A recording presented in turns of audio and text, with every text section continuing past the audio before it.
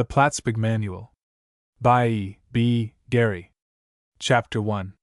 General Advice. The United States is divided geographically into military departments with a general officer commanding each department. The departments and their headquarters are as follows. 1. The Northeastern Department, with headquarters at Boston, Massachusetts. 2. The Eastern Department, with headquarters at Governor's Island, New York. 3. The Southeastern Department, with headquarters at Charleston, South Carolina. 4. The Central Department, with headquarters at Chicago, Illinois. 5. The Southern Department, with headquarters at Fort Sam Houston, Texas. 6. The Western Department, with headquarters at San Francisco, California. Overseas Departments. 7. The Philippine Department, with headquarters at Manila. 8. The Hawaiian Department, departments with headquarters at Honolulu, Hawaii. 4 states comprising each department, see Appendix. If you are a civilian and desire any information in regard to the Army, any training camps, the Officers' Reserve Corps, or any military legislation or orders affecting you, write to the Commanding General of the department in which you live. Address your letter to him at his headquarters. Mail. Mail is most often delayed because there is not sufficient information for the postmaster on the envelope. The delivery of your mail will be delayed unless your letters are sent to the company and the regiment to which you belong. Therefore, prepare, before you reach camp, several stamped postal cards addressed to your family and business associates, containing directions to address all communications to you care of company, regiment.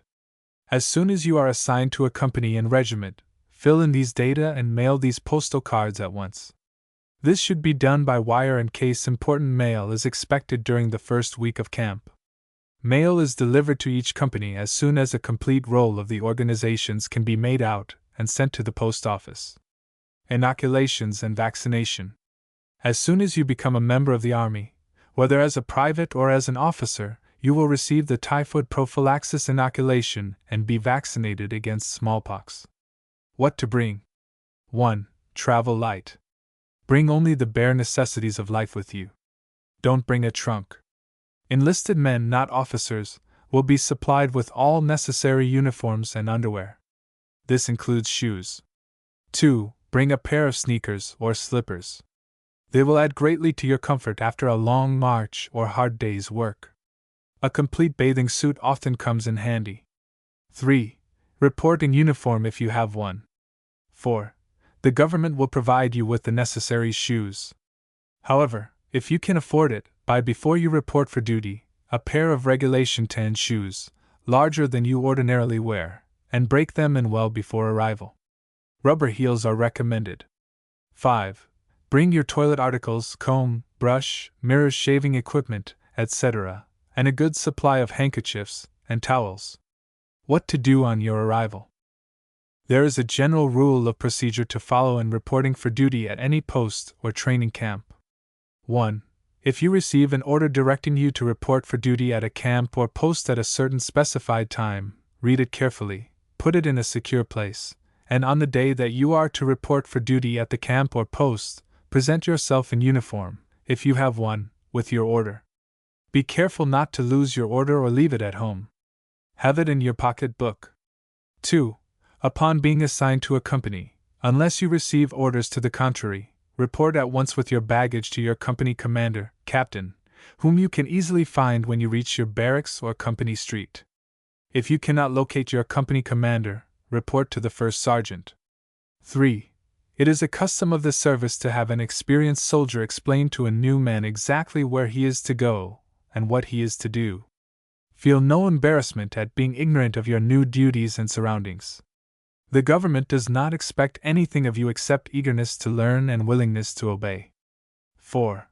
After reporting to your company commander or first sergeant, you will have a bed assigned to you and you will be issued the property and uniforms necessary to your comfort and duties. Check your property carefully as it is issued to you. You will have to sign for all of it. Look after your property at all times. 5. After checking your property, make up your bed and arrange neatly your personal and issued property on or under your bed or cot. 6. Spend all your spare time cleaning your rifle and bayonet until they satisfy your company commander. Then keep them clean. 7.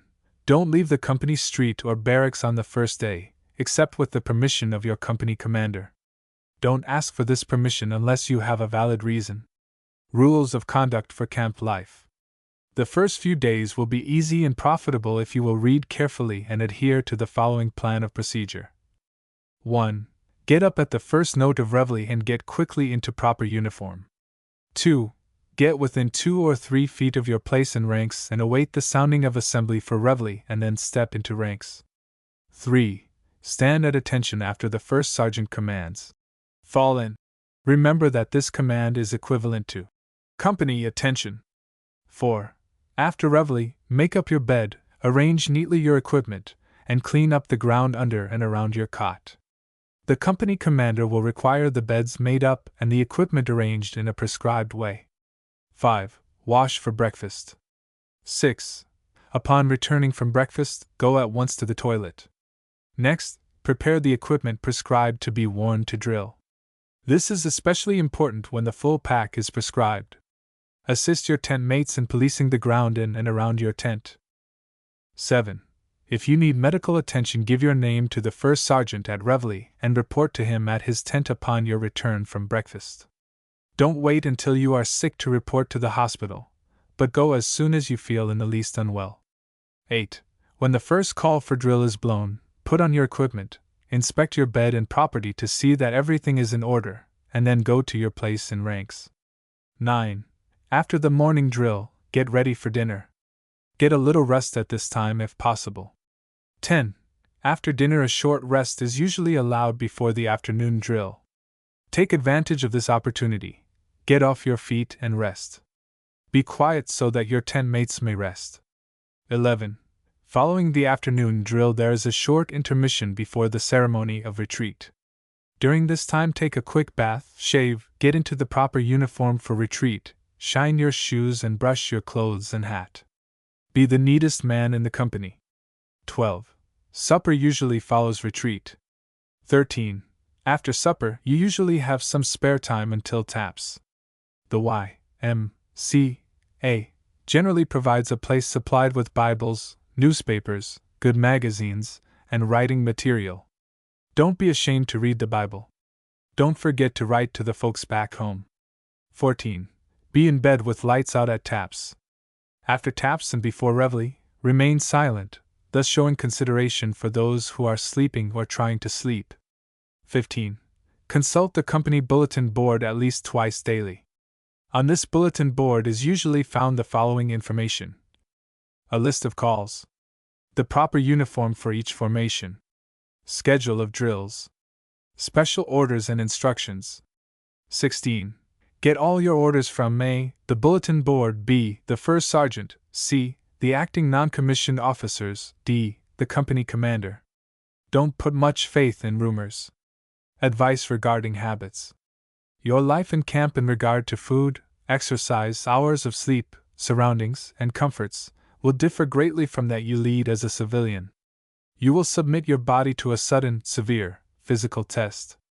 In order to prepare your body for this change in manner of living and work, we recommend that for a short time prior to your arrival in camp, and thereafter, you observe the following suggestions.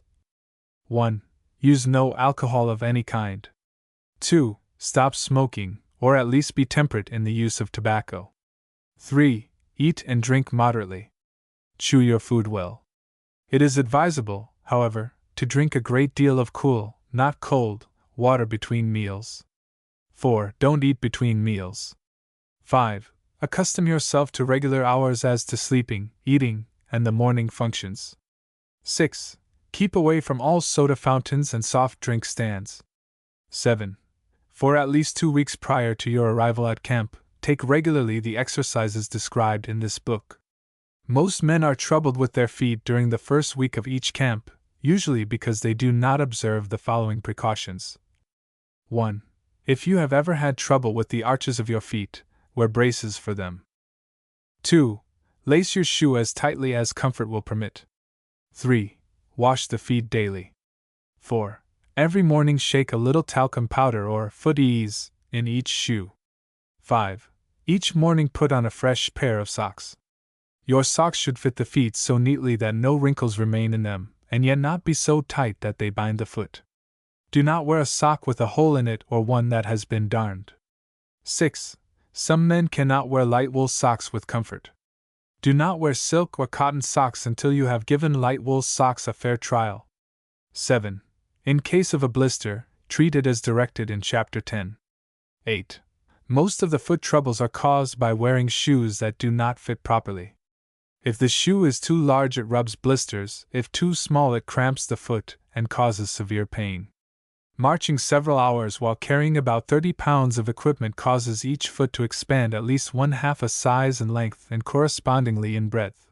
Hence, the size of the shoe you wear in the office will be too small for training camp use. If you have been living a sedentary life, ask for a pair of shoes larger than you ordinarily wear. 9. In case the tendon in your heel becomes tender, report at once to the hospital tent and get it strapped. A disciplined soldier. You will be expected to become quickly amenable both mentally and physically to discipline. A clear conception on your part of what drills are disciplinary in character, and what discipline really is, will help you to become a disciplined soldier. Drills executed at attention are disciplinary exercises and are designed to teach precise and soldierly movements and to inculcate that prompt and subconscious obedience which is essential to proper military control. Hence, all corrections should be given and received in an impersonal manner. Never forget that you lose your identity as an individual when you step into ranks. You then become merely a unit of a mass. As soon as you obey properly, promptly, and, at times, unconsciously, the commands of your officers, as soon as you can cheerfully give up pleasures and personal privileges that conflict with the new order of life to which you have submitted, you will then have become a disciplined man. Dress. The uniform you will wear stands for duty, honor, and country. You should not disgrace it by the way you wear it or by your conduct any more than you would trample the flag of the United States of America underfoot. You must constantly bear in mind that in our country a military organization is too often judged by the acts of a few of its members. When 1 or 2 soldiers in uniform conduct themselves in an ungentlemanly or unmilitary manner to the disgrace of the uniform, the layman shakes his head and condemns all men wearing that uniform. Hence, show by the way in which you wear your uniform that you are proud of it. This can be best accomplished by observing the following rules. 1. Carry yourself at all times as though you were proud of yourself, your uniform, and your country. 2. Wear your hat so that the brim is parallel to the ground. 3. Have all buttons fastened. 4. Never have sleeves rolled up. 5. Never wear sleeve holders. 6. Never leave shirt or coat unbuttoned at the throat. 7. Have leggings and trousers properly laced. 8. Keep shoes shined. 9. Always be clean shaved. 10. Keep head up and shoulders square. 11. Camp life has a tendency to make one careless as to personal cleanliness. Bear this in mind. Saluting. The military salute is universal. It is at foundation but a courteous recognition between two individuals of their common fellowship in the same honorable profession, the profession of arms. Regulations require that it be rendered by both the senior and the junior, as bare courtesy requires between gentlemen in civil life. It is the military equivalent of the layman's expressions, "Good morning," or "How do you do?" Therefore be punctilious about saluting, be proud of the manner in which you execute your salute, and make it indicative of discipline and good breeding. Always look at the officer you are saluting. The junior salutes first. It is very unmilitary to salute with the left hand in the pocket, or with a cigarette, cigar, or pipe in the mouth. Observe the following general rules. 1. Never salute an officer when you are in ranks. 2. Indoors, in your tent, unarmed, do not salute but stand at attention, uncovered, on the entrance of an officer. If he speaks to you, then salute. 3. Indoors, armed, render the prescribed salute, i.e., the rifle salute at order arms or at trail. 4. Outdoors, armed, render the prescribed salute, i.e., the rifle salute at right shoulder arms. 5. Outdoors, unarmed, or armed with side arms, salute with the right hand. Army slang. The following army slang is universally employed. Bunkie, the soldier who shares the shelter, half or tent of a comrade in the field. A bunkie looks after his comrade's property in the event the latter is absent. Doughboy, the infantryman. French leave, unauthorized absence. Holy Joe, the chaplain. KO, the commanding officer. On the carpet, a call before the commanding officer for admonition. QM, quartermaster. Rookie, a new recruit.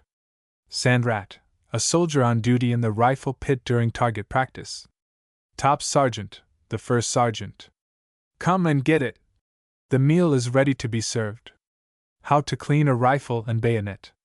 Get a rag and rub the heavy grease off, then get a soft pine stick, pointed at one end, and with this point remove the grease from the cracks, crevices, and corners. Clean the bore from the breech. When the heavy grease has been removed, the metal part of the gun, bore included, should be covered with a light coating of 3-in-1 oil. Heavy grease can be removed from the rifle by rubbing it with a rag which has been saturated with gasoline or coal oil. Friends. There are a few men in all companies who play, loaf, and who are constantly in trouble. As the good men in each company will not become friendly with them, they seek their acquaintances among the new men on whom they have a baneful influence. We wish to warn you about making friends too quickly. Final suggestions. Don't be profane or tell questionable stories to your bunkies or around the company. There is a much greater number of silent and unprotesting men in camp than is generally supposed, to whom this is offensive. Keep everything on a high plane. Chapter 2. Read this chapter as soon as you decide to attend a camp. Physical exercise. The greatest problem you will have to solve will be that of making your body do the work required. Everyone else will be doing exactly what you are doing, and you have too much pride to want to take even a shorter step than the man by your side. Some men have to leave the training camps because they are not in the proper physical condition to go on with the work. If this chapter is taken as seriously as it should be, it will be of great help to you. If you have not a pair of sensible marching shoes, tan, high tops, no hooks on them, get a pair. These shoes should be considerably larger than a pair of office shoes. Walk to and from your business. Take every opportunity to get out in the country where the air is pure. Fill your lungs full. Get into the habit of taking deep breaths now and then. Don't make this a task, but surround it with pleasantries. Get some delightful companion to walk with you. Walk vigorously. Let down on your smoking. Better to leave it alone for a while. You will enjoy the air. Deep breathing seems to be more natural. Make it a work for your country. View it in that light. If you are not going to be called upon to undergo the cruel hardships and physical strain of some campaigns, your son will be, and you can be of great help to him by being fit yourself. You and your sons will form the backbone of America's strength in her next peril. You will have a great deal of walking after you arrive in camp, possibly a great deal more than you have ever had, and probably a great deal more than you expect, even with this word of warning. If you have failed to provide yourself with proper shoes and socks, great will be the price of your lack of forethought. You will wince at your own blisters. You will get no sympathy from anyone else. It is the spirit of the camp for each man to bear his own burdens. So arrive at camp with hardened legs and broken-in shoes. Don't buy shoes with pointed or narrow toes. They should be broad and airy. Immediately after you arise in the morning and just before you retire at night, go through the following exercises for 2 or 3 minutes. In a short time you may want to make it more. No objection. Give it a fair trial. Be brisk and energetic. Forget, for the time being, what you are going to get out of it. Give, and then give more. The result will take care of itself. First exercise. Involving practically every important muscle in the body. From first position spring to second position, instantly return to first position and continue. Be light on your feet. Alight on your toes. Begin with a limited number of times. Day by day increase it a little until you reach a fair number. Be most moderate at first. Never allow yourself in any exercise to become greatly fatigued. 2D exercise. To reduce waste, strengthen back muscles, and become limber. Assume position number 1. Swing to position number 2, return at once to number 1, and continue. Shoot your head and arms as far through your legs as your conformation permits. Third exercise. To harden leg muscles and exercise joints. From position number 1 come to position number 2. Return at once to number 1 and continue. Toes turned well out. Body and head erect. Up with a slight spring. After a little practice, you will have no difficulty with this exercise and balancing yourself. Fourth exercise. To exercise arms and shoulders and organs of chest and shoulder muscles. From position number 1 thrust arms forward to position number 2, and return at once to position number 1. Vary by thrusting arms downward, sideward and upward. Be moderate at first. Grow more vigorous with practice. Fifth exercise. To strengthen ankles and insteps. From position number 1 rise on the toes to position number 2, return at once to position number 1, and continue. Go up on your toes as high as you can. Chapter 3. School of the Soldier. Based on the infantry drill regulations. Success in battle is the ultimate object of all military training, hence the excellence of an organization is judged by its field efficiency. Your instruction will be progressive in character, and will have as its ultimate purpose the creation of a company measuring up to a high standard of field efficiency. The preparatory command, such as forward, indicates the movement that is to be executed. The command of execution, such as march, halt, or arms, commences the execution of the movement. Preparatory commands are distinguished by boldface, those of execution by capitals. As 1. Forward 2. March. The average man understands better and learns faster when you show him how a thing is done. Don't be content with telling him how. Bear this in mind when you become an instructor. On account of the absence of the regular army on the border, it was not practical to obtain photographs of regular troops with which to illustrate this book. The photographs used were taken under the direct supervision of the authors. Position of a soldier at attention. Number 1. Eyes to the front. Hands hang naturally. Rest weight of the body equally on feet. Feet turned out making angles of 45 degrees. Number 2. Head erect. Shoulders down and back. Chest out. Stomach up. Thumb along the seams of trousers. Knees straight, not stiff. Heels on line and together. Do not stiffen the fingers. The mind ought also to be at attention. Number 1. Don't gaze about. That's not playing the game. Don't turn your feet out making an angle of 100 degrees. Number 2. Don't slouch. Hold yourself up. Keep your eyes off the ground. These are the common errors of beginners. 1. Parade. 2. Rest. Number 1. Clasp hands without constraint in front of center of body. Left hand uppermost. Fingers joined. Thumb and forefinger right hand clasps the left thumb. Number 2. Bend left knee slightly. Right foot is carried 6 inches straight to the rear. Number 1. Not looking straight to the front. Right foot not carried straight to the rear. Number 2. Leaning back too far. Right foot carried back too far. 1. Hand 2. Salute. Number 1. Look toward the person saluted. Number 2. Tip of forefinger right hand touches cap or hat above right eye. Thumb and forefingers extended and joined. Hand and wrist straight.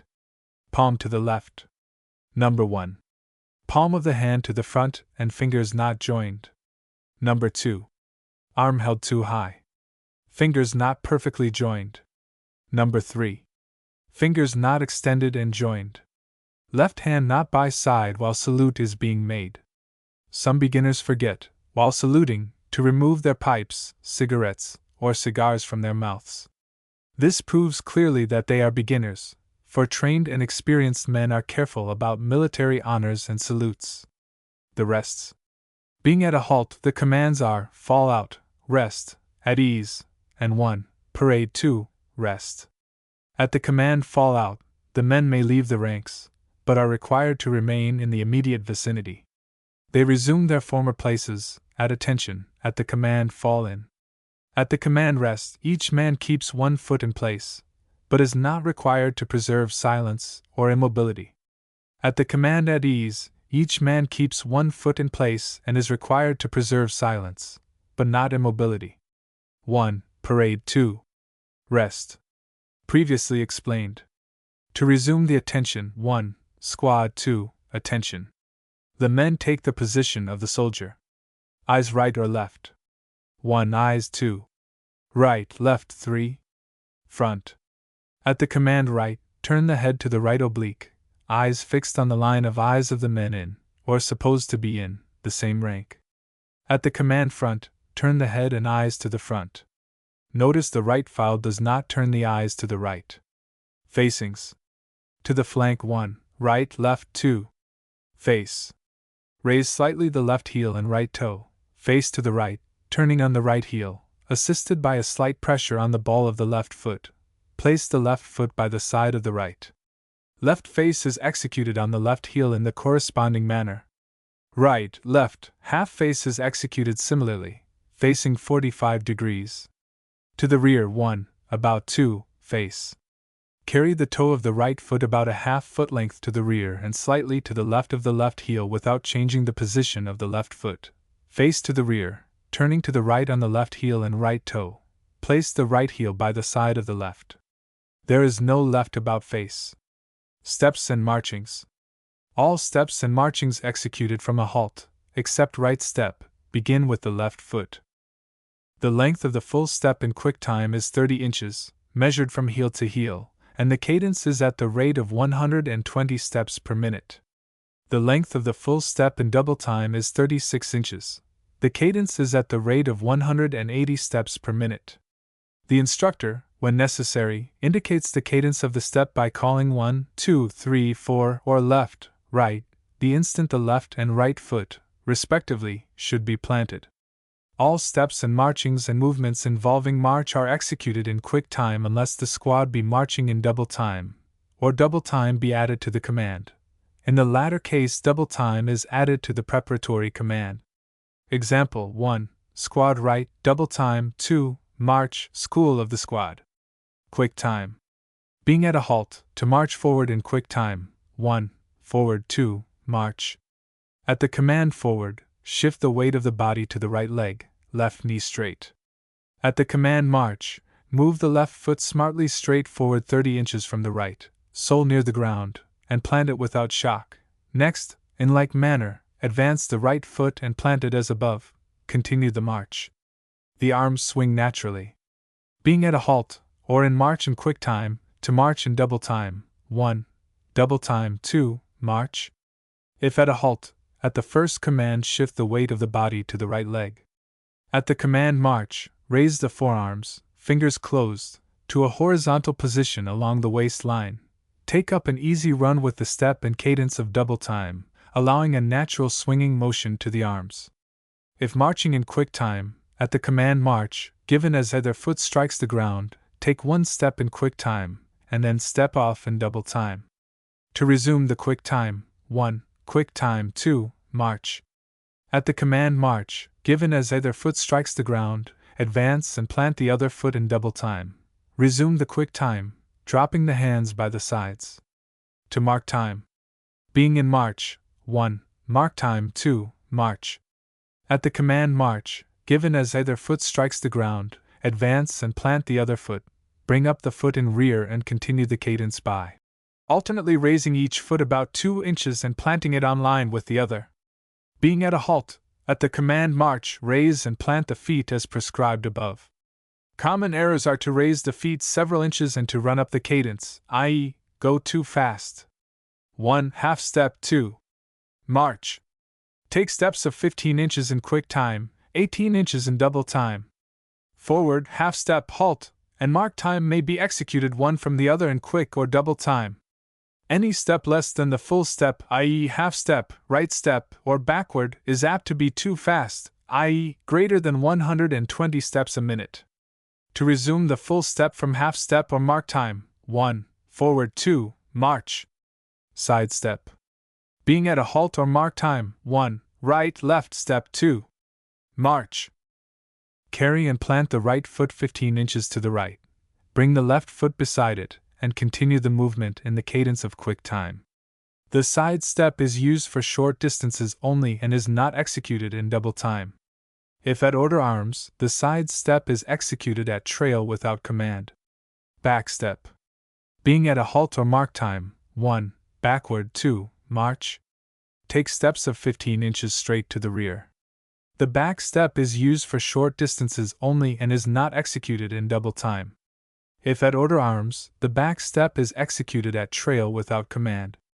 To halt. To arrest a march in quick or double time, 1. Squad, 2. Halt. At the command halt, given as either foot strikes the ground, plant the other foot as in marching, raise and place the first foot by the side of the other. If in double time, drop the hands by the sides. To march by the flank. Being in march, 1. By the right, left, flank, 2. March. The command march must be given when the right foot is on the ground as shown in number 1. Then advance and plant the left foot and turn on the toes to right as shown in number 2, and step off with the right foot. To march to the rear. Being in march, 1. To the rear, 2. March.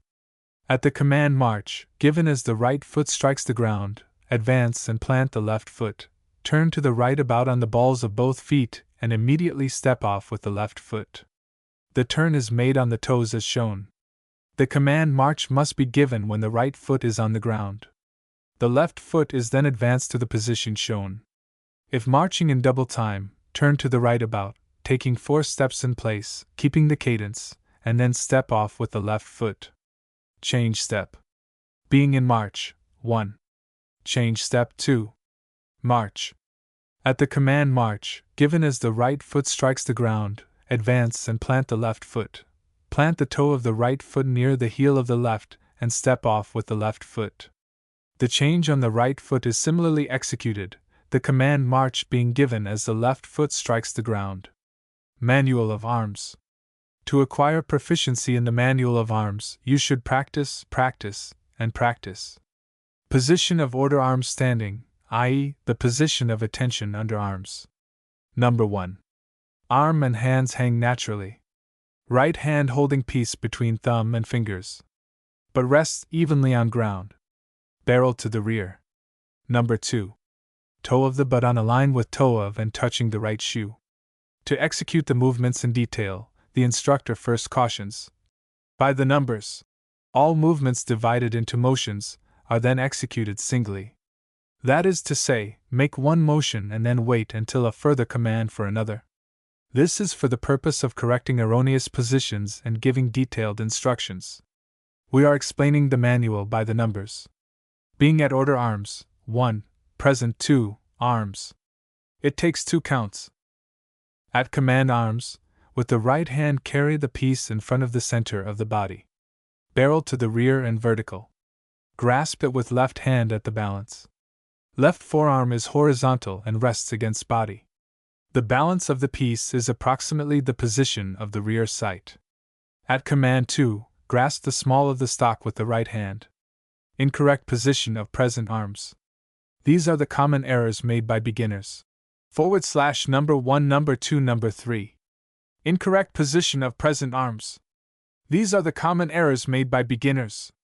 Number 1. Thumb along barrel. Number 2. Piece held too low. The front sight will be a little above the eyes when the left forearm is horizontal. Number 3. Piece not vertical, too close to body. Being at order arms, 1. Port, 2. Arms. It takes 1 count. At the command arms, with the right hand raise and throw the piece diagonally across the body, grasp it smartly with both hands, the right, palm down, at the small of stock, the left, palm up, at the balance. Barrel up, sloping to the left and crossing opposite the junction of the neck with the left shoulder, right forearm horizontal, left forearm resting against the body. The rifle is held in a vertical plane parallel to the front. In executing this movement, it is a common error with beginners to raise the piece as though it weighed much more than it does. No part of the body should move except the arms, in coming to port arms from order arms. Number 1. Arms held away from side. Number 2. Piece held too low and too close to body. Number 3. Piece held too high and not in a vertical plane parallel to the body. Being at present arms, 1, port 2, arms. It is executed in 1 count. At the command arms, carry the piece diagonally across the body and take the position of port arms. Being at port arms, 1, present 2, arms. It is executed in 1 count. At the command arms, carry the piece to a vertical position in front of the center of the body and take the position of present arms. Being at present or port arms, 1, order 2, arms. It is executed in 2 counts. At the command arms, let go with the right hand, lower and carry the piece to the right with the left hand, regrasp it with the right hand just above the lower band, let go with the left hand and take the position shown here, which is the next to the last position in coming to the order. The left hand should be above and near the right, steadying the gun, fingers extended and joined, forearm and wrist straight and inclined downward.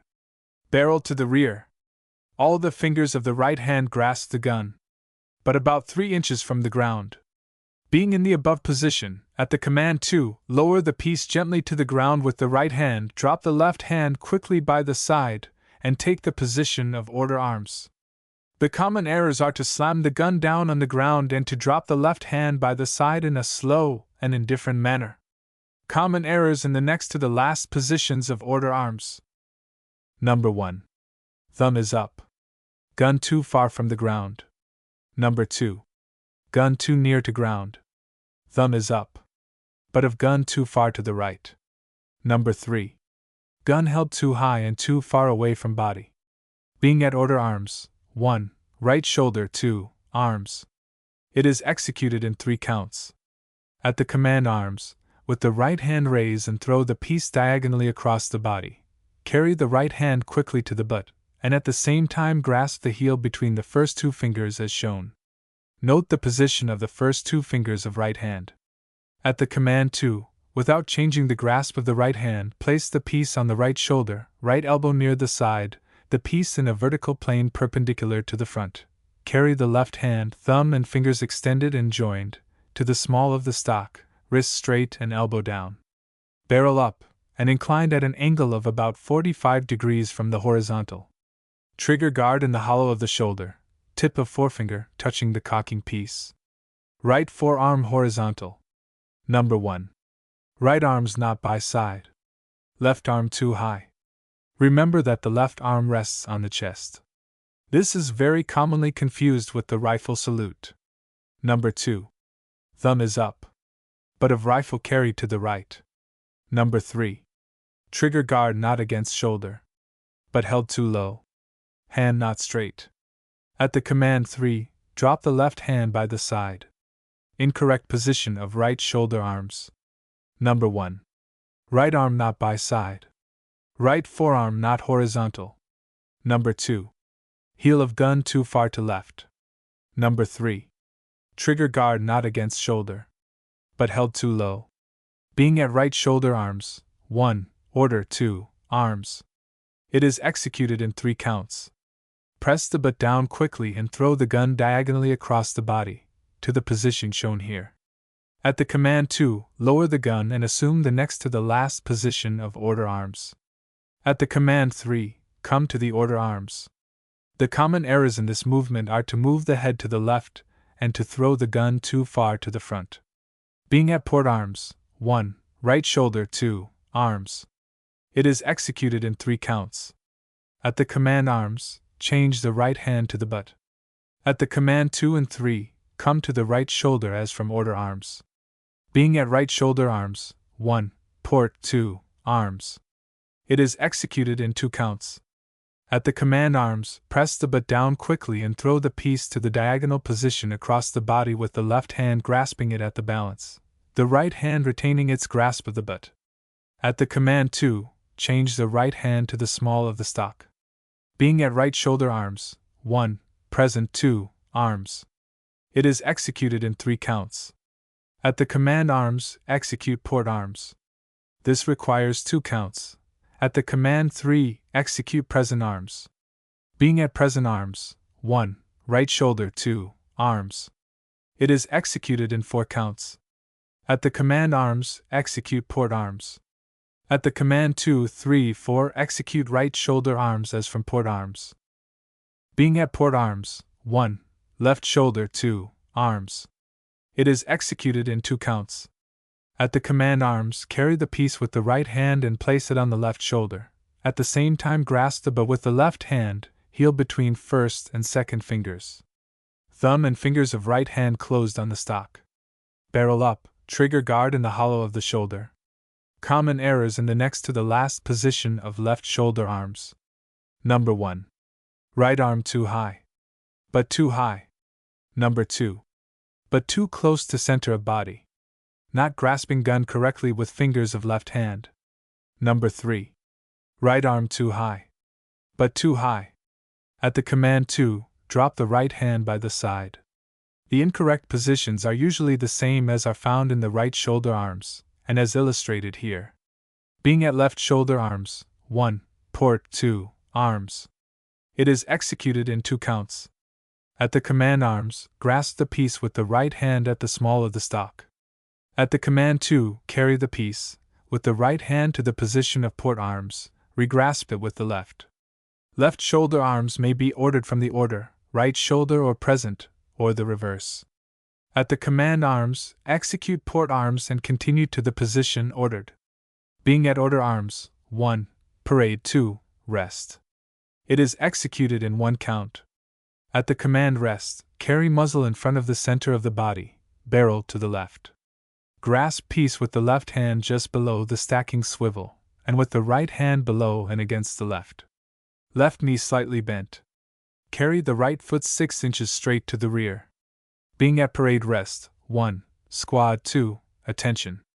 Executed in 1 count.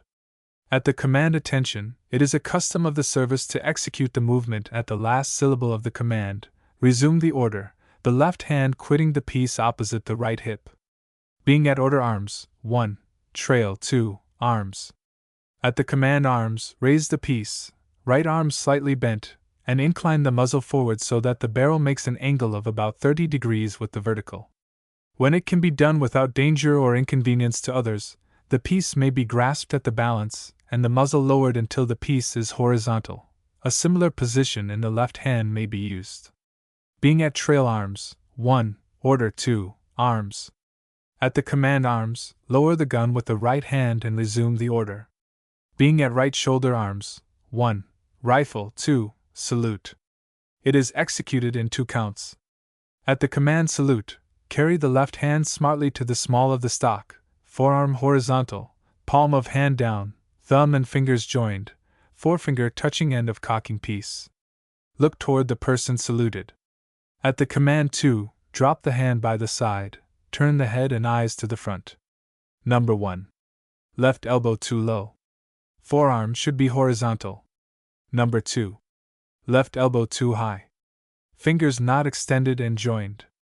Being at order or trail arms, 1. Rifle 2, salute. At the command salute, carry the left hand smartly to the right side, palm of the hand down, thumb and fingers extended and joined, forefinger against piece near the muzzle. Look toward the person saluted.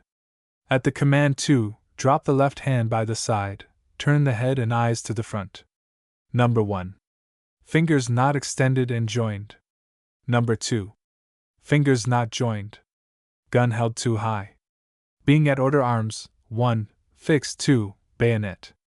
If the bayonet scabbard is carried on the belt, execute parade rest. Grasp the bayonet with the right hand, back of hand toward the body. Draw the bayonet from the scabbard and fix it on the barrel, glancing at the muzzle. Resume the order. If the bayonet is carried on the haversack, draw the bayonet with the left hand and fix it in the most convenient manner. Being at order arms, 1. Unfixed 2, bayonet. If the bayonet scabbard is carried on the belt, execute parade rest. Grasp the handle of the bayonet firmly with the right hand, pressing the spring with the forefinger of the right hand. Raise the bayonet until the handle is about 12 inches above the muzzle of the piece. Drop the point to the left, back of the hand toward the body, and glancing at the scabbard, return the bayonet. The blade passing between the left arm and the body. Regrasp the piece with the right hand and resume the order.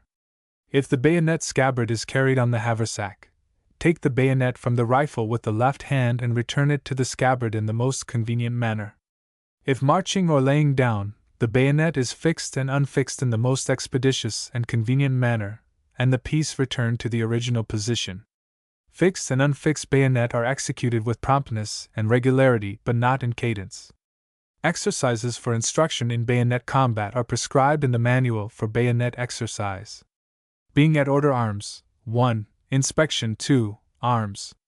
At the command arms, take the position of port arms. At the command 2, seize the bolt handle with the thumb and forefinger of the right hand, turn the handle up, draw the bolt back, and glance at the chamber. Having found the chamber empty, or having emptied it, raise the head and eyes to the front. Keep your right hand on the bolt. It is a very common error to change the position of the piece while drawing the bolt back. Guard against this. Being at inspection arms. 1. Order or right shoulder or port. 2. Arms. At the preparatory command, i.e., at the command order, push the bolt forward, turn the handle down, pull the trigger, and resume port arms. At the command arms, complete the movement ordered. To dismiss the squad. Being at a halt. 1. Inspection. 2. Arms. 3. Port. 4. Arms. 5. Dismissed. Make a point of becoming sufficiently familiar with the different parts of the rifle to obey the following general rules governing the manual. The following rules govern the carrying of the piece. First, the piece is not carried with cartridges in either the chamber or the magazine except when specifically ordered. When so loaded or supposed to be loaded, it is habitually carried locked, that is, with the safety lock turned to the safe. At all other times it is carried unlocked with the trigger pulled. Second, whenever troops are formed under arms, pieces are immediately inspected at the commands. 1. Inspection. 2. Arms. 3. Order, right shoulder, port. 4. Arms. A similar inspection is made immediately before dismissal. If cartridges are found in the chamber or magazine, they are removed and placed in the belt. Third, the cutoff is kept turned off, except when cartridges are actually used. Fourth, the bayonet is not fixed except in bayonet exercise, on guard, or for combat. Fifth, fall in is executed with the piece at the order arms. Fall out, rest, and at ease are executed as without arms. On resuming attention, the position of order arms is taken. Sixth, if at the order, unless otherwise prescribed, the piece is brought to the right shoulder at the command march, the 3 motions corresponding with the first 3 steps. Movements may be executed at the trail by prefacing the preparatory command with the words at trail, as 1. At trail, forward. 2. March. The trail is taken at the command march. When the facings, alignments, open and close ranks, taking interval or distance, and assemblings are executed from the order, raise the piece to the trail while in motion and resume the order on halting. 7th. The piece is brought to the order on halting. The execution of the order begins when the halt is completed. 8th. A disengaged hand in double time is held as when without arms. The following rules govern the execution of the Manual of Arms. First, in all positions of the left hand at the balance, center of gravity, bayonet unfixed, the thumb clasps the piece. The sling is included in the grasp of the hand. Second, in all positions of the piece, diagonally across the body, the position of the piece, left arm and hand are the same as in port arms.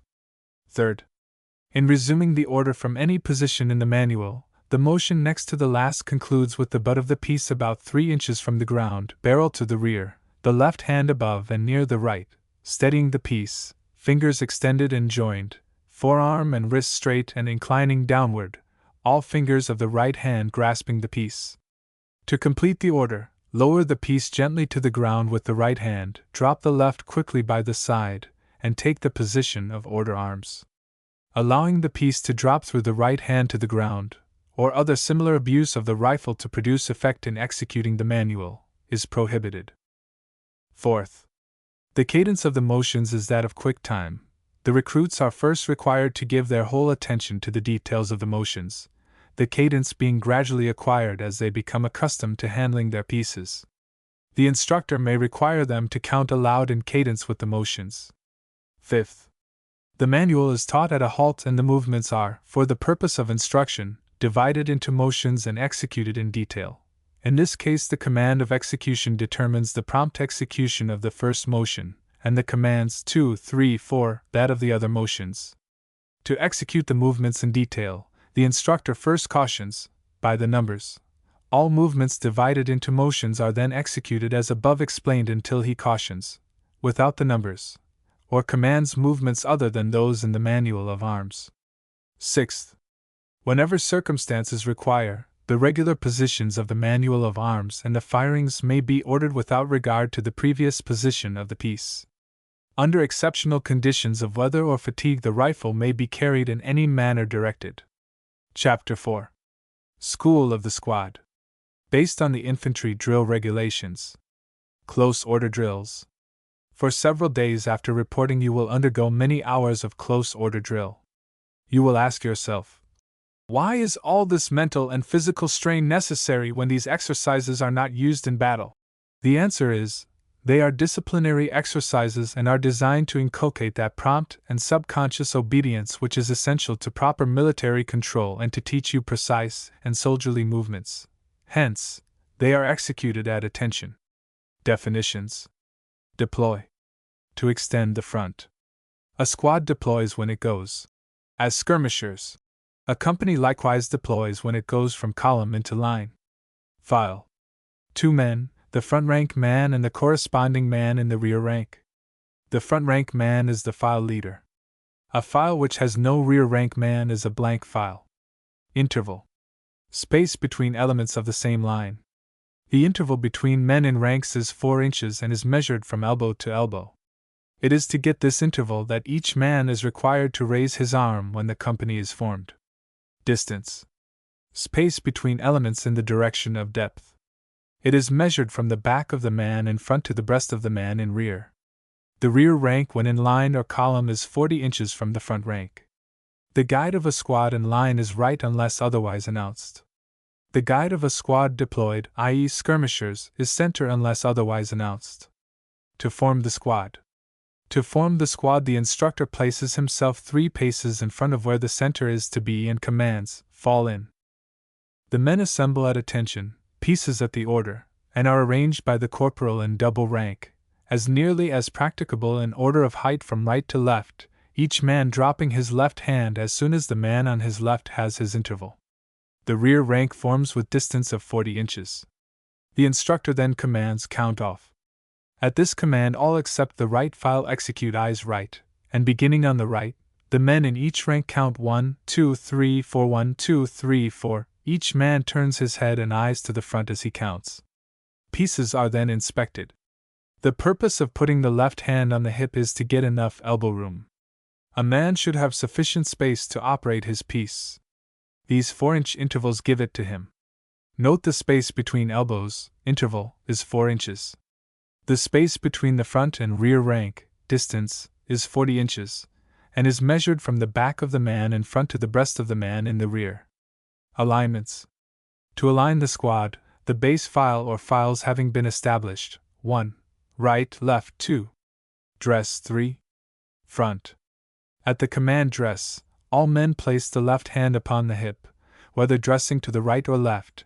Each man, except the base file, when on or near the new lines executes eyes right, and taking steps of 2 or 3 inches, places himself so that his right arm rests slightly against the elbow of the man on his right, vice versa in left dressing, and so that his eyes and shoulders are in line with those of the men on his right. And also that each man can see the eyes of at least 2 men on his right. The instructor verifies the alignment of both ranks from the right flank and orders up or back such men as may be in the rear, or in advance, of the line. Only the men designated move. At the command front, given when the ranks are aligned, each man turns his head and eyes to the front, and drops his left hand by his side. There are in dressing a number of common errors that we should try to avoid. Don't jab the man on your left with your elbow. If you are not on the line, move your feet. Don't lean forward or backward. Be sure to touch gently the man on your right with your right arm. Be certain to keep your left elbow forced well to the front.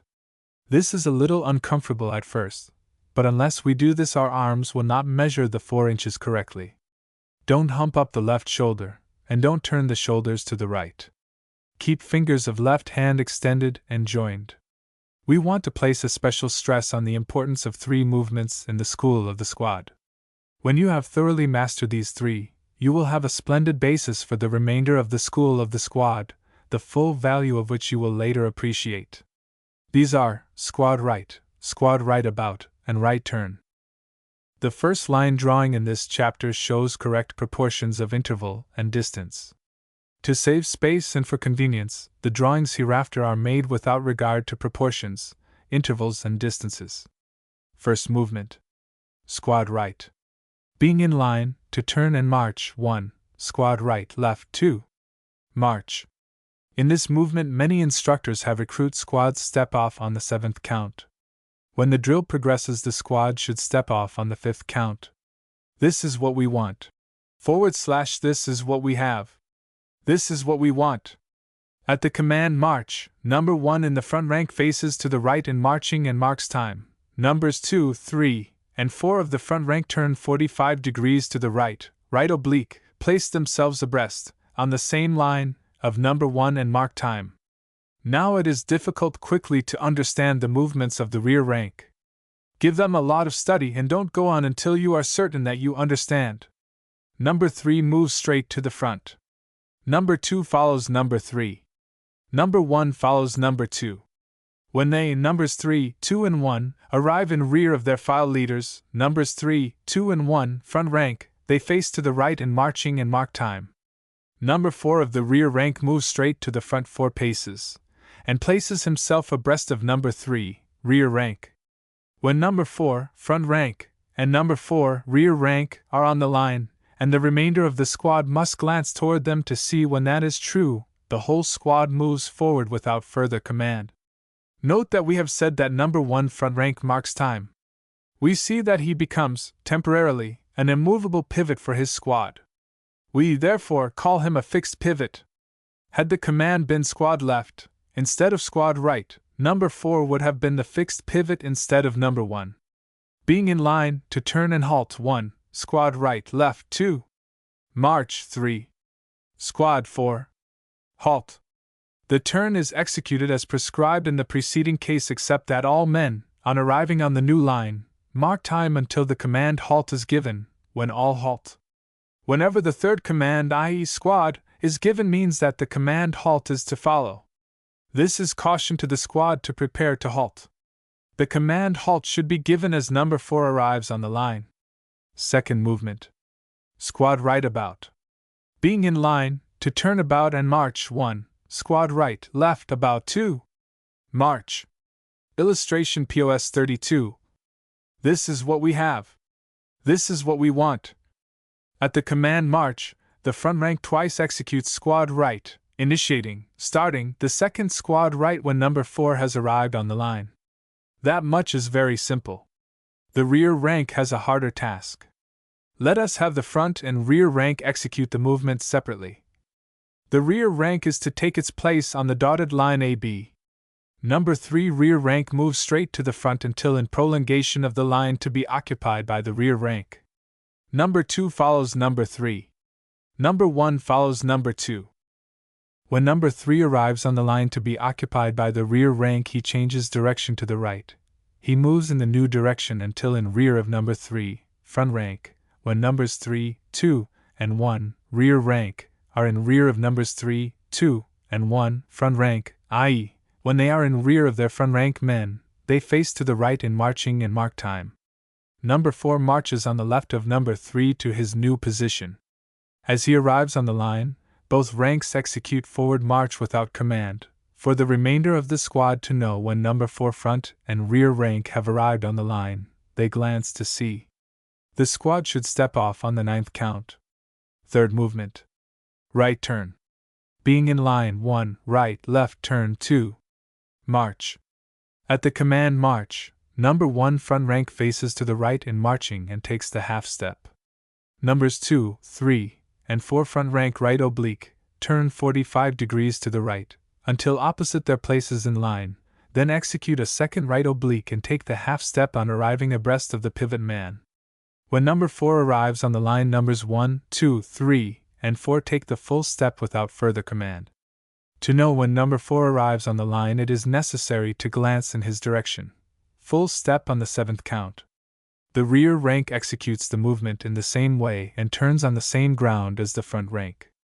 The rear rank, therefore, moves forward at the command march, or continues to move forward, if already marching, until it arrives at the place where the front turned, when it turns. Note that the squad turns on number 1 front rank, but that he does not remain in his position even temporarily, as in squad right. He is, therefore, called the moving pivot. Number 4 is called the marching flank. Had the command been left turn, number 4 would have been the moving pivot, and number 1 the marching flank. Knowing the 3 above movements, we are prepared for the following. Being in line at a halt 1, take interval 2, to the right, left 3. March 4. Squad 5. Halt. At the command to the right, left, the rear rank men march backward 4 steps, 15 inches each step, and halt. Note that the actual distance from the front rank to the rear rank is now 40 plus 4 by 15 inches, i.e., 100 inches. / like this. Note that the actual distance from the front rank to the rear rank is now 40 plus 4 by 15 inches, i.e., 100 inches. At the command march, all face to the right and number 1 front and rear rank step off. Number 2, front and rear rank, follow number 1, front and rear rank, at a distance of 4 paces. Likewise with the other numbers. At the command halt, given when number 3 is 3 paces distant from number 4, all halt and face to the front. Being at intervals 1, assemble, to the right, left 2. March. At the command march, number 1 front rank stands fast. Number 1 rear rank closes to 40 inches. The other men face to the right, close by the shortest line, and face to the front. Being in line at a halt 1, take distance 2, march 3, squad 4, halt. At the command march, number 1 of the front rank moves straight to the front. Numbers 2, 3, and 4 of the front rank and numbers 1, 2, 3, and 4 of the rear rank, in the order named, move straight to the front, each stepping off so as to follow the preceding man at 4 paces. The command halt is given when all have their distances. In case more than one squad is in line, each squad executes the movement as above. The guide of each rank of numbers is right. The front rank men should walk straight to the front, and their rear rank men should cover them accurately. Being at distances, to assemble the squad 1, assemble 2, march. Number 1 of the front rank stands fast. The other numbers move forward to their proper places in line. The oblique march. For the instruction of recruits, the squad being in column or correctly aligned, the instructor causes the squad to face half right, or half left, points out to the men their relative positions, and explains that these are to be maintained in the oblique march. 1 right, left, oblique 2. March. Each man steps off in a direction 45 degrees to the right of his original front. He preserves his relative position, keeping his shoulders parallel to those of the guide, the man on the right front of the line or column, and so regulates his steps that the ranks remain parallel to their original front. At the command halt, the men halt face to the front. To resume the original direction, 1, forward 2, march. The men half face to the left in marching and then move straight to the front. If at half step or mark time while obliquing, the oblique march is resumed by the commands 1, oblique 2, march. To follow the corporal. Being assembled or deployed, to march the squad without unnecessary commands, the corporal places himself in front of it and commands, follow me. If in line or skirmish line, number 2 of the front rank follows in the track of the corporal at about 3 paces. The other men conform to the movements of number 2, guiding on him and maintaining their relative positions. If in column, the head of the column follows the corporal. Note that number 4 rear rank takes the place of the corporal when the corporal is in front of the squad. This a general rule. When any front rank man is absent, his rear rank man steps up in the front rank. When the squad is following the corporal, number 4 rear rank remains blank, i.e., number 3 does not step to the left and cover number 4. To deploy as skirmishers. Being in any formation, assembled 1. As skirmishers 2. March. The corporal places himself in front of the squad, if not already there. Moving at a run, the men place themselves abreast of the corporal at half-pace intervals. Numbers 1 and 2 on his right, numbers 3 and 4 on his left, rear-rank men on the right of their file leaders, extra men on the left of number 4, all then conform to the corporal's gait. There is a rule of thumb that must be remembered. The rear-rank man is always on the right of his file leader. A common error is for beginners to execute the movement at a slow trot, which a run is required. When the squad is acting alone, skirmish line is similarly formed on number 2 of the front rank, who stands fast or continues the march, as the case may be. The corporal places himself in front of the squad when advancing and in rear when halted. When deployed as skirmishers, the men march at ease, pieces at the trail unless otherwise ordered. The corporal is the guide when in the line. Otherwise, number 2 front rank is the guide. The guide is center. The normal interval between skirmishers is 1/2 pace, resulting practically in 1 man per yard of front. The front of a squad thus deployed as skirmishers is about 10 paces. This is the way it is done. /squad deployed on corporal. This is the way it is done. The common error is to keep an interval of a very few inches when 15 inches are required. To increase or diminish intervals. If assembled, and it is desired to deploy at greater than the normal interval, or if deployed, and it is desired to increase or decrease the interval, 1. As skirmishers, so many paces, 2. March. Intervals are taken at the indicated number of paces. If already deployed, the men move by the flank or away from the guide. The above command is used but very little. The assembly. Being deployed, 1. Assemble, 2. March. The men move toward the corporal and form in their proper places. If the corporal continues to advance, the men move in double time, form, and follow him. The assembly while marching to the rear is not executed. Note: it will be better for the beginner to let the remainder of this chapter go for a while. Your instructor will explain all of the following points in a way that will be easier for you than for you to try to work them out alone. They will come up in the first month's work and will be explained and shown as you go along. As you become more proficient, we advise you, then, to take up the remainder of the chapter. If standing, kneel. Half face to the right. Carry the right toe about 1 foot to the left rear of the left heel. Kneel on the right knee, sitting as nearly as possible on the right heel.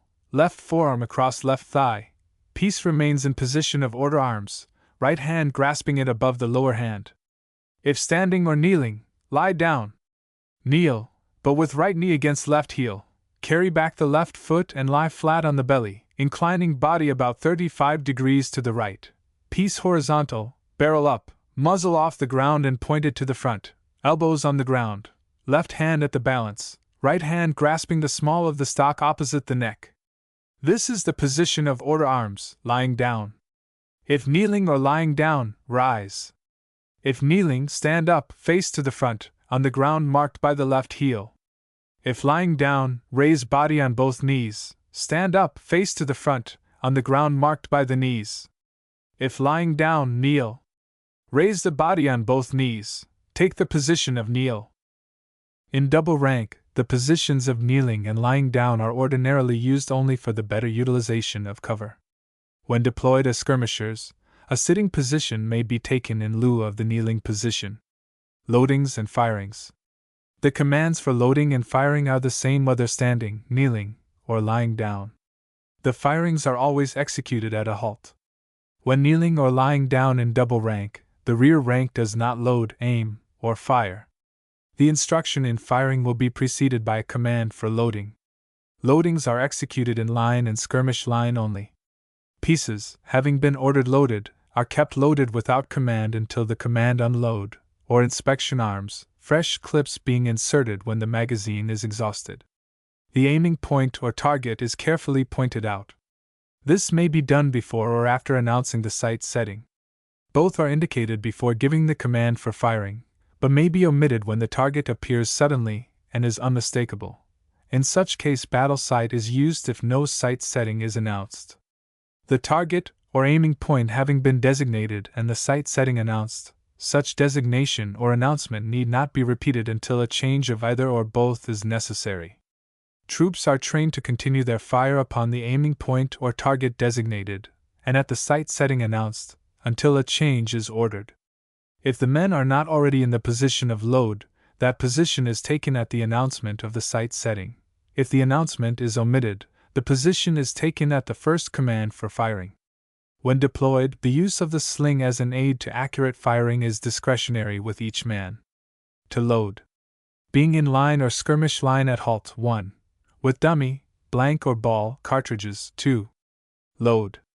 At the command load, each front rank man or skirmisher faces half right and carries the right foot to the right, about 1 foot, to such position as will ensure the greatest firmness and steadiness of the body, raises, or lowers, the piece and drops it into the left hand at the balance, left thumb extended along the stock, muzzle at the height of the breast, and turns the cutoff up.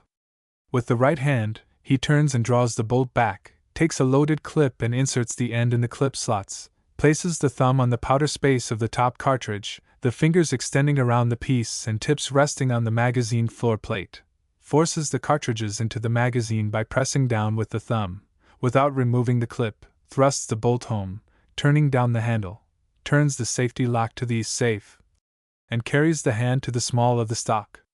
Each rear rank man moves to the right front, takes a similar position opposite the interval to the right of his front rank man, muzzle of the piece extending beyond the front rank, and loads. A skirmish line may load while moving, the pieces being held as neatly as practicable in the position of load. If kneeling or sitting, the position of the piece is similar. If kneeling, the left forearm rests on the left thigh. If sitting, the elbows are supported by the knees. If lying down, the left hand steadies and supports the piece at the balance, the toe of the butt resting on the ground, the muzzle off the ground. Stack and take arms. The subject of stack and take arms is less important than the rest of this chapter. It is difficult to be learned from a book. Your company commander will explain it to you. It is given here to serve as a reference. Being in line at a halt, stack arms. Each even number of the front rank grasps his piece with the left hand at the upper band and rests the butt between his feet, barrel to the front, muzzle inclined slightly to the front and opposite the center of the interval on his right, the thumb and forefinger raising the stacking swivel. Each even number of the rear rank then passes his piece, barrel to the rear, to his file leader, who grasps it between the bands with his right hand and throws the butt about 2 feet in advance of that of his own piece and opposite the right of the interval, the right hand slipping to the upper band, the thumb and forefinger raising the stacking swivel, which he engages with that of his own piece. Each odd number of the front rank raises his piece with the right hand, carries it well forward, barrel to the front. The left hand, guiding the stacking swivel, engages the lower hook of the swivel of his own piece with the free hook of that of the even number of the rear rank. He then turns the barrel outward into the angle formed by the other 2 pieces and lowers the butt to the ground, to the right of and against the toe of his right shoe. The stacks made, the loose pieces are laid on them by the even numbers of the front rank. When each man has finished handling pieces, he takes the position of the soldier.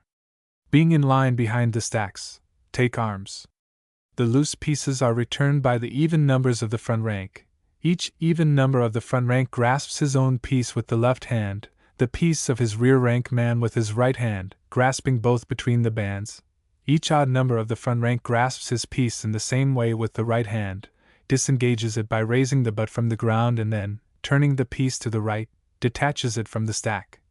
Each even number of the front rank disengages and detaches his piece by turning it to the left, and then passes the piece of his rear rank man to him, and all resume the order.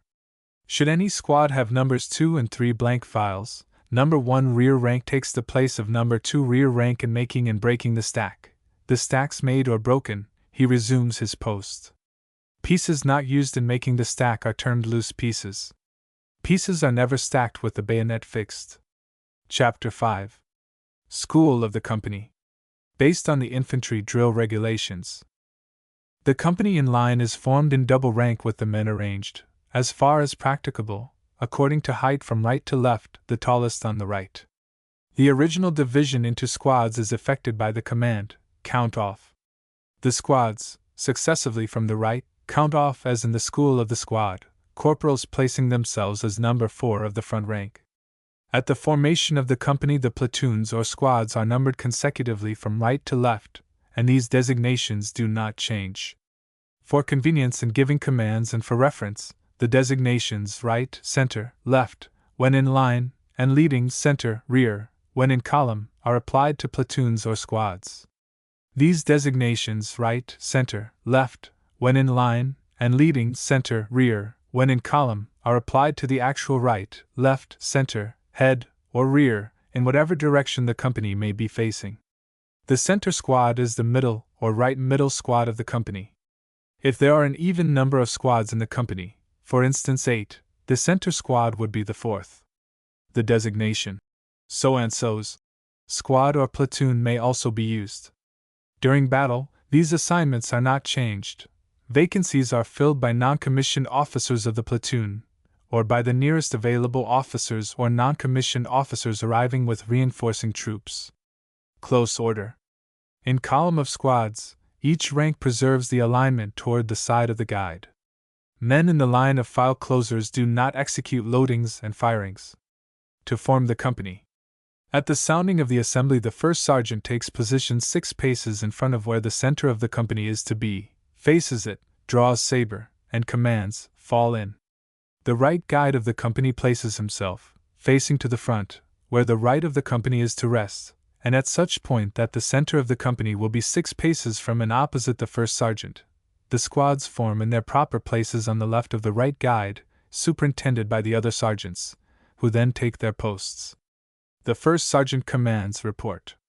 Remaining in position at the order, the squad leaders, in succession from the right, salute and report, "All present," or "Private S. absent." The first sergeant does not return the salutes of the squad leaders. He then commands 1. Inspection, 2. Arms, 3. Order, 4. Arms, faces about, salutes the captain, reports, "Sir, all present or accounted for," or the names of the unauthorized absentees, and without command takes his post. If the company cannot be formed by squads, the first sergeant commands 1. Inspection, 2. Arms, 3. Right shoulder, 4. Arms, and calls the roll. Each man, as his name is called, answers here and executes order arms. The sergeant then effects the division into squads and reports the company as prescribed above. The captain places himself 12 paces in front of the center of, and facing, the company in time to receive the report of the first sergeant, whose salute he returns, and then draws saber. The lieutenants take their posts when the first sergeant has reported, and draw saber with the captain. Generally in camp the saber is not worn. The officers and first sergeants carry pistols. The hand salute is rendered when so armed. In the school of the squad we gave 3 movements that formed the basis of the squad drill. There are 6 movements in the school of the company that should be thoroughly understood. When the beginner knows these, he will have no difficulty with the remainder of the close order. First movement on the fixed pivot. Being in line, to turn the company, 1. Company right, left, 2. March, 3. Company, 4. Halt, or 3. Forward, 4. March. Notice that the part of the company which has not completed the movement is perpendicular to the part that has. The common error is for the rear rank to oblique before marching 4 paces to the front. At the second command, the right flank man in the front rank faces to the right in marching and marks time. The other front rank men, oblique to the right, place themselves abreast of the pivot, and mark time. In the rear rank, the third man from the right, followed in column by the second and first, moves straight to the front until in rear of his front rank man, when all face to the right in marching and mark time. The remaining men of the rear rank move straight to the front 4 paces, oblique. To the right, place themselves abreast of the third man, cover their file leaders, and mark time. The right guide steps back, takes post on the flank and marks time. The fourth command is given when the last man is 1 pace in rear of the new line. The command halt may be given at any time after the movement begins.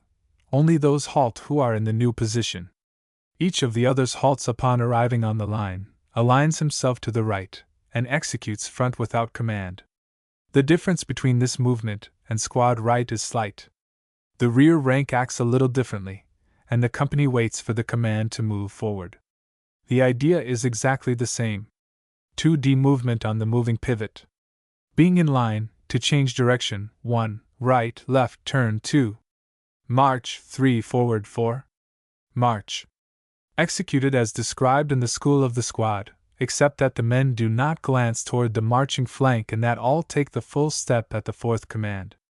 The right guide is the pivot of the front rank. Each rear rank man obliques on the same ground as his file leader. Being in line, to form column of squads and move forward, 1. Right, left, by squads, 2. March. At the command march, the right squad marches forward. The remainder of the company executes squads right, column left, and follows the right squad. The right guide, when he has posted himself in front of the right squad, takes 4 short steps, then resumes the full steps. The right squad conforms. A common error is for the guide to forget to take the 4 short steps. Keep dressed accurately on the side of the guide. He is always on the side opposite from the file closers. This is a rule of thumb that should be memorized at once. The guide in every squad should keep 40 inches from the man in front. So many new men forget about the 40 inches. They usually take a little over 30. When the company is moved into line, there is of course a jam. Hold your head up. Don't look down to the ground. You will be in the formation more than any other. Try to keep the following cautions in mind. The leading men of the company should have 4 inches interval. Better to have too much than too little if mistakes are to be insisted upon. Keep the pieces in the correct positions at right shoulder, and then have heads and rifles in a B line. When the movement is completed, the company will be in the formation shown in the drawing. 4th movement, column right. Being in column of squads, to change direction, 1. Column right, left, 2. March. At the second command, the front rank of the leading squad turns to the right on moving pivot as in the School of the Squad. The other ranks, without command, turn successively on the same ground and in similar manner. It is a very common error for the pivot man to take too short a step and thereby cause a jam. Bear this in mind. Another very common error is for the flank man, or men, to take a very long step. This is caused by the pivot man's forgetting to glance and see when the flank man arrives on the line, before he takes the full step. Another common error is to get out of column while making this movement. Bear this in mind and walk straight to the turning point. Now we come to the last 2 movements. They cause more trouble than any others. 5th movement, on right, left, into line. Being in column of platoons or squads, to form line on right or left, 1. On right, left, into line, 2. March, 3. Company, 4. Halt, 5. Front. On right, left, into line, means turn in the direction that is on your right and get into line. You have to be in column before the movement is begun. Let us first consider the company in column of squads. At the captain's command, on right into line, the corporal of the leading squad commands right turn. The corporals of all the remaining squads, if halted, command forward. If marching, they caution their squads to continue the march. At the captain's command march, the leading squad turns to the right on a moving pivot. The remaining squads march straight to the front. Each corporal commands right turn before arriving opposite the right of his squad's place in line. When the front rank of his squad has arrived opposite that place, he gives the command march. The command halt is given when the leading squad has advanced the desired distance in the new direction. Only the leading squad halts. The corporal then commands right dress. The remaining corporals, before arrival on the line, command squad, and add the command halt just before the right front rank reaches the line. Then they command right dress. The captain then dresses the company and commands front. If executed in double time, the leading squad marches in double time until halted. Now let us consider the company in columns of platoons. See illustration on next page. At the captain's command, on right into line, the leader of the first platoon commands right turn. The leaders of the rear platoons, if halted, command forward. If marching, they caution their platoons to continue the march. The first platoon executes the right turn at the captain's command march. Having completed the turn, the platoon commander gives the command forward march. The remaining platoon commanders give right turn march when opposite their places, and the command forward march when the turn has been completed. When the leading platoon has advanced the desired distance, the captain gives the command company, halt. At the command company, the leading platoon leader gives the command platoon. His platoon only halts at the captain's command, halt. The platoon leader then gives the command right dress and takes his post in the file closers. The remaining platoons are successively halted and dressed by their leader. The captain gives the command front. Sixth movement, right front into line. Being in column of platoons or squads, to form line to the front, 1. Right, left, front into line 2. March 3. Company 4. Halt 5. Front. Right, left, front into line means move to the right of the front and get into line. It is necessary to be in column to begin this movement. Let us first consider the company in column of squads. At the captain's command, right front into line, the corporal of the leading squad, if halted, commands forward. If marching, he cautions his squad, continue the march. The corporals of the remaining squads command right oblique. At the command march, the leading squad moves forward. The remaining squads oblique as indicated. The command halt is given when the leading squad has advanced the desired distance. Its corporal then commands left dress. The remaining corporals command forward march when opposite their places in the line. They halt and dress their squads on the line established by the leading squad. When the company is in column of platoons, the movement is executed in the same manner and by the same commands, except the word platoon is substituted for squad. The captain gives the command front. Being in line, to form column of platoons, or the reverse, 1. Platoons right, left 2. March 3. Company 4. Halt or 3. Forward 4. March. Executed by each platoon as described for the company. Before forming line, the captain sees that the guides on the flank toward which the movement is to be executed are covering. This is effected by previously announcing the guide to that flank. The two common errors are 1. First, the pivot man takes a short step instead of marking time. Second, being in line, the pivot men of the platoons forget that they are the pivots and therefore do not execute the command when ordered. The following illustration shows the side view of a platoon. Note the common errors. Number 1, rear rank is closed up to about 20 inches. He is looking down at the heels of his front rank file man. Rifles are improperly held. Some men in the rear rank have more than 40 inches distance from their front rank men.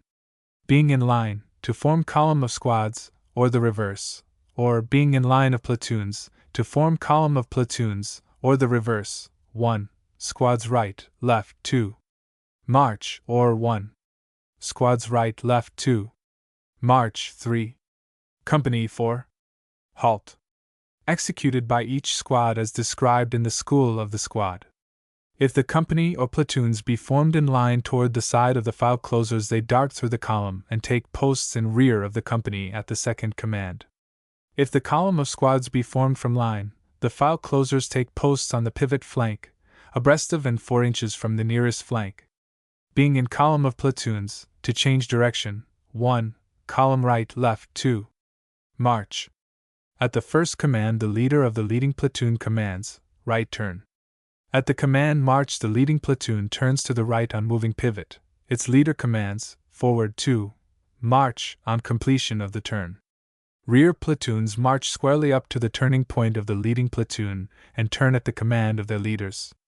When each platoon has completed its turn, the leader commands forward march. Being in column of squads, to form line of platoons or the reverse, 1. Platoons, column right, left 2. March. Executed by each platoon as described for the company. Being in line, to form column of squads and then change direction. 1. Squads left, right, column right, left 2. March. Being in line, to form line of platoons, 1. Squads left, right, platoons, column left, right 2. March, or 1. Platoons right, left by squads 2. March. Executed by each platoon as described for the company in the preceding paragraph. Facing or marching to the rear.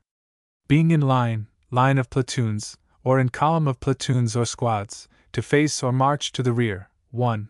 Squads right, left, about 2. March, or 1. Squads right, left, about 2. March, 3. Company 4. Halt.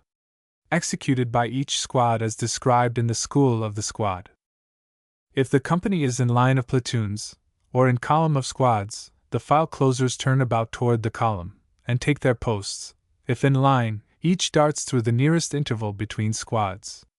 To march to the rear for a few paces, 1, about 2, face 3, forward 4, march. If in line, the guides place themselves in the rear rank, now in front rank. The file closers, on facing about, maintain their relative positions. No other movement is executed until the line is faced to the original front. Being in column of squads to form column of platoons, or being in line of platoons, to form the company in line, 1. Platoons right, left, front into line 2. March 3. Company 4. Halt 5. Front. Executed by each platoon as described for the company. If forming column of platoons, platoon leaders verify the alignment before taking their posts. The captain commands front when the alignments have been verified. When front into line is executed in double time, the commands for halting and aligning are omitted and the guide is toward the side of the first unit in line. Route step and at ease. The column of squads is the habitual column of route, but route step and at ease are applicable to any marching formation. To march at route step 1, route step 2, march. Sabers are carried at will or in the scabbard. The men carry their pieces at will, keeping the muzzles elevated. They are not required to preserve silence, nor to keep the step. The ranks cover and preserve their distance. If halted from route step, the men stand at rest. To march at ease 1, at ease 2, march. The company marches as in route step, except that silence is preserved when hated, the men remain at ease. Marching at route step or at ease, 1, company 2, attention. At the command attention the pieces are brought to the right shoulder, and the cadence step in quick time is resumed. Rules for guides. A guide is a non-commissioned officer or a private upon whom the company regulates its march. It is not difficult for an inexperienced man learn, with a little practice, the duties and the correct positions of a guide. Remember the rule of thumb. The guide and the file closers are on the opposite flanks when the company is in column of squads. In squads right about it would be ridiculous for the file closers to move from one flank to another.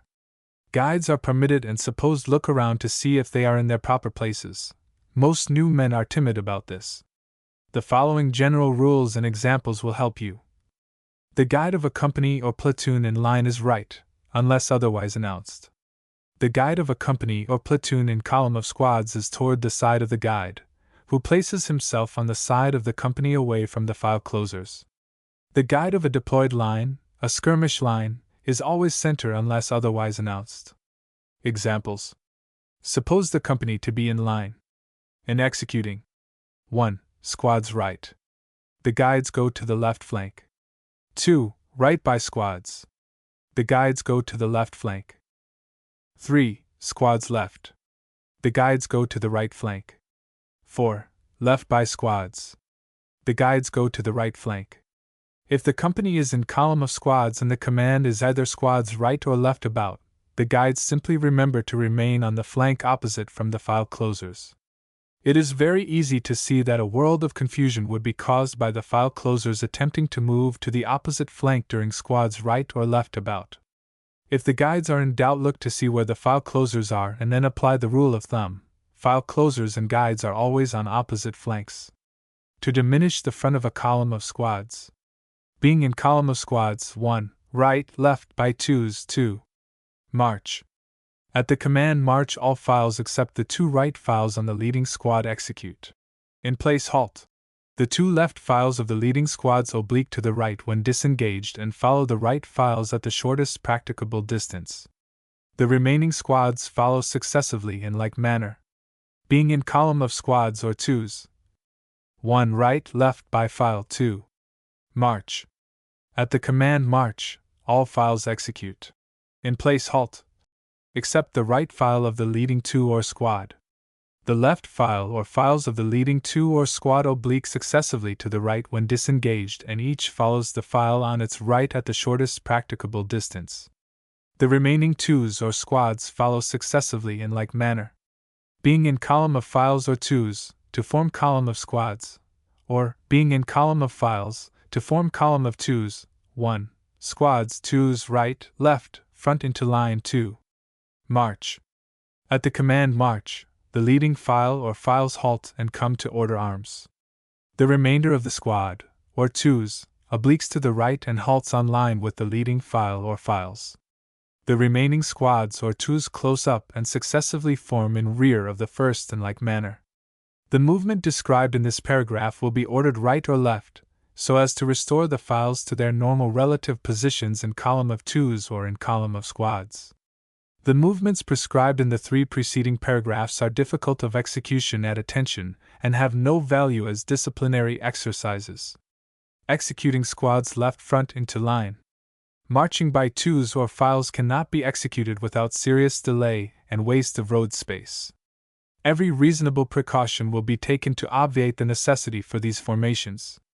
The remainder of chapter on close order drill, school of the company, is in general for those above the grade of private. Therefore, unless we are perfectly clear in what we have had so far, let us not go too deeply into these special features until we have more experience. The captain is responsible for the theoretical and practical instruction of his officers and non-commissioned officers, not only in the duties of their respective grades, but in those of the next higher grades. If the left squad contains less than 6 men, it is either increased to that number by transfers from other squads, or is broken up, and its members assigned to other squads and posted in the line of file closers. These squad organizations are maintained, by transfers if necessary, until the company becomes so reduced in numbers as to necessitate a new division into squads. No squad will contain less than 6 men. The company is further divided into 2, 3, or 4 platoons, each consisting of not less than 2 nor more than 4 squads. In garrison or ceremonies, the strength of platoons may exceed 4 squads. Platoons are assigned to the lieutenants and non-commissioned officers, in order of rank, as follows: 1. Right, 2. Left, 3. Center, right center, 4. Left center. The non-commissioned officers next in rank are assigned as guides, 1 to each platoon. If sergeants still remain, they are assigned to platoons as additional guides. When the platoon is deployed, its guide, or guides, accompany the platoon leader. The first sergeant is never assigned as a guide. When not commanding a platoon, he is posted as a file closer opposite the third file from the outer flank of the first platoon, and when the company is deployed he accompanies the captain. Musicians, when required to play, are at the head of the column. When the company is deployed, they accompany the captain. Guides and enlisted men in the line of file closers execute the manual of arms during the drill unless especially excused, when they remain at the order. During ceremonies they execute all movements. In taking intervals and distances, unless otherwise directed, the right and left guides, at the first command, place themselves in the line of file closers, and with them, take a distance of 4 paces from the rear rank. In taking intervals, at the command march, the file closers face to the flank and each steps off with the file nearest him. In assembling, the guides and file closers resume their positions in line. Being in line at a halt, the captain directs the first sergeant, dismiss the company. The officers fall out. The first sergeant places himself face to the front, 3 paces to the front and 2 paces from the nearest flank of the company, salutes, faces toward opposite flank of the company, and commands: 1. Inspection, 2. Arms, 3. Port, 4. Arms, 3. Dismissed. The alignments are executed as prescribed in the school of the squad, the guide being established instead of the flank file. The rear rank man of the flank file keeps his head and eyes to the front and covers his file leader. At each alignment the captain places himself in prolongation of the line, 2 paces from and facing the flank toward which the dress is made, verifies the alignment, and commands: front. Platoon leaders take a like position when required to verify alignments. Extended order drills. As soon as your progress in close order is sufficiently advanced, you will be given extended order drill, which will teach you the formations used in battle, and how a firing line is controlled. They are executed at ease. We should know the meaning of the two following terms: base and deploy. Base. The element on which a movement is regulated. In company drill, it is usually the right or left, leading, rear, or center squad. Deploy. To extend the front. The company deploys when it executes as skirmishers. There are really only two conditions that we must consider in this drill. The movements are very easy to understand, but they require a lot of practice to prevent confusion. First case. Let us take the company in line at a halt. It is desired to form a skirmish line to the front. 1. As skirmishers, guide right, left, or center. 2. March. At the preparatory command, i.e., as skirmishers, guide right, all the corporals, except the corporal of the first squad, give the command by the left flank. The corporal of the first squad gives the command, as skirmishers. At the command march, all squads, except the first squad, move to the left, and when they have their proper intervals they are deployed to the right, left, and on the line of the base squad by the corporals giving the commands, as skirmishers. 2. March. The corporal of the first squad deploys his squad as soon as he has sufficient room, interval. That's all there is to the first movement, with some slight modifications. Of course, if the command had been as skirmishers, guide left, the base squad would have been the left or 14th squad instead of the first squad, for when we speak of the right or left of a company, in the deployments, the company being in line, we mean the right or left squads of the company. Another modification: suppose the command had been as skirmishers, guide center. In that case, the base squad would be the center or 7th squad. The base 7th squad deploys without moving to the right or left. There is only one thing for the first 6 squads to do, and that is to move to the right. There is only one thing for the last 7 squads to do, and that to move to the left. We have considered the company so far to be at a halt. Suppose that it had been moving forward. The corporal of the base squad deploys his squad as soon as he has sufficient interval, and then continues straight to the front until the command, 1. Company 2. Halt, is given by the captain. The other corporals move their squads to the left front, or right front, by commanding their squads, follow me. They conduct their squads on the shortest and easiest route to their places in the line, and then deploy their squads as they arrive in the general line. The corporals should remember that they are not to step out from their squads to conduct them to their proper places until the captain has given the command march. The corporals often fail to take sufficient intervals, thus causing a jam. The company being at a halt, the corporals should remember to give by the right or left flank instead of right or left face. Second case. Now suppose the company is in column of squads at a halt. It is desired to form a skirmish line to the front. 1. As skirmishers, guide right, left. 2. March. At the command march, the corporal of the first, or leading squad, deploys his squad without advancing. All of the other corporals move to the left front and deploy their squads on the line formed by the first squad. At the preparatory command, the corporals command, follow me, and at the command march, they step in front of their squads and conduct them to their places. Had the command been as skirmishers, guide left, of course all except the leading squad would have moved to the right. For when the company is in column of squads, as skirmishers, guide right means that the first or leading squad is to be the right of the skirmish line. If left, instead of right is given, that simply means that the leading or base squad is to be the left of the skirmish line. Now we come to the last variation. It is difficult for the new man. The command as skirmishers, guide center, the company being in column of squads, simply means that the center squad is to be the base squad. All other squads are to regulate their movements on the base squad as in all other cases. This is a peculiar case, and for it the authorities have adopted a rule of thumb. All squads in front of the base squad go to the right, those in rear to the left. That's all there is to it. But that must be remembered. Corporals will conduct their squads to their proper places by the shortest and easiest routes. We will use a platoon of 4 squads to illustrate the idea. Note that the leading corporal turns his squad well to the right rear and then to the left. We have assumed the company to be at a halt. Suppose it is moving forward. In that case, the base squad simply continues moving forward after it has deployed until the captain gives the command halt. The other corporals conduct their squads by the shortest routes to their proper places and deploy them on the general line. When the company, while moving, is deployed, it is a common error for squads in rear of the base squad to take long and fast steps and come up on the line of the base squad. This should not be done unless the command double time is given, in which case all the squads take up the double time, except the base squad. Extended order. Rules for deployments. The command guide right, left, or center indicates the base squad for the deployment. If in line, it designates the actual right, left, or center squad. If in column, the command guide right, left designates the leading squad, and the command guide center designates the center squad. After the deployment is completed, the guide is always center without command, unless otherwise ordered.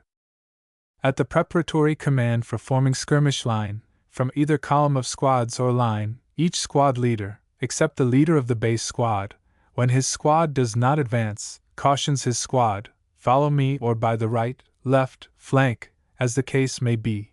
At the command march, he steps in front of his squad and leads it to its place in line. Having given the command for forming skirmish line, the captain, if necessary, indicates to the corporal of the base squad the point on which the squad is to march. The corporal habitually looks to the captain for such directions. The base squad is deployed as soon as it has sufficient interval. The other squads are deployed as they arrive on the general line. Each corporal halts in his place in line and commands or signals, as skirmishers march. The squad deploys and halts abreast of him. If tactical considerations demand it, the squad is deployed before arriving on the line. Deployed lines preserve a general alignment toward the guide. Within their respective fronts, individuals or units march so as best to secure or to facilitate the advance, but the general and orderly progress of the whole is paramount. On halting, a deployed line faces to the front, direction of the enemy, in all cases, and takes advantage of cover, the men lying down if necessary. The company in line or column of squads may be deployed in an oblique direction by the same commands. The captain points out the desired direction. The corporal of the base squad moves in the direction indicated. The other corporals conform. To form skirmish line to the flank or rear, the line or the column of squads is turned by squads to the flank or rear and then deployed as described. The intervals between men are increased or decreased as described in the school of the squad, adding to the preparatory command, guide right, left, or center, if necessary. The assembly. The captain takes his post in front of, or designates, the element on which the company is to assemble and commands 1. Assemble, 2. March. If in skirmish line, the men move promptly toward the designated point, and the company is reformed in line. If assembled by platoons, these are conducted to the designated point by platoon leaders, and the company is reformed in line. Platoons may be assembled by the command 1. Platoons, assemble, 2. March. Executed by each platoon as described for the company. One or more platoons may be assembled by the command 1. Such platoons, assemble, 2. March. Executed by the designated platoon or platoons as described for the company. Wherever it is necessary in campaign to deploy troops, there is often so much noise and confusion that it is impossible for the officers and non-commissioned officers to make themselves heard. Signals must be used instead of verbal commands. Whistle signals. There are only two kinds of whistle signals, a short blast and a long blast. A short blast means pay attention, or look out for a signal or command. A long blast means stop firing for a minute, suspend firing. The advance. The advance of a company into an engagement, whether for attack or defense, is conducted in close order, preferably column of squads, until the probability of encountering hostile fire makes it advisable to deploy. After deployment, and before opening fire, the advance of the company may be continued in skirmish line or other suitable formations, depending upon circumstances. The advance may often be facilitated, or better advantage taken of cover, or losses reduced by the employment of the platoon or squad columns, or by the use of a succession of thin lines. The selection of the method to be used is made by the captain or major, the choice depending upon conditions arising during the progress of the advance. If the deployment is found to be premature, it will generally be best to assemble the company and proceed in close order. Patrols are used to provide the necessary security against surprise. Being in skirmish line, 1. Platoon columns 2. March.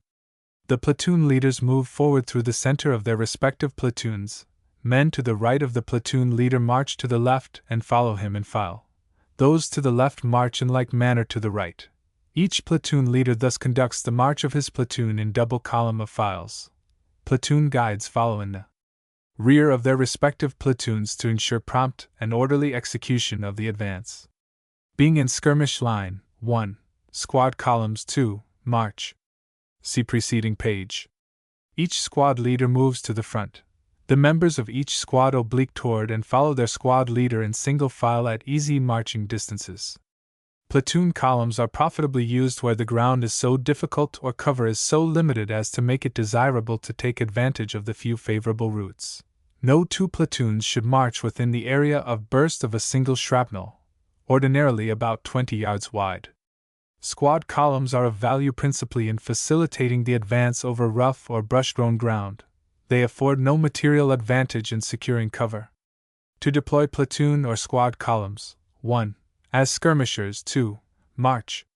Skirmishers move to the right or left front and successively place themselves in their original positions on the line. Being in platoon or squad columns, 1. Assemble, 2. March. The platoon or squad leaders signal assemble.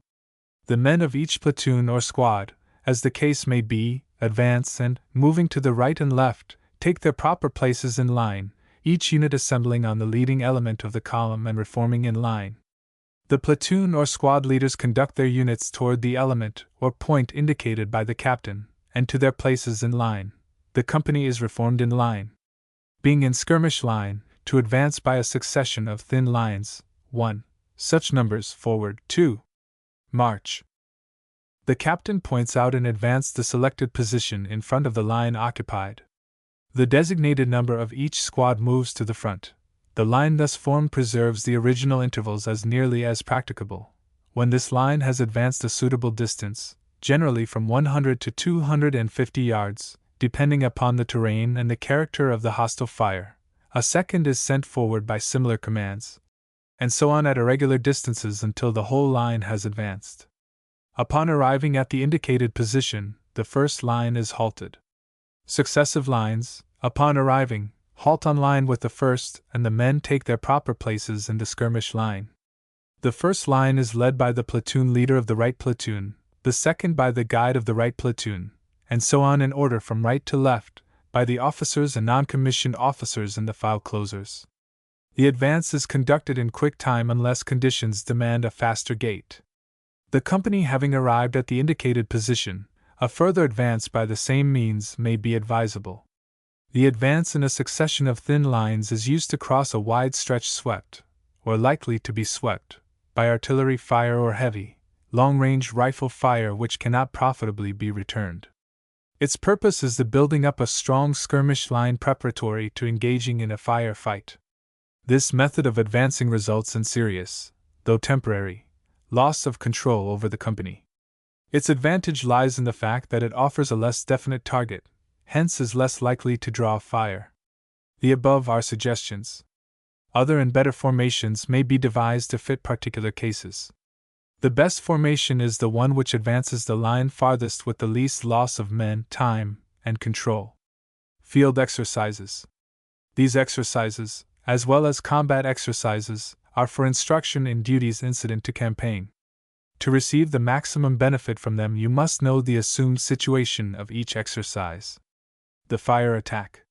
The principles governing the advance of the firing line and attack are considered in the chapters on attack and defense. When it becomes impracticable for the company to advance as a whole by ordinary means, it advances by rushes. Being in skirmish line, 1. By platoon, 2 platoons, squad, for men, etc., from the right, left, 2. Rush. The platoon leader on the indicated flank carefully arranges the details for a prompt and vigorous execution of the rush and puts it into effect as soon as practicable. If necessary, he designates the leader for the indicated fraction. When about to rush, he causes the men of the fraction to cease firing and to hold themselves flat, but in readiness to spring forward instantly. The leader of the rush, at the signal of the platoon leader, if the latter be not the leader of the rush, commands, "Follow me," and running at top speed, leads the fraction to the new line, where he halts it and causes it to open fire. The leader of the rush selects the new line if it has not been previously designated.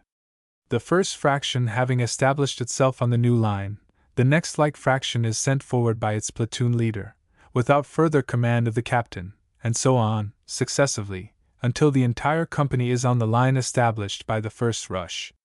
If 2 or more platoons are ordered to rush, the senior platoon leader takes charge of them, and the junior, or juniors, carries out the wishes of the senior. A part of the line having advanced, the captain may increase or decrease the size of the fractions to complete the movement. When the company forms a part of the firing line, the rush of the company as a whole is conducted by the captain, as described for a platoon in the preceding paragraph. The captain leads the rush. Platoon leaders lead their respective platoons. Platoon guides follow the line to ensure prompt and orderly execution of the advance. When the foregoing method of rushing, by running, becomes impracticable, any method of advance that brings the attack closer to the enemy, such as crawling, should be employed. Quibbling over minor details shows a failure to grasp the big ideas. Chapter 6. Fire Superiority. Do not study this chapter until you begin your extended order drills. If the authors of this text were requested to select for you the most important of all information that you will receive during your instruction at a training camp, they would advise you to take home that contained in this chapter. If you have learned fully so much, you will have done well. If you have failed to comprehend as much as this, you will have returned to your homes lacking in important knowledge. If you are on the battlefield and propose to crush the other side, defeat the enemy, you have got to do one thing: you have got to make your rifle fire better than his, and you have got to keep it better. The proposition is this: the enemy is on the defense. He is in a number 1, first-class trench. It is constructed with steel, concrete, and sandbags. It has all the improvements that science can devise. Your business is to attack and crush the enemy. How can you advance over exposed ground against such a position? The man behind all those modern improvements has got to stick his head up more or less when he fires. If the volume and rate and accuracy of your fire is greater than his, he will grow timid about the matter. His fire will become less effective. That is to say, he cannot have fire superiority. When your side has fire superiority, it not only can advance upon such a position, but it can do so without ruinous losses, and with hope of success. To obtain this fire superiority, it is necessary to produce a heavier volume of accurate fire than your opponent can produce. We can get a proper conception of the ideas involved by imagining 2 firemen in a fight armed with hose. One has a larger hose and a greater water pressure than the other. All else being equal, we can foresee clearly who will be the victor and who will be defeated. The more water one throws into the other's face, the less accurate and effective will the other's aim become. This is equally true with bullets. Put a man on the target range, where no danger whatsoever is involved, and he may fire with a nice degree of accuracy. Put him on the battlefield with a great number of bullets whizzing around his head, and he must be a trained veteran to fire with the same accuracy. This is true simply because we have been made that way. The volume and accuracy of fire depend upon several considerations. A. Of primary importance is the number of rifles employed. Let us imagine a battle line 1 mile long. It is obvious that we cannot have one man firing behind another. We don't want to destroy our own men. They must, therefore, be placed side by side. Each man must have sufficient room to operate his rifle. Experience tells us that we must not have more than 1 man per yard. We thus see that our battle line of a mile can only have about 1,800 rifles. B. The rate of fire affects its volume. An excessive rate reduces its accuracy. If you were hunting tigers, you can easily imagine where one well-aimed and well-timed shot could be of more use to you and more harm to the tiger than half a dozen shots fired too rapidly. C. If the target is large, is clear, can be easily seen, and is but a short distance from you, your fire, for reasons that do not require explanations, can be more rapid. greater density increases the effect. Suppose 100 deer were grazing on a hill.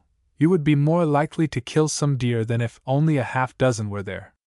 D. The position of the target influences the effect of fire. Suppose that 10 men were lined up in a row against a wall, and that it is your business to kill the lot with a rifle. If you are in front of them, 10 shots at least will be required. But it is possible for you to take a position in prolongation of the line, on its flank, and kill the entire number with one bullet. This also illustrates the extreme vulnerability of flanks. What are the important steps that must be taken if you are going to get this fire superiority? First, fire direction. 2D. Fire control. 3D. Fire discipline. Fire direction. A company that cannot start firing or stop firing, that cannot fire faster or slower, that cannot distribute equally its fire over an opposing target, that cannot switch its fire from one place to another and make bullseyes, would be as unsuccessful in battle today as Harvard's football team would be, without practice, in its final game with Yale. The teamwork in no department of athletics is as necessary or vital as that of a military force, the teamwork of a military machine. The first is a sport, a limited time being involved. The second is a question of life and death to the nation. It requires a nice and cool judgment, under actual conditions of war, to point out and distribute properly the target to the different groups, to find the exact range, and give all these instructions, directions, that will be necessary to produce an effective fire upon the enemy. Who is responsible for giving these instructions, fire direction, and exactly what are all the conditions that must be fulfilled in order that each individual on the firing line may know exactly where and how to fire? The captain, company commander, is responsible for all. In the military world there is no such thing as shifting responsibilities. The commander assumes full responsibility, whether things go right or wrong. He must handle his job through his subordinates, platoon leaders. First, he points out the target to his platoon leaders. 2D. He assigns a part of the target to each platoon, in such a manner that the entire target, objective, will be covered, fired upon. 3D. He determines and gives the men the distance to the objective, range. Fourth, he indicates the kind of fire to be employed, that is, whether each man will fire as he pleases, fire 5 shots and then stop, etc. Fifth, he indicates when the company is to commence firing. Sixth, thereafter the captain observes what effect his company's fire is producing, and corrects flagrant, material, errors. He prevents the exhaustion of his ammunition and distributes such extra ammunition as may be received from the rear. Fire control. We have just described what the captain directs. Now we must put his directions, orders, into effect. This is done through his platoon leaders, assisted by the platoon guides and the corporals. First, the platoon leaders point out and describe their part of the objective, target, to the corporals. 2D. They assign a particular part of the objective to each corporal with the view of covering equally with the fire the entire objective. 3D. They announce the range, distance to the objective, to their platoons. Fourth, if any part of the line cannot see the objective, the platoon leaders must make the changes so that it can see, or so that its fire will be effective. Fifth, they order their platoons to open fire at the proper time. Thereafter they observe the target and make any necessary changes to keep the fire effective, i.e., fire fast or slow, according to the necessity, and are on the alert for any commands or signals from the captain. The platoon guides do one thing only: they watch the firing line and check every breach of fire discipline. See Fire Discipline below. The corporals have 4 distinct duties. First, they transmit the commands and signals to their squads when necessary. 2D. They observe the conduct of their squads and abate excitement. 3D. They do all in their power to enforce discipline. Fourth, they participate in the firing. Fire discipline. Now we come to the individual private on the firing line. All of the above measures for efficiency will come to but little unless the man with the gun can understand and do what he is directed to do. This training is called fire discipline. Fire discipline implies, besides a habit of obedience, a control of the rifle by the soldier, the result of training, which will enable him in action to make hits instead of misses. It embraces, first, taking advantage of the ground. 2d. Care in setting the site and delivery of fire. 3d. Constant attention to the orders of the leaders, and careful observation of the enemy. 4th. An increase of fire when the target is favorable, and a cessation of fire when the enemy disappears. 5th. Economy of ammunition. Summary. Fire direction is the issuance of instructions regarding the firing. Fire control is the explanation of these instructions through the platoon leaders. Fire discipline is the quality which enables the soldier to submit to control and fire efficiently under all conditions. Chapter 7. The Service of Security. Security has the same meaning in the military world as elsewhere. We properly think of the security of our persons, our property, our families in connection with the term. In the military world, the family, or community, being so much larger, the word security acquires additional dignity. A husband and father provides for the protection of his family whether at home or abroad. So does the military commander for his command, whether it is an army or a squad, whether it is in camp, on the march, in battle, advancing upon or retreating from the enemy. The end desired is the same in all cases. A study of all the measures adopted by the successful generals in history shows that the means are not very different. A body of troops in camp is protected, made secure, by the use of groups placed between the enemy and the camp. We were told by a bee expert in Arizona that a limited number of bees remained in the vicinity of the hive. They were quick to observe and resist, the two great duties of an outpost, any intruder.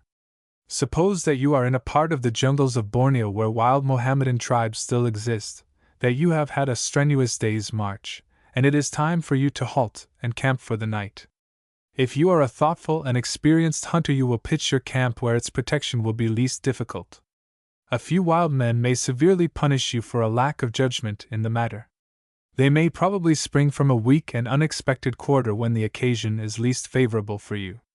And unless the members of your camp know that you have exercised wise discretion, and that there are proper measures for their security, they will be unable to obtain the needed repose for the following day's work.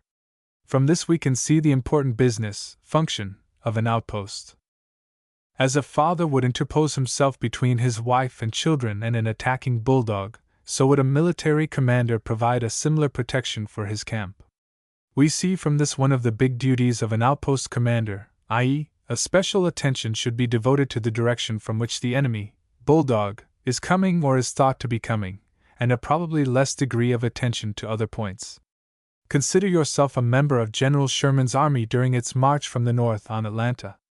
You are to camp for the night on a very open piece of ground.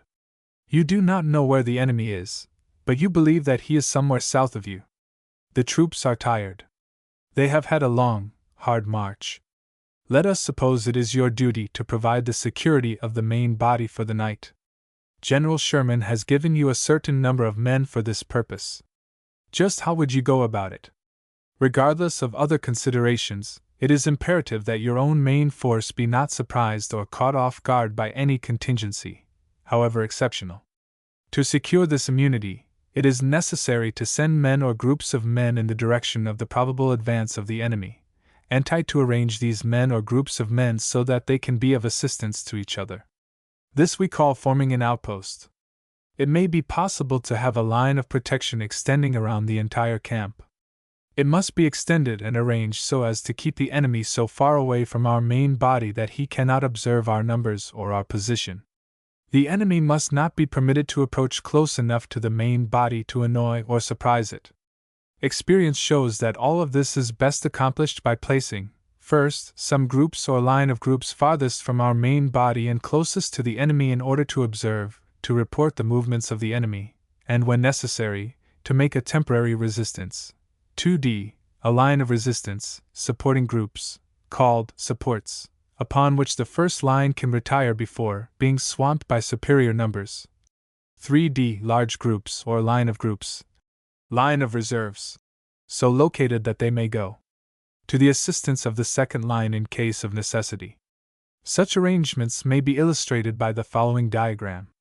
Note that distances from the line of observation to the main body increase as the groups increase in size. The reserves are the largest groups. The groups on the line of observation are the smallest. It is most important to note that the groups are placed according to the conditions and circumstances of the particular case. Don't follow any blind rules. Your judgment must tell you when to place this group here and not to place that group there. Have as few men on such duty as practicable. If a swamp, or a large body of water here, very small groups will afford the necessary security.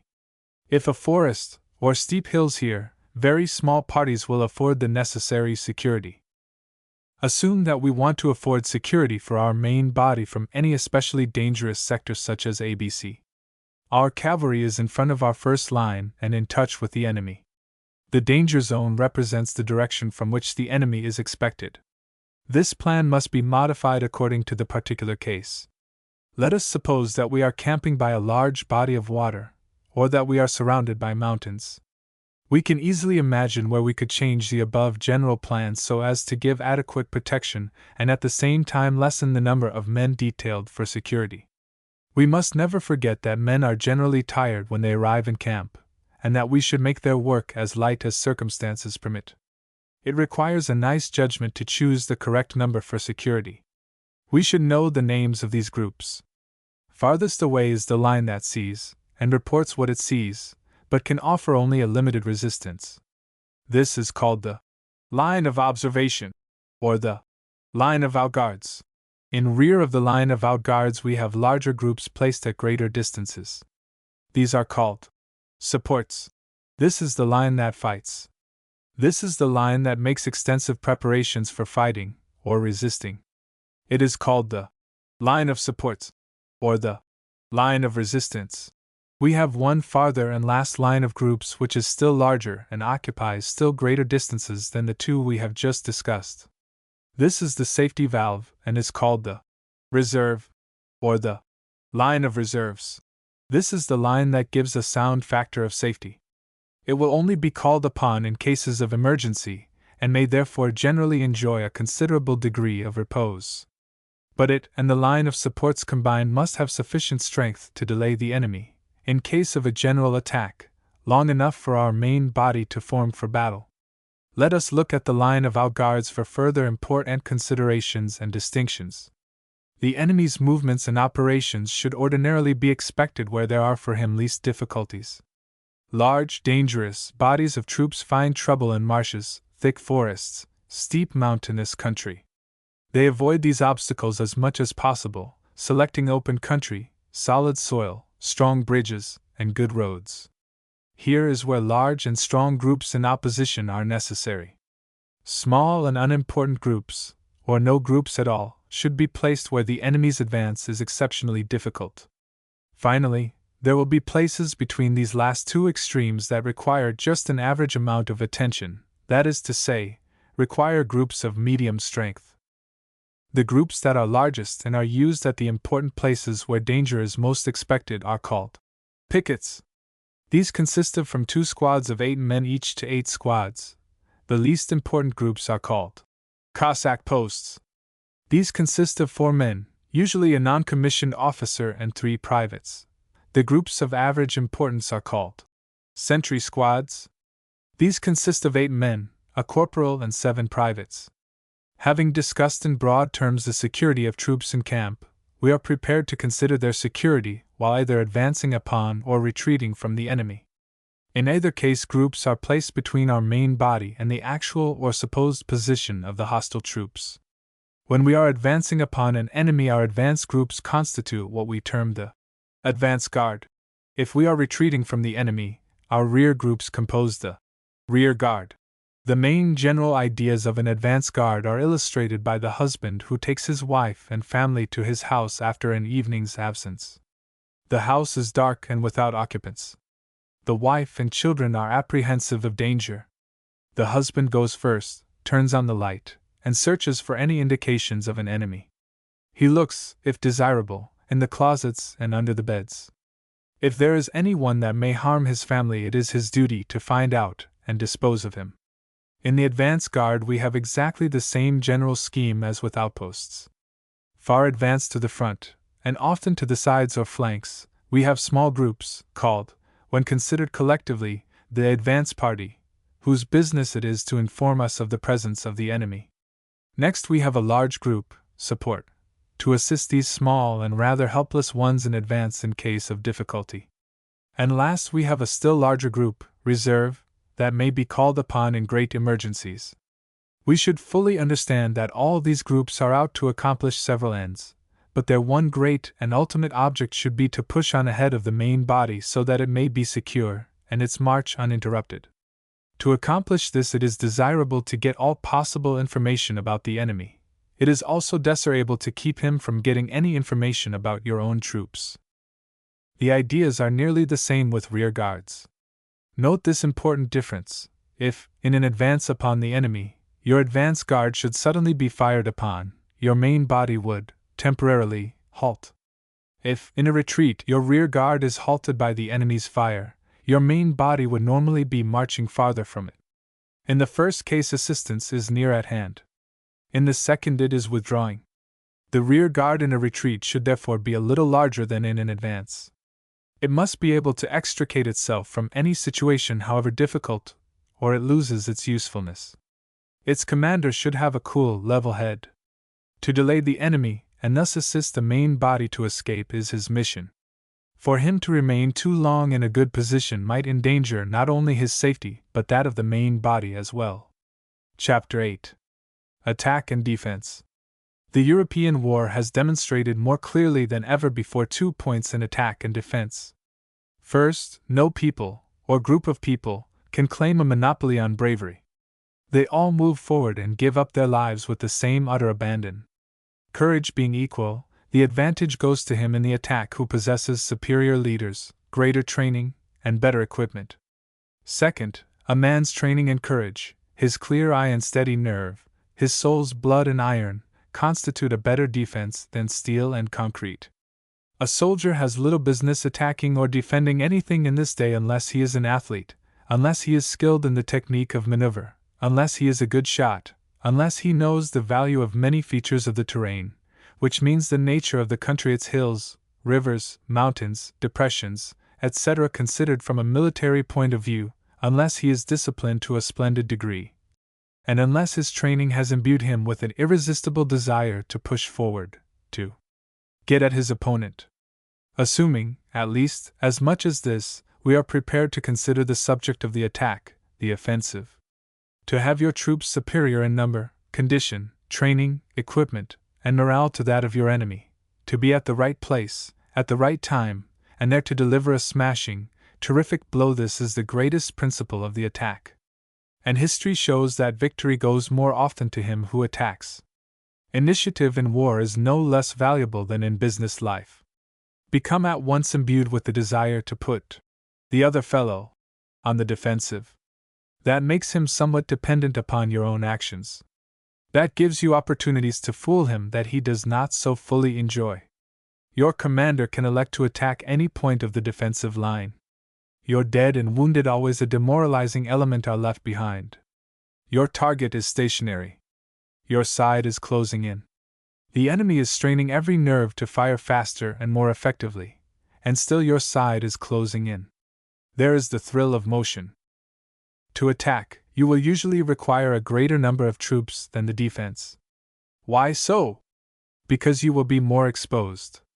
You will have to move forward, however dangerous the ground. Your enemy, for his protection, will be certain to utilize and improve every advantage of cover. Your losses will be greater. You should have a greater number of reserves to fill the depleted ranks. If the defensive can maintain a better, superior fire, that is to say, a fire that kills and wounds a greater number than the opposing fire, this we call fire superiority, he will stop the advance of the attacking force unless that force is so superior in numbers that it can send forward reinforcements after reinforcements as an ocean sends shoreward its series of waves. Suppose that you were in command of a group of men and that you were ordered to attack. Just what principal points should you weigh? First, you should avail yourself of every opportunity to obtain all information of military value, such as the enemy's strength, his position, and intentions. For this you would have to send out groups of reconnoitering patrols exceptionally skilled in woodcraft, or trained to gather information. As soon as such information as is available is reported to you, you should at once begin the consideration of all the important elements that affect your problem. You must not lose sight of what you were sent out to do, your mission. Consider how this and that fact bear upon your course of action, estimate the situation. For instance, the enemy's force is reported to be greatly inferior to your own. He is out of supplies. He is greatly fatigued with forced marches. His morale is shattered on account of recent and frequent reverses. His camp is disorganized. It is poorly guarded. Certain roads are in fine condition. Others are very poor. Your troops are in splendid shape and excellent spirits. They believe that they can crush the enemy and want to attack. As you easily see, all such points have great significance in sizing up the case, estimating the situation. Having estimated the situation, you should investigate and consider all possible courses of attack that are open to you. Don't ask any advice from anyone. Select the course that appears to offer the greatest chance of success. Make up your mind what you are going to do, come to a decision. Having come to a decision, stick to it, right or wrong. Your next and final thing to do is to put your decision into action. To do that, give your subordinates the information they should possess. Tell them what you are going to do and how you are going to do it, i.e., issue your orders. A study of the orders of successful generals in history teaches us that we will be greatly aided in issuing them, if we will observe a system. We understand an order more easily and quickly if it conforms to some plan with which we are familiar. In order to give your group an opportunity to act with a greater degree of teamwork and intelligence in case of an emergency, it is necessary to give it data, information, concerning the enemy. Your men should know where there are friendly troops. Now tell them what you are going to do, your plan, whether it be to attack, retire, or assume the defensive. And then order the execution of that plan by assigning to each group its task. Next direct, what is to be done with the wagons, trains, and last state where you may be found at any time in case of need or where messages may be sent to you. Having issued the order, let us now observe the progress of the attack. You are probably 3 or 4,000 yards from the enemy. His position is invisible. His artillery has opened fire. Your artillery is replying. The troops must advance cautiously over exposed ground. They are not firing. They are not deployed for action, in battle line. They are waiting to get within as short a distance of the enemy's line as possible, for their ammunition is limited, and after troops are actually launched in the attack, control over them, for ordinary purposes, is practically lost. The farther from the enemy the attack is launched, the longer the exposure to their fire and the greater the number of casualties, so the leaders of the different groups are taking advantage of all the accidents of the ground, of all cover in advancing. They are using one formation here, another there, with a view to minimizing the losses and reaching an advantageous position as soon as possible where they can open an effective fire on the enemy. Now the enemy's fire is severe. Casualties are becoming heavy. The men are growing restless. It is necessary to return the fire. Fire superiority should be gained at once. Don't move forward until you gain it. If difficult to gain, use every means at your disposal. When you have it, keep it. Part of your men can advance when your side has fire superiority. The remainder of the firing line should fire faster to maintain that superiority. If you lose fire superiority, regain it. If necessary, troops from the rear will generally be sent forward. Now you are approaching the point where the charge is to be made. Bayonets are fixed, not all at one time, for that would affect the advantage that you possess with your fire. Groups that have been held back in support are advanced. These are to be used at decisive moments. They are held well in hand. The firing line is lost in noise and confusion. Not so the supports. Control is exercised over them. If they are not used in the attack, they can be used to great advantage to complete the discomfort of the enemy after the shock. There is at last, if the enemy remains in his position, the clash. Bayonet against bayonet, man against man, nerve against nerve. Apply the great principle of attack and decide for yourself who the victor will be. If successful, then organize your men and prepare for the pursuit or for the return, counter-attack, of the enemy. Now you are to handle groups on the defense. You must bear in mind that there are two kinds of defense. First, where you do nothing but defend, passive defense. Second, where you defend, but temporarily, with the idea of attacking the enemy as soon as a favorable opportunity arises, active defense. Let us assume that you have been ordered by superior authority to locate and prepare a definite position to check the advance of an enemy. Just what main points should you bear in mind? Suppose you have found an ideal position. What conditions should it fulfill?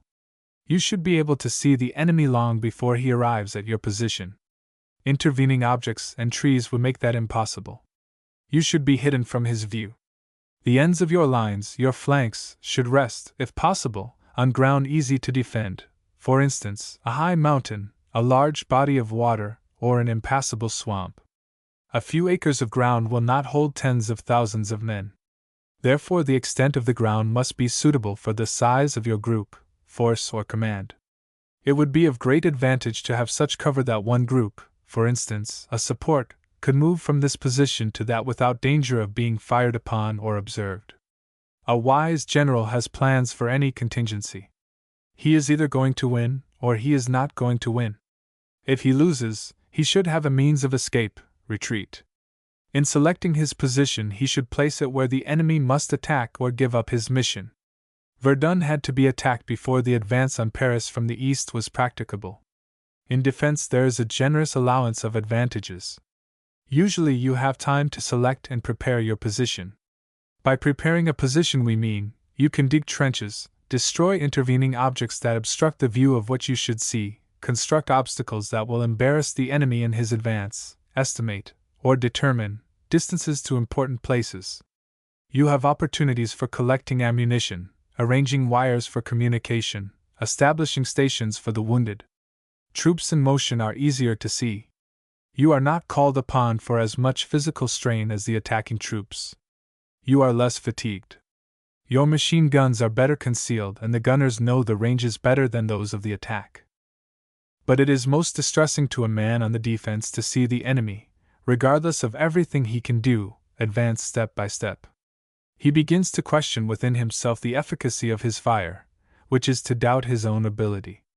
The more he questions and worries, the less effective his aim becomes. His comrades are dead and wounded about him. Their cries of distress are heard above the noise and confusion of battle. He becomes less methodical and deliberate in his actions. His shooting becomes high and wild. This becomes generally true. The attacking force gains fire superiority.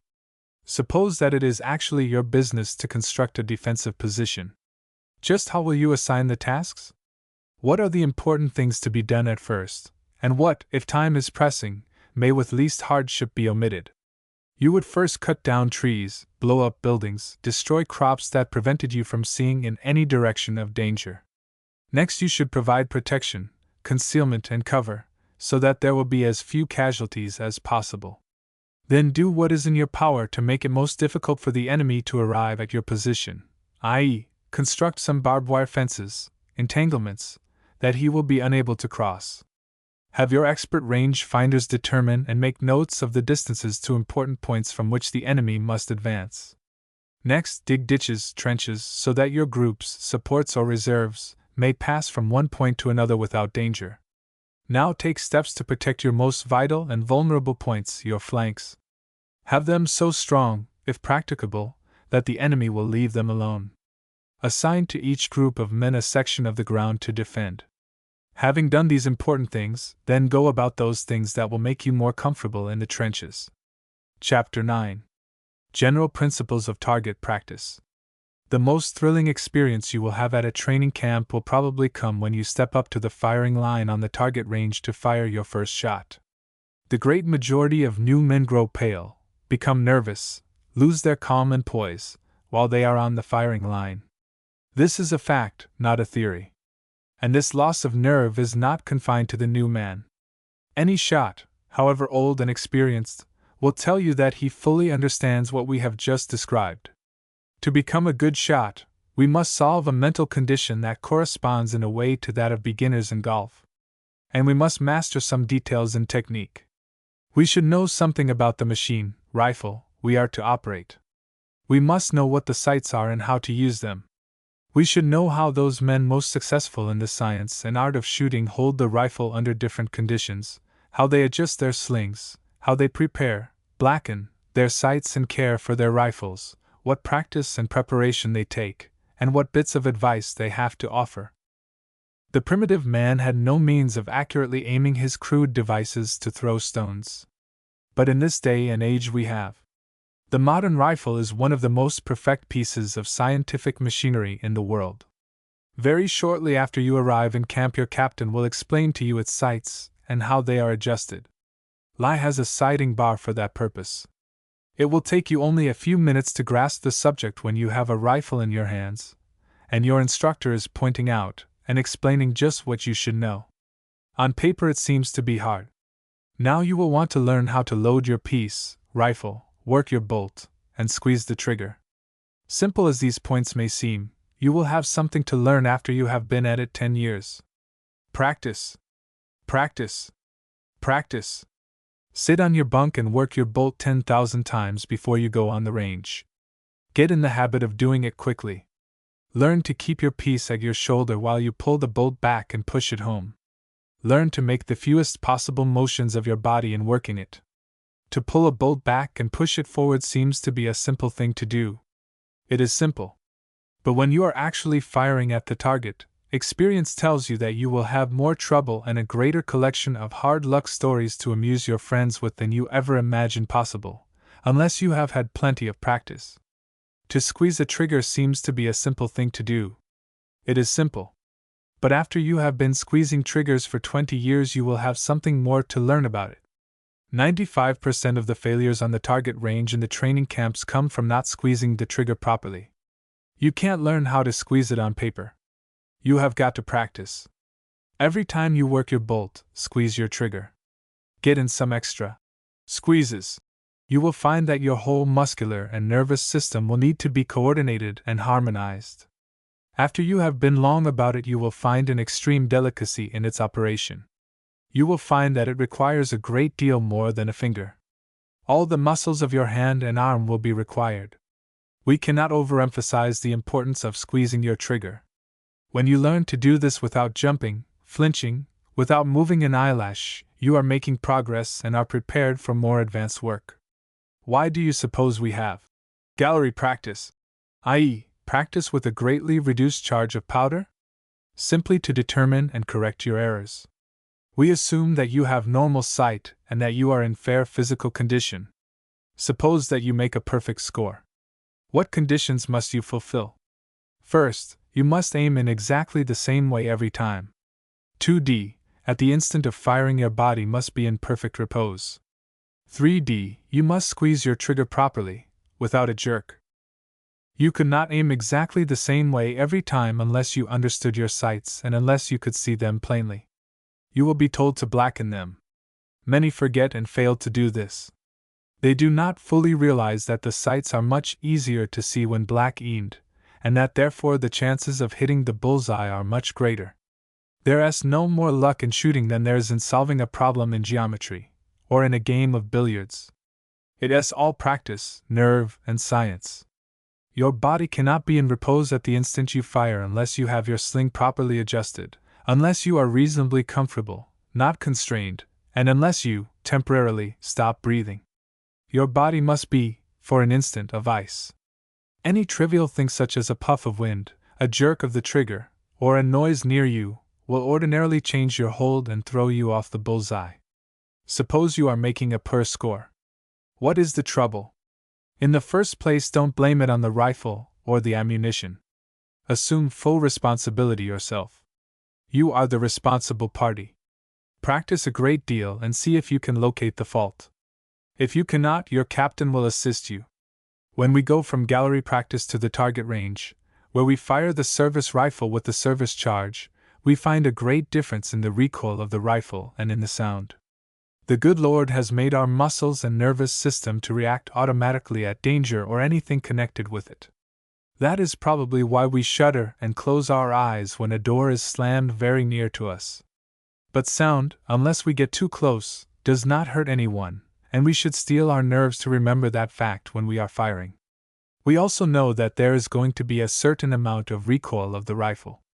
But if you will hold your sling as you have been instructed, if you will provide yourself with proper elbow and shoulder padding, the authors of this text assure you that you will experience no pain or harm from the recoil.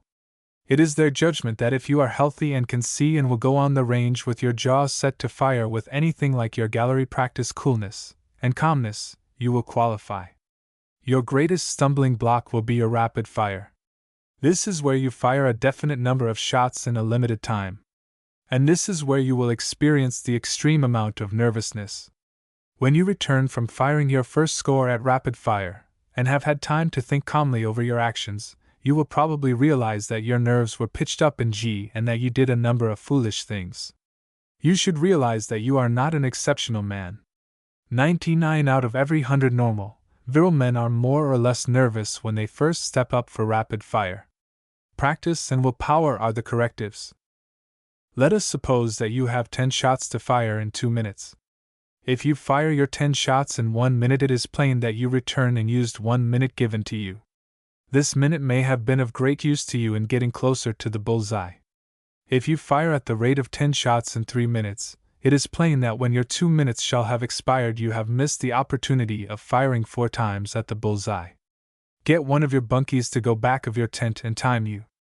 Then swap about, and you hold the watch for him. Try to make of yourself a machine that finishes the 10 shots just before the time expires.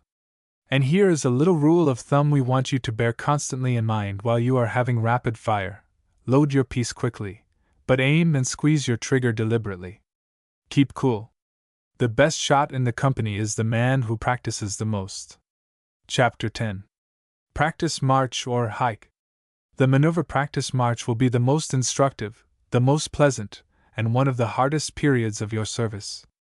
You will return from it proud of the hardships you have undergone and capable of speaking with authority on many practical matters pertaining to soldiering. You will be able to amuse yourself and your friends with reminiscences of the many incidents which you will never forget. It is during the practice march that you will put into practical use the tactical principles and battle formations of which, up to that time, you will have heard at lectures, or which you will have executed in a mechanical manner at drill. You will return from each march with a knowledge of many practical points on camp sanitation, of the pleasures and hardships incident to maneuver warfare, and of the manner in which a soldier adapts himself to changing conditions, all of which cannot be learned from books or lectures. The practice march demands a large expenditure of physical and mental energy. However, the hardships are greatly exaggerated by the old soldiers.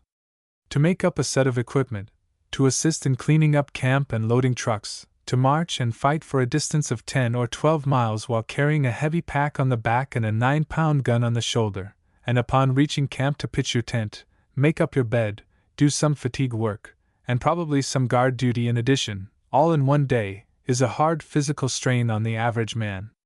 By obeying implicitly the advice of your company commander, you will greatly lessen the hardships incident to a practice march, and by disobeying it you may possibly undergo the mortification of having to drop out of ranks and be jeered at by the passing column.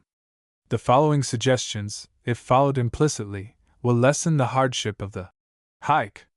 Marching rules. 1. Adjust your equipment, if necessary, at the first halt. 2. Do not leave the column without the express permission of your company commander. 3. Keep in your proper place in the column. 4. Keep 40 inches from the man in front of you. Halts. Halts are made for the purpose of resting. Take advantage of the opportunity by sitting down at once along the side of the road near the place where your squad will form when the march is resumed. Remain seated until the command to fall in is given. Sit down in such a way that you do not support the weight of the pack on your shoulders while resting. Don't go wandering off into people's yards or orchards. Relax as completely as possible. Get into place immediately when the signal is given. Camping. 2 men tent together, the front rank man and his rear rank file. Alter pitching your tent, get inside and level off the ground. Cut a drain around the tent to carry the water off. This should be done even in pleasant weather. In case you do not trench your tent and a sudden rain comes, your blankets may get wet and you will probably lose some much needed rest and sleep. If the tent pins will not stay in the ground, cut some small sticks to a length of about 12 inches and use them as tent pins. Preparing your bed. After you have pitched your tent, get some hay, grass, straw, or leaves and cover the floor. Place one poncho on this, then 1 or 2 blankets on top of the poncho to sleep on, and use the remaining blankets as cover. Spread the other poncho over the tent. Many men are careless about making a comfortable bed. You will be rewarded with large dividends if you are zealous in making yourself comfortable. Arrange your equipment at the rear just under the small triangle. Get your meat can, knife, fork, spoon, and tin cup out where they will be handy. Making up your pack. Immediately after reveille, take down your tent and make up your pack. Place your extra blankets on the pile with those of the other members of your squad. Make up your surplus kit bundle and put it in the surplus kit bag. Water. Fill your canteen each evening, as the water wagons sometimes do not reach camp before the morning march is commenced. Excessive water drinking on the march is the besetting sin of the inexperienced soldier. One swallow of water calls for another. Soon your canteen is empty. Your stomach feels uncomfortable. You are still thirsty. If it is necessary to replace some of the water of the body which is lost by perspiration, and this is often necessary, first gargle out the mouth and throat and spit the water out, then take a swallow or two, but be careful not to drink to excess. Injudicious and excessive water drinking fills the hospital ambulances and auto trucks with men who should be in ranks. 1/2 a canteen of water is sufficient for you on any march you will have to make. After you arrive in camp and have cooled off a little, drink as much water as you desire, but do so slowly. Care of the feet. The infantryman's feet are his means of transportation. If you care for them properly, you will be rewarded. 1. Wash and dry the feet carefully and put on clean socks as soon as practicable after getting into camp. 2. Wash out the socks you have been wearing and hang them out to dry. 3. Do not wear socks with holes in them if you can possibly avoid it. Should a hole begin to cause rubbing, turn the sock inside out or change it to the other foot. 4. Just as soon as you decide to attend a training camp or join the colors, cut your toenails square across the ends so they will not grow in. 5. In case of any foot trouble that you cannot relieve, report to the surgeon at once. Don't wait until you cannot march before reporting. 6. A treatment for blisters. Be careful not to tear off the skin covering the blister. Heat the point of a needle until it is red hot, and when it cools insert it under the live skin a little distance away from the blister. Push it through to the underside of the bruised skin or blister, and then press out the water. To protect the blister, grease a small piece of chamois with Vaseline and place it so that it covers the blister and extends over on the solid skin surrounding it. Then place a piece of oxide adhesive tape over the chamois. This method allows the protective covering to be removed without rupturing the skin over the blister and protects the new tender and sensitive skin so that the weight can be rested upon the foot without causing severe pain. 1 man in each squad should be provided with a needle, adhesive tape, a bottle of Vaseline, and a piece of chamois for the common use of the squad. 7. Shoes. A. Be sure they fit your feet. The business shoe you wear at the office won't do for marching when, with the additional weight you carry, your foot spreads in breadth and extends in length.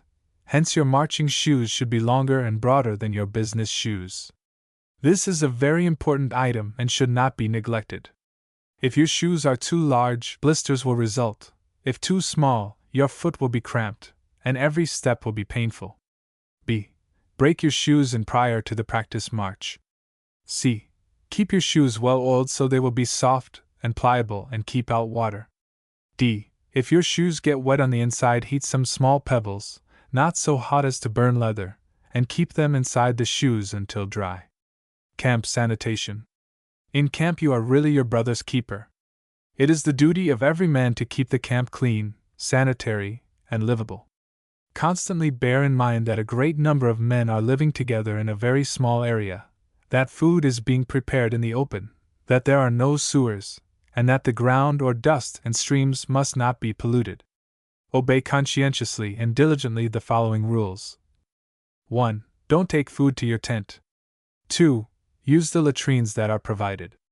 3. When possible, bathe each day as soon as practicable after you arrive at camp. 4. Don't throw food or fruit peeling on the ground. 5. Dispose of any food you cannot eat by burning in the kitchen incinerator. 6. Keep away from the kitchen and cooks. 7. Don't dip your cup in the drinking water receptacle. Use the dipper provided for that purpose. 8. If sick, report to a surgeon. 9. Don't litter up the camp with paper. 10.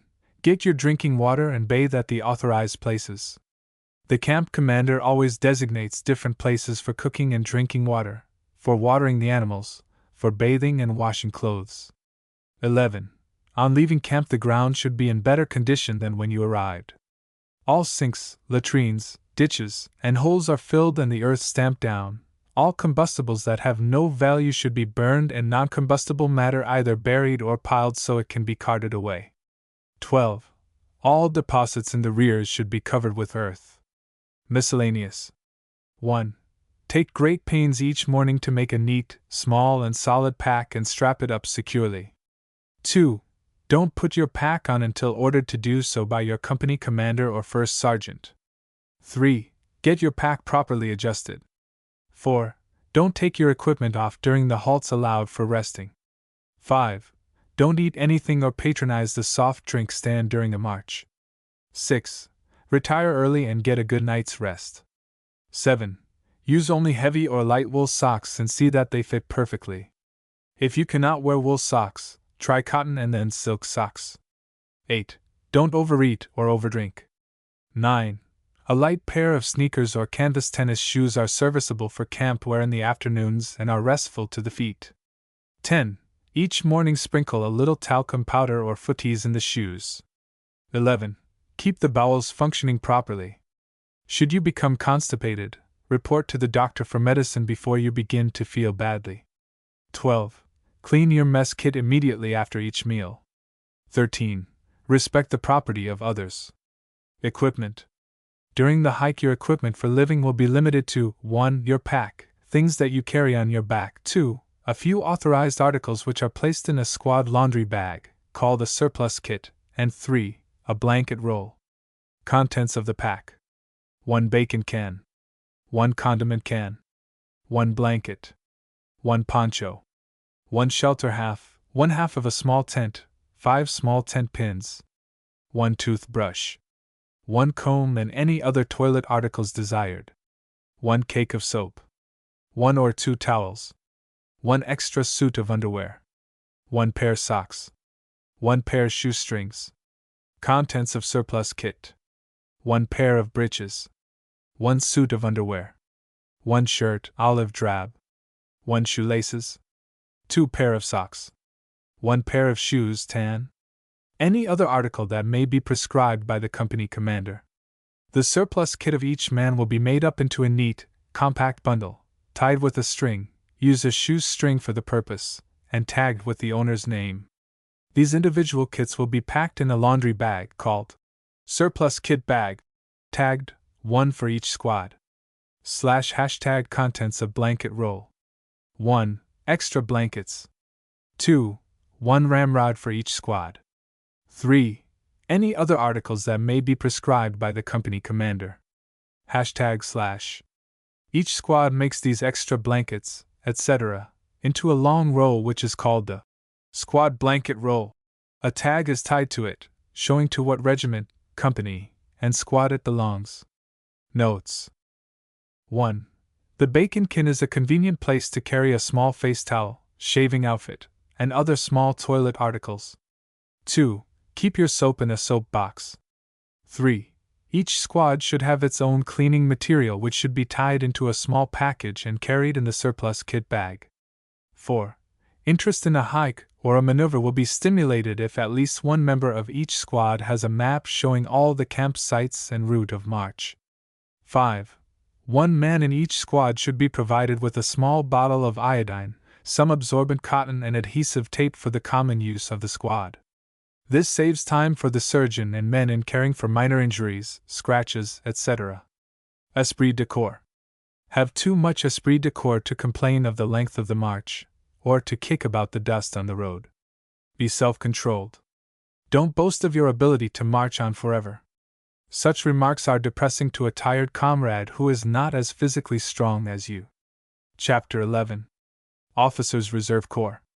To make it possible to fill the gaps made in the regular army, by the heavy loss of commissioned officers which is inevitable in time of war, and to make it possible to train large volunteer armies which are called into existence when war is imminent or actually upon the country, the government has provided for an Officers' Reserve Corps.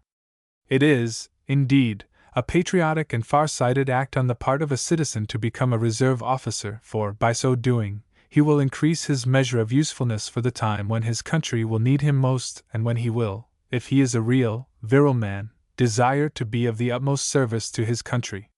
The President alone is authorized to appoint officers in the Reserve Corps. Each officer must be physically, mentally, and morally qualified to hold his commission. The highest rank in the Reserve Corps will be that of Major. Age limits for appointment in the line of the Reserve Corps. Second lieutenants must be under 32 years of age. First lieutenants must be under 36 years of age. Captains must be under 40 years of age. Majors must be under 45 years of age. Any citizen who thinks that he has the necessary qualifications and desires to become a reserve officer should apply to the commanding general of the department wherein he resides for an application blank and all information pertaining thereto. You must undergo a course of training in camp. We advise you in the strongest terms to go to camp as soon as possible. There are no shortcuts in the military business. The most efficient instruction under the most ideal conditions with the most competent officers will be found only in camp. General information concerning the Officers' Reserve Corps. An officer in the Reserve Corps cannot, without his consent, be called into service in a lower grade than that held by him in the Reserve Corps. When a reserve officer reaches the age limit fixed for appointment or reappointment in the grade in which commissioned, he will be honorably discharged from the service of the United States, and he will be entitled to retain his official title, and, on occasions of ceremony, to wear the uniform of the highest grade he held in the Reserve Corps. The preceding provisions as to ages of officers do not apply to the appointment or reappointment of officers of the quartermaster, engineer, ordnance, signal, judge advocate, and medical sections of the Reserve Corps. A commission in the Reserve Corps will cover a period of 5 years, except as provided in the preceding paragraph, unless sooner terminated in the discretion of the President. An officer may be recommissioned, either in the same or a higher grade for successive periods of 5 years, subject to examination and age limits. To become eligible for appointment as an officer of the Officers' Reserve Corps, a man must be not less than 21 years of age and must be a citizen of the United States. The Officers' Reserve Corps in war. In time of actual or threatened hostilities, the President can order officers of the Reserve Corps to temporary duty with the regular army, or as officers at recruiting rendezvous and depots, or on such duty as he may prescribe. An officer thus called into service receives the same pay and allowances as an officer of the same rank in the regular army. When thus called out, reserve officers may be promoted in rank to vacancies in volunteer organizations. Retired officers of the Officers' Reserve Corps are not entitled to retired pay but are entitled to pensions for disability incurred in line of duty and while in active service. When called out for active service, an officer in the Reserve Corps will be required to obey the laws and regulations for the government of the Army of the United States in so far as they are applicable to officers whose permanent retention in the military service is not contemplated. The Officers' Reserve Corps in peace. During peace, the Secretary of War can order any reserve officer to duty for instruction for a period not to exceed 15 days in any one calendar year. While so serving, an officer will receive the pay and allowance of his grade in the regular army. This period of service may be extended with the consent of the reserve officer. By thus extending such periods of instruction, a reserve officer may, at the conclusion thereof, be examined for promotion to the next higher grade. Examinations. Each applicant for a commission in the Reserve Corps will be given a rigid physical examination. Make certain that you can pass such an examination. Go to your family physician and get him to examine you. The examinations for Reserve Corps commissions are for the purpose of ascertaining the practical ability of the applicant. The record of all the service and training the applicant has had at training camps is considered as part of the examination. Those desiring to enter the Officers' Reserve Corps may elect any of the following sections: Infantry Officers Reserve Corps, Cavalry Officers Reserve Corps, Field Artillery Officers Reserve Corps, Coast Artillery Officers Reserve Corps, Medical, to include the reserve officers of the Medical Corps, Dental Corps, and Veterinary Corps, Officers Reserve Corps, Adjutant General's Officers Reserve Corps, Judge Advocate General's Officers Reserve Corps, Inspector General's Officers Reserve Corps, Quartermaster Officers Reserve Corps, Engineer Officers Reserve Corps, Ordnance Officers Reserve Corps, Signal Officers Reserve Corps. Reports to be made. Officers in the Officers' Reserve Corps are required to report at once to the Adjutant General of the department in which they live or to the heads of the staff corps or departments to which they may belong of any permanent change of address. If a change of address to any other department is involved, the adjutant of each department should be notified. The Reserve Officers Training Corps. The President is authorized to establish and maintain in civil educational institutions a Reserve Officers Training Corps which shall consist of senior and junior divisions. Senior Division. A senior division of the Reserve Officers Training Corps may be established at any university and college requiring of its students 4 years of collegiate study for a degree, and at essentially military schools which, as a result of annual inspection of such institutions by the War Department, are especially designated as qualified to establish a unit of the senior division.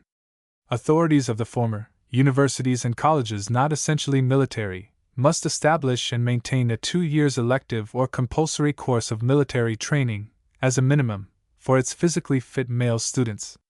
This course, when entered upon, must in the case of such students be a prerequisite for graduation. When any member of this senior division has completed 2 academic years of service in that division, has been selected by the president of the institution and by its professor of military science and tactics, who must be an Army officer, has made a written agreement to continue in the Reserve Officers Training Corps for the remainder of his course in the institution, devoting 5 hours per week to the military training prescribed by the Secretary of War, has also made a written agreement to pursue the courses in training camps, one camp of not more than 6 weeks' duration each year, prescribed by the Secretary of War. When he has fulfilled all these conditions, he may be given, at the expense of the United States, a money commutation of subsistence at a rate not exceeding the cost of the garrison, Army, ration during the remainder of his service in the Reserve Officers Training Corps. This will amount to about 30 cents a day. This provision applies only to the senior division. Junior Division. A junior division of the Reserve Officers Training Corps may be established at any institution to which an Army officer has been detailed as the professor of military science and tactics, and which cannot meet the necessary requirements for the senior division. In this case, the government does not give a commutation of subsistence, and the students are not asked to obligate themselves as in the senior division to enter the Reserve Officers Corps. The President is authorized, under such regulations as he may prescribe, to appoint in the Officers' Reserve Corps any graduate of the senior division of the Reserve Officers Training Corps, who shall have satisfactorily completed the 2-year course of training, 5 hours a week, incident to receiving a commutation of rations. Also any graduate of the junior division who shall have satisfactorily completed the courses of military training prescribed for students of the senior divisions, referred to in the first part of this paragraph, and shall have participated in such practical instruction, subsequent to graduation, as the Secretary of War shall have prescribed. They must be 21 years of age and must make written agreement under oath to serve the United States for 10 years. Any physically fit male citizen of the United States, between the ages of 21 and 27 years, who graduated prior to June 22, 1916, from any educational institution at which an officer of the Army was detailed as professor of military science and tactics, and who, while a student at such institution, completed courses of military training substantially equivalent to those prescribed for the senior division of the Reserve Officers Training Corps, may, after satisfactorily completing such additional practical military training as the Secretary of War shall prescribe, be eligible for appointment to the Officers' Reserve Corps. The President can appoint and commission, as a temporary second lieutenant of the regular Army in time of peace, for the purpose of instruction and for a period not to exceed 6 months, any reserve officer who was appointed in the manner described in the 2 preceding paragraphs. A temporary second lieutenant will receive the allowance authorized by law for that grade and pay at the rate of $100 a month. He will be attached to a unit of the regular Army for duty and training. At the end of the 6 months, he will revert to the status of a reserve officer. Department Commanders Report. At the end of each calendar year, department commanders and chiefs of staff corps and departments compile lists of members of the Officers' Reserve Corps under their command, showing name, rank, age, and address, amount of instruction received, progress made, efficiency of officer, recommendation. A copy of these lists will be forwarded to the Adjutant General of the Army. The remainder of this chapter boils down to an irreducible minimum some of the most important subjects with which a reserve officer or an applicant for a commission in the Officers' Reserve Corps should be familiar. It emphasizes those things with which a reserve officer should at once become familiar. It merely opens up a broad field of study for a reserve officer, and at the same time can be used as a place of reference. The Land Forces of the United States. You now are, or expect to become, a member of the Land Forces of the United States. Of what do the Land Forces of the United States consist? They consist of the regular Army, the Volunteer Army, the Officers' Reserve Corps, the Enlisted Reserve Corps, the National Army, the National Guard in the service of the United States, and such other land forces as Congress may authorize. The land forces are grouped under 2 general heads: the Mobile Army, the Coast Artillery. The Mobile Army. The Mobile Army is primarily organized for offensive operations against an enemy, and on this account requires the maximum degree of mobility. Field Service Regulations.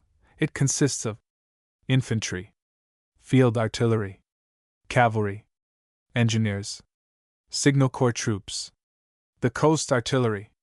The Coast Artillery is charged with the care and use of the fixed and movable elements of the land and coast fortifications. Field Service Regulations. The President of the United States is the Commander-in-Chief of the Army. He exercises his command through the Secretary of War. The Chief of Staff acts as military advisor to the Secretary of War. He puts into effect the administration's wishes. For the purpose of equipping, inspecting, directing, and administering to the Army, there are the following corps and departments: General Staff Corps, Adjutant General's Department, Inspector General's Department, Judge Advocate General's Department, Quartermaster Corps, Medical Department, Ordnance Department, Bureau of Insular Affairs, Signal Corps, Engineer Corps. The following are the grades of rank and commands of officers and non-commissioned officers. 1. General. Commands armies. 2. Lieutenant General. Commands Field Army. 3. Major General. Commands Division. 4. Brigadier General. Commands Brigade. 5. Colonel. Commands Regiment. 6. Lieutenant Colonel. Second in command in a regiment. 7. Major. Commands Battalion. 8. Captain. Commands Company. 9. First Lieutenant. Commands Platoon. 10. Second Lieutenant. Commands Platoon. 11. Veterinarian. He has no command. 12. Cadet at United States Military Academy. He has no command. 13.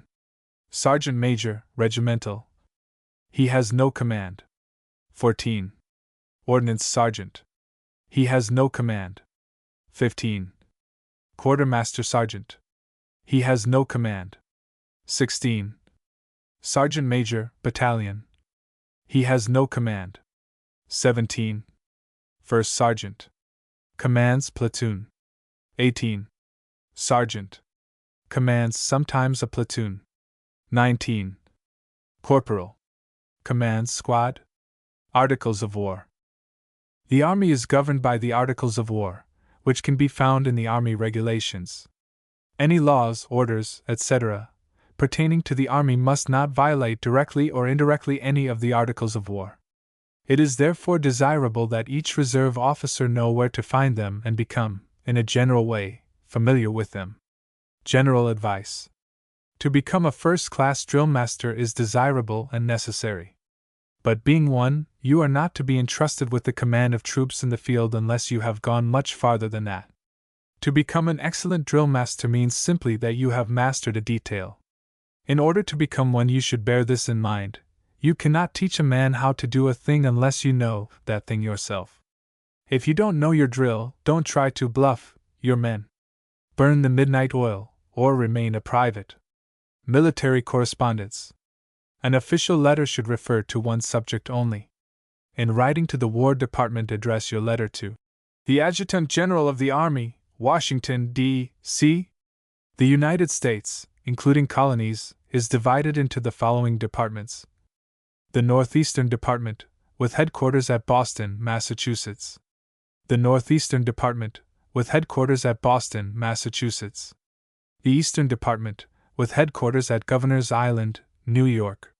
The Eastern Department, with headquarters at Governor's Island, New York.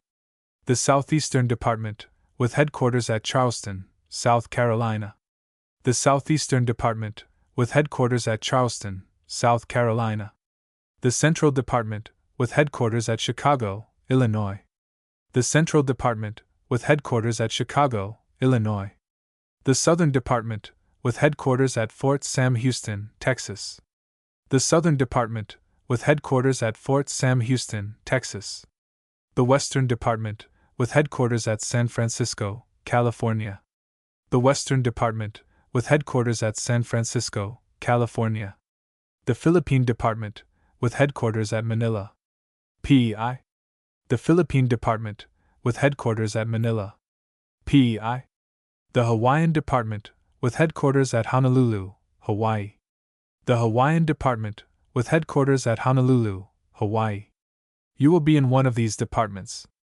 Address your communication to the Commanding General at his department headquarters. Answer all official communications promptly. This is important. Letters must be written, folded, signed as prescribed by the War Department. Models illustrating the system are furnished by the Adjutant General's Office, Washington, D.C. IND is the abbreviation for endorsement. Correspondence Model. Correspondence Model. Company B, 40th Infantry, Fort William H. Seward, Alaska, July 19, 1916. Th. Fort William H. Seward. From the Commanding Officer, Company B, 40th INF. To the Adjutant General of the Army, through military channels. Subject: Philippine Campaign Badge, Corporal John Doe. */ Enclosed are lists in duplicate of the enlisted men of Company B, 40th Infantry, entitled to the Philippine Campaign Badge. John A. Brown, Captain, 40th INF. John A. Brown, 1st IND. HQ Fort William H. Seward, Alaska, July 19, 1916. To the Commanding Gen., Western Department, San Francisco, California. AF, R. Brig, Gen. Comj. To DIND. DIND. Including is the abbreviation for enclosure. Stamp, Rect Western Department, July 30, 1916. Note: this correspondence is not complete, but it illustrates how to write a military letter and endorsement. Note: use of the combined arms. Every efficient officer must realize the possibilities and limitations of his own arm of the service as well as the possibilities and limitations of the other arms. Each arm of the service is necessary and important. A proper understanding of the use of the combined arms is as essential to success in battle as cooperation between the different members of a football team is to its success. Don't knock any arm but the one you are in, and don't knock that unless you are willing to admit you are not man enough to improve it. Infantry. The infantry is the principal and most important arm, which is charged with the main work on the field of battle, and it usually decides the final issue of the combat. Field Service Regulations, The role, duty, or job of the infantry, whether offensive or defensive, is the role of the entire force. If it fails, all fail.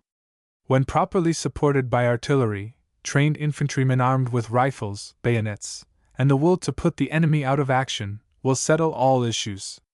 Artillery. The chief duty of the artillery is to support the infantry. It does this in 3 ways. First, by firing at the hostile infantry. 2d. By putting out of action the hostile artillery so that it cannot fire at the infantry. 3d. By demolishing the obstacles in front of the enemy's works. It smothers the enemy with a curtain of fire, so that the infantry can move forward without ruinous losses. Cooperation with the infantry is essential. If the infantry is defeated, the artillery covers its withdrawal. If the infantry is successful, the artillery moves forward and assists in reaping the full reward of victory by firing on the fleeing enemy. The present European war has greatly increased the prestige and importance of this arm of the service. The amount of artillery on the Western Front and the amount of ammunition consumed daily is appalling. Cavalry. This very important arm is the eye with which the general sees for many miles to the front and flank. In an advance, it pushes ahead, combs the country for the enemy, disperses his cavalry, and thus protects the infantry in the rear. It locates the enemy, and occupies his attention until the infantry comes up. It protects the flanks and rear of the infantry and artillery during the fight. If needed, it joins in the fight. If the infantry is defeated, it covers the withdrawal, and if the infantry wins, it pursues and pounces upon the enemy. Machine guns. Before the present European war, machine guns were classified as emergency weapons. It was not believed that they could remain long in action, because they would soon be silenced by hostile fire, artillery, and infantry. It was recommended, therefore, that a favorable opportunity be awaited before opening fire, which was to be delivered with their utmost effectiveness. They were believed to possess very limited possibilities in an attacking line, hut as being most valuable in defensive works where protection and concealment could be found. During this war they have lost, as a defensive weapon, no prestige. They have also proved of great value to the attacking side. They are being made light and portable to accompany the firing line in an attack. The supply of ammunition alone limits the number that can be used. Each side in the present war has used them by the thousands with effectiveness. Machine guns are more worthy of consideration today than heretofore. Bombs and hand grenades. The present European war has revived the use of hand grenades and bombs. A certain number of soldiers in each British and French battalion are trained as grenade throwers. Their principal weapon is a bucket or bag of grenades or bombs. They operate not only from trenches but accompany the firing line in an attack and dispose of sheltered or isolated group of the enemy by smothering their position with a shower of hand grenades or bombs. These weapons are in the first stages of development in this country.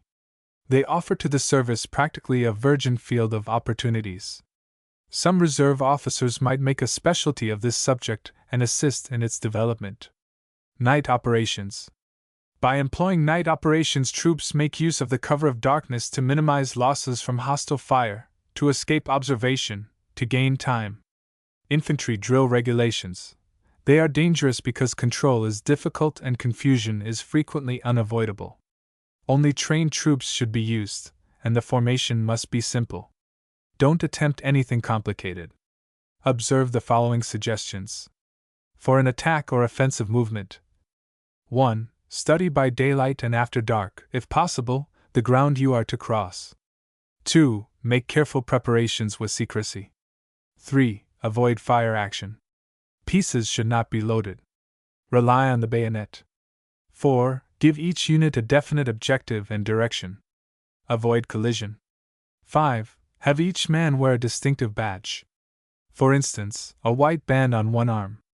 If on the defensive and you expect a night attack, place obstacles in front of your position, heavily patrol your front, fix bayonets, move up your supports, open fire as soon as results may be expected, and illuminate the foreground. Obstacles. The main object in placing obstacles in front of a defensive position is to delay the enemy while he is under the defender's fire, and thus make his advance as difficult as possible. To accomplish this result, they must be so placed that the enemy must cross them. They must not interfere with the defender's view or fire. They must not be easily destroyed by artillery fire. They must not afford concealment to the enemy, and they must be so made that they will not obstruct a counterattack on the part of the defenders. The present war has demonstrated that the barbed wire entanglement fulfills more of these requirements than any other form of obstacle. See Engineer Department's Manual on Field Fortifications, on how to construct obstacles. Meeting engagements. When two hostile forces suddenly meet, we have what is termed a meeting engagement. Very little or no reconnaissance is possible. There is an absence of trenches. Both sides deploy rapidly. The smaller the force, the more frequently will it fight a meeting engagement. Therefore, it is of the utmost importance to junior officers. A great advantage will accrue to the side which can deploy the faster. The leader who has initiative, who can make a quick decision and is willing to take a long chance, will have a great advantage. Withdrawal from action. The withdrawal of a defeated force can generally be effected only at a heavy cost. Infantry drill regulations. When a withdrawal is necessary, make every possible effort to place distance and a rear guard between you and the enemy. Have one part of your line withdraw under protection of the fire of the other part, and so on. Reorganize your command as soon as possible. Entrenchments. Ordinarily, infantry entrenches itself whenever it is compelled to halt for a considerable time in the presence of the enemy. Infantry drill regulations. Trenches are constructed with a view of giving cover which will diminish losses, but they must not be so built or placed as to interfere with the free use of the rifle. A good field of fire is the first consideration. The construction of a trench is simple, but the location of it is difficult. If possible, trenches are laid out in company lengths. Entrenchments usually take the following form. 1. Hasty cover. Constructed by troops with the tools they carry on their person. It is a shallow trench with a parapet at least 3 feet thick and 1 foot high. It furnishes cover against rifle fire, but scarcely any against shrapnel. 2. Fire trench. It should be deep and narrow with the parapet flat and concealed. While in it, the troops fire at the enemy, hence the name fire trench. Usual forms of fire trenches are as shown in the following illustration. 3. Support trenches. The supports sleep and live in these trenches, hence they are covered. The cover, roof, must be thick enough to afford protection from high-angle artillery fire. It is placed as near the fire trench as possible. 4. Approach trenches. These connect fire trenches with the support trenches and the support trenches with any trenches in rear where natural covered communication is impracticable. Others are in rear. / a section of a forward entrenched zone. Others are in rear. They are zigzagged to escape being enfiladed. That is, to prevent one explosion from doing too much damage in a single trench. During an engagement, troops by using these trenches can go safely to the help of the troops in the fire trenches. They are usually deep and narrow. 5. Intermediate trenches. They are constructed in rear of the support trenches when the ground renders it possible to offer a stubborn resistance between the support and the reserve trenches. They are constructed like fire trenches. 6. Reserve trenches. Constructed like the fire trenches and occupied by the local reserves who live in deep dugouts. The intermediate and reserve trenches are often merged into the support trenches. All are protected by barbed wire entanglements. No set plan of trenches can be used. The topographical features of the ground must govern. Military maps. Definition. A military map is a drawing made to represent some section of the country, showing the features that are of military importance, such as roads, bridges, streams, houses, and hills. The map must be so drawn that you can tell the distance between any 2 points, the heights of the hills, and the relative positions of everything shown. Field service regulations.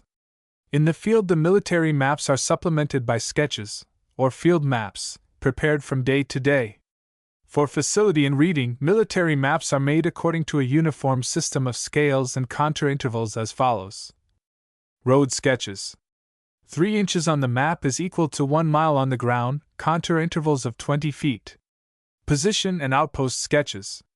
6 inches on the map arc equal to 1 mile on the ground, contour intervals of 10 feet. Maneuver or war game maps. 12 inches on the map are equal to 1 mile on the ground, contour intervals of 5 feet. Large strategical maps for extended maneuvers. 1 inch on the map is equal to 1 mile on the ground, contour intervals of 60 feet. Every officer in the Reserve Corps should be able to read a military map and make a road, an outpost, and a position sketch. Bayonet. Importance of the bayonet. The infantry soldier is armed with a bayonet.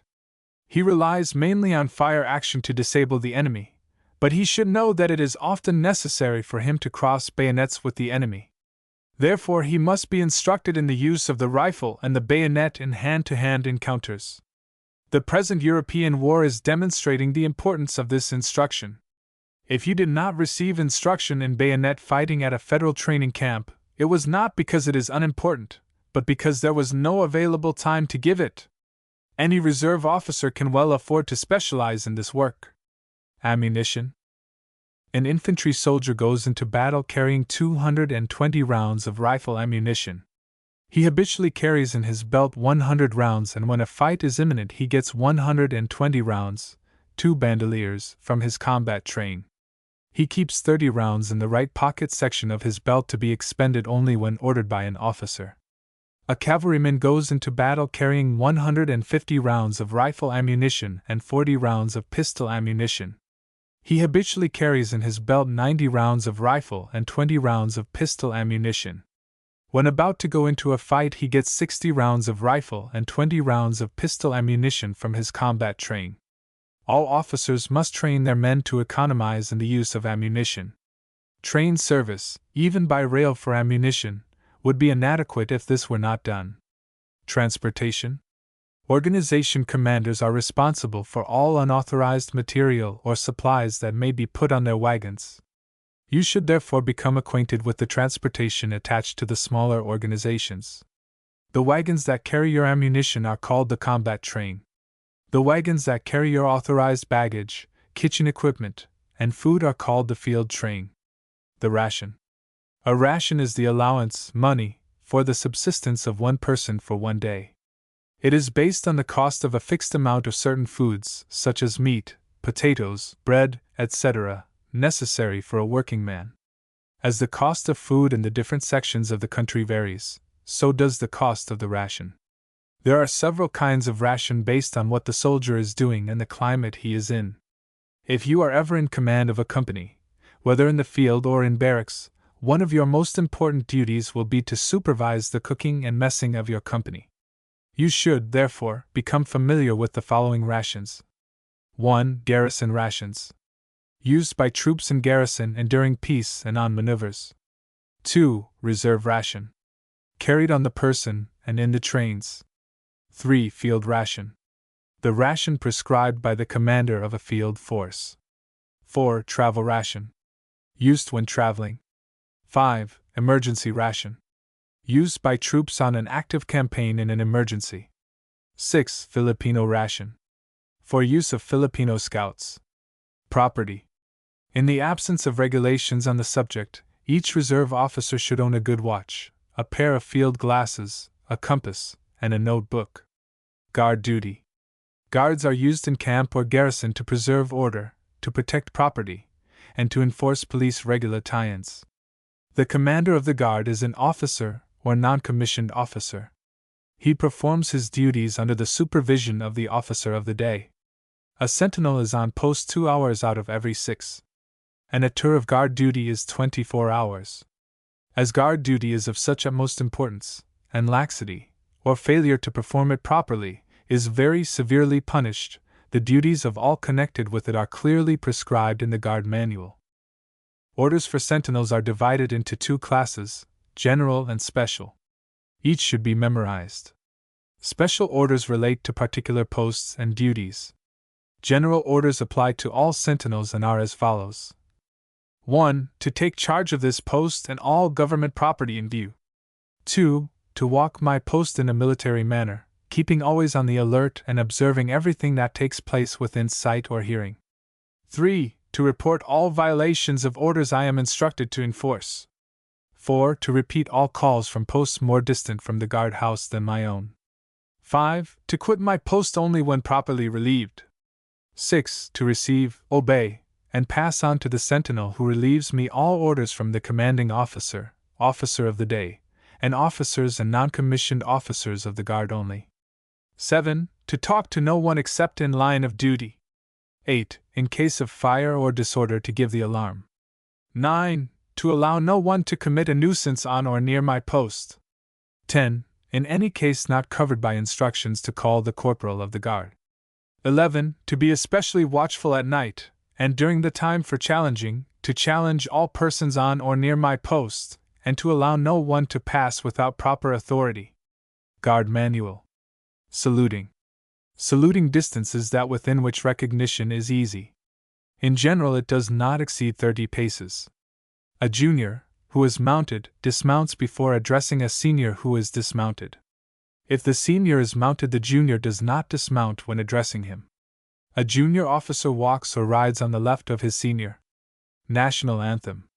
Whenever the national anthem is played at any place when persons belonging to the military service are present, all officers and enlisted men not in formation should stand at attention facing toward the music, except at retreat, when they should face toward the flag. If in uniform, covered, they shall salute at the first note of the anthem, retaining the position of salute until the last note of the anthem. If uncovered, stand at attention but do not salute. If not in uniform and covered, they shall uncover at the first note of the anthem, holding the headdress opposite the left shoulder, and so remain until its close, except that in inclement weather the headdress may be slightly raised. The same rules apply when to the color or to the standard is sounded as when the national anthem is played. When played by an army band, the national anthem shall be played through without repetition of any part not required to be repeated to make it complete. The same marks of respect prescribed for observance during the playing of the national anthem of the United States shall be shown toward the national anthem of any other country when played upon official occasions. Colors or standards. Colors are the national and regimental flags of foot troops. Standards are the national and regimental flags of cavalry or field artillery.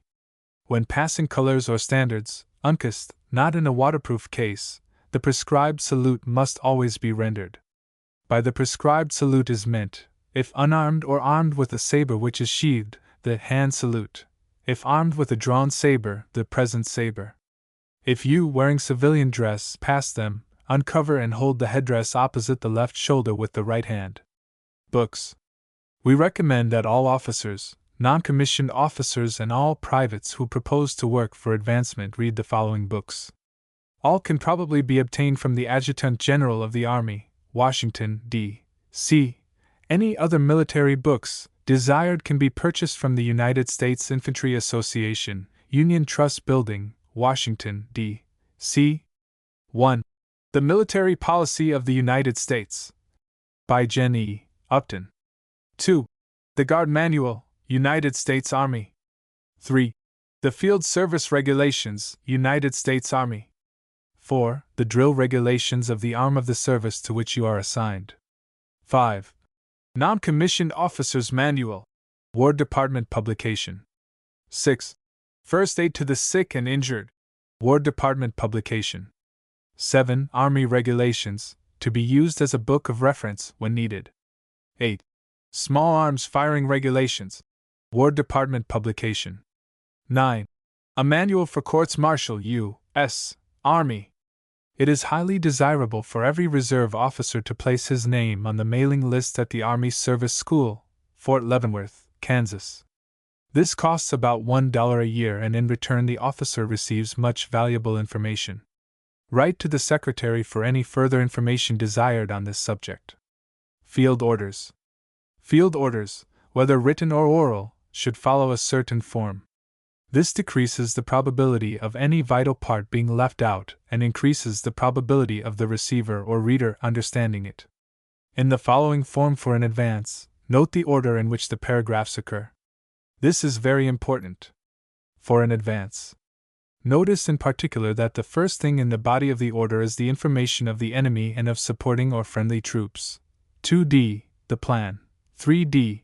the detailed instruction for executing the plan. 4th, the order to field train. 5th, the place where the commander can be found. All orders, whether for a retreat, an attack, a defense, the establishment of an outpost, and so on, should take this general form. A model order for an advance. Valley. Falls. Easton. Valley. Falls. Fort Leavenworth. Missouri. Fort Leavenworth. Easton. Big Stranger. Atchison Pike. Easton. Lomont. Big Stranger. Millwood. Mount Olivet. General ideas and rules for solving military problems. The caveman knocked over his foe with a rude club. The operation is greatly refined today. The technique of war changes with the ages, but human nature remains the same. Whether with grenade or gas, from submarine or aeroplane, a man after all possible woe and suffering is no more than killed. Human nature will submit to losses in battle up to a certain point, after that the frailties are asserted. The instinct of self-preservation dominates. Organization and discipline and reason are dissipated. A condition ensues similar to that which we have in theaters during fires. Napoleon's success as a military leader was due to his knowledge of men and how to handle them, common sense, and in a lesser degree to what he learned from books. Upon such a basis, the young managers of industrial concerns would be most valuable material from which to select and train successful military leaders.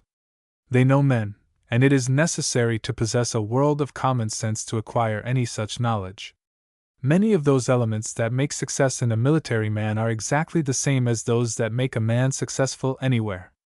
A president of a university, a lawyer or banker or merchant or engineer, has exactly the same kind of daily problems to solve, and requires much the same talents as those possessed by a military leader. Since success in battle is the thing at which we are driving in all military training, it is common sense to prepare a machine that will do the business.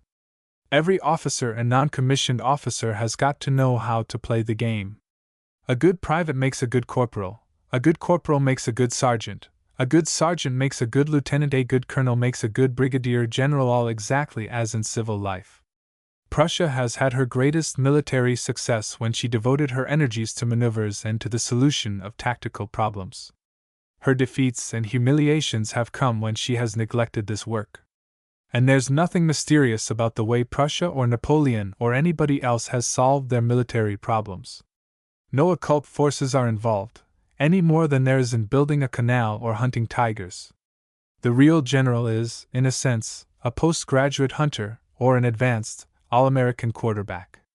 One phase of the military work is significant and should cause reflection.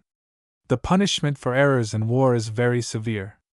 A leader who makes mistakes may not only pay for them with his own blood, but others too may suffer with him. In war we must obey our leaders whether they are right or wrong. How great, do you suppose, are those hordes that have been sacrificed on history's battlefields to the goddess of ignorance? Napoleon says in one of his maxims, "Read and reread the campaigns of Alexander, Caesar, Gustavus Adolphus, Turenne, Eugene, and Frederick. Take them for your model. That is the only way of becoming a great captain, to obtain the secrets of the art of war." To read more intelligently such history, we should know something about solving problems and minor tactics. We must know how to solve such problems if we are to master our duties as officers. Whether, as general or corporal, you are solving a problem on a map or on the ground, your methods will be, in principle, the same. In the former case, your soldiers understand thoroughly all orders and do exactly as directed. In the latter case, your soldiers are human. They get tired and sick. They go in the wrong directions and get lost sometimes. One forgets, another is late, and the third misinterprets an order, etc. Here is the common sense way in which an all-American quarterback performs his duties. He studies carefully the opposing team, enemy, by reports beforehand and on the field of the contest, to determine his weak and strong points. The latter he wishes to avoid in directing his attack. He considers his position on the field, the wind and weather, if raining, etc., and then his different plays to hit the weaker parts of the opposing line with the advantages and disadvantages of each. To his well-trained mind all this is done in a flash, but the logic and causes and effects of action are nonetheless present.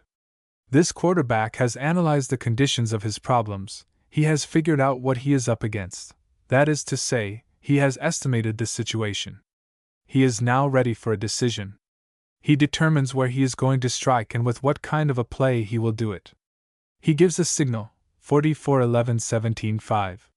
That is to say, he issues his orders. That is exactly the way a military man, whether he be a corporal or a general, goes about handling a problem, whether on paper or on the ground. When he goes into battle, he finds the only difference is that the problem is complicated by bullets and excitement. Don't think that you are going to learn to solve problems from books alone, any more than you can learn to play tennis or build bridges on paper. You have got to get out into the country and work with actual troops. But first study map problems. Come to a decision slowly until you have had considerable practice, then write out your order with no guides or references. Then check yourself up. Common sense and simple plans are the safest guides. To frame a suitable field order, you must make an estimate of the situation, culminating in a decision upon a definite plan of action. You must then actually draft or word the orders which will carry your decision into effect. The logical way to estimate the situation. First, consider exactly what you are to do, i.e., your mission as set forth in the orders or instructions under which you are acting or as deduced by you from your knowledge of the situation. 2d. Consider all available information of the enemy. What is his strength? How is he situated? What is he going to do? Etc.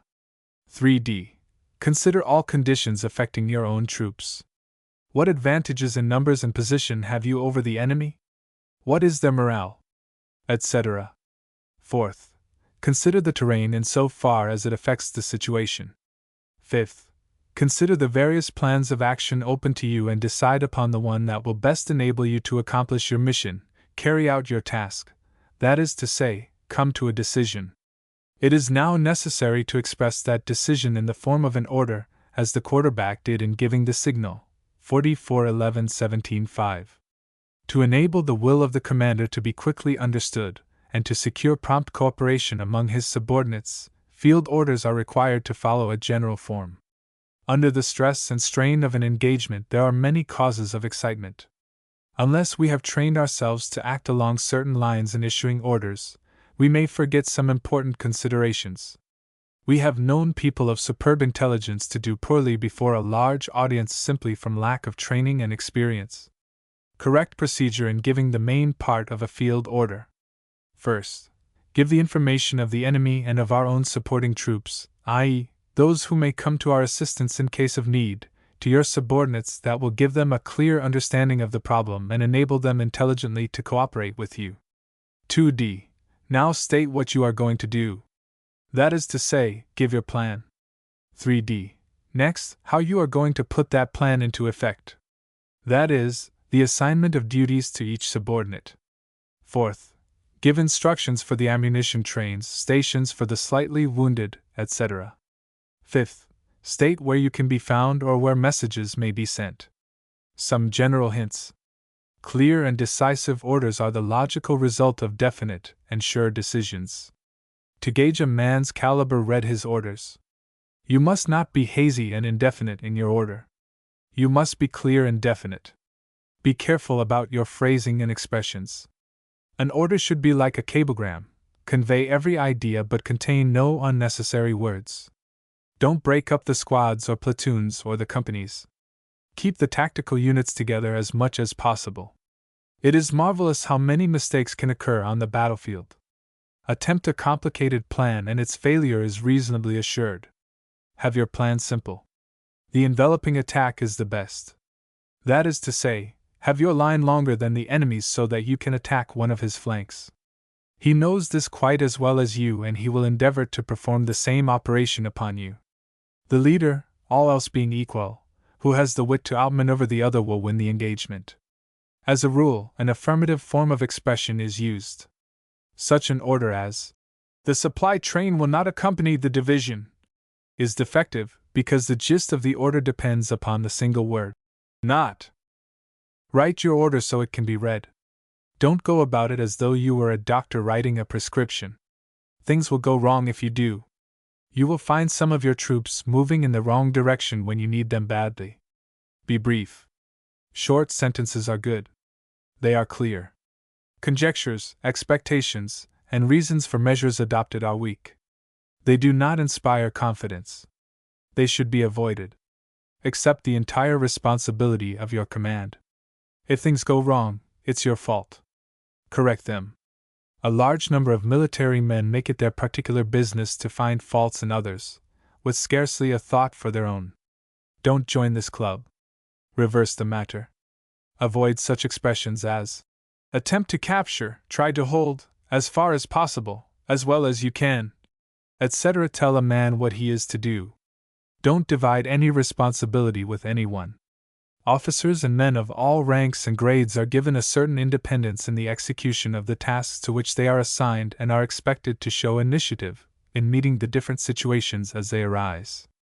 Every individual, from the highest commander to the lowest private, must always remember that inaction and neglect of opportunities will warrant severe censure. Do something that will help carry out the plans of your commander. The Japanese regulations caution their commanders to avoid inaction and hesitation. If you were hunting tigers and permitted a wounded one to move to your rear and spring upon you, unaware of its presence, you would probably pay a heavy price for not being on the alert.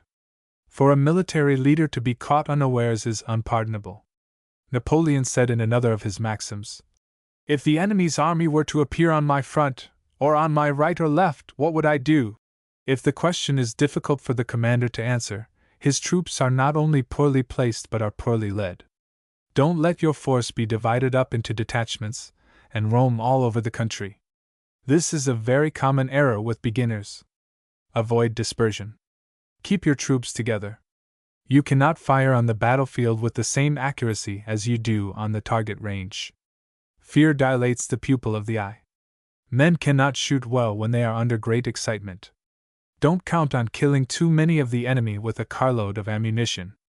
Never forget that fire superiority is the thing that wins battles. If you let the other fellow get it and keep it, he's going to win, not you. Don't trespass upon the province of a subordinate. He will handle his job if you will handle yours. Remember that your flanks are just as vulnerable as the enemy's. He has his eyes on your flanks just as much as you are observing and considering his own. Keep cool about starting the action. Don't put all your men in before you understand thoroughly the condition confronting you. Hold a large part of your force out as supports and reserves until you know definitely the enemy's position. Don't get killed unless necessary. Your usefulness to the state comes to an end when that occurs. Take advantage of cover, hug the ground. Learn what is good and what is poor cover. It is a common fault to forget about the service of information once the action has begun. Keep up your patrolling. Keep yourself posted on what the enemy is about. Otherwise, he may have some unpleasant surprise for you. Be particularly careful about details of time and place. Regulate your watch by the time kept at headquarters. When you've got the enemy on the run, don't let up for an instant. Pursue him without mercy. Turn his retreat into a rout. Capture or destroy his forces. Scarcely any of these things we are telling you are new. They are as old as war itself. The boxer of 1,000 years from now may know a little more about the technique of the game, but the essentials will not change. To wear the champion's belt, he will have to suffer some lusty blows and be able himself to deliver some more powerful. There will be no easy road to the title. So it is with all wars. Summary. We recommend that each officer become familiar with the following summary. 1. Avoid combats that offer no chance of victory or other valuable results. 2. Make every effort for the success of the general plan and avoid spectacular plays that have no bearing on the general result. 3.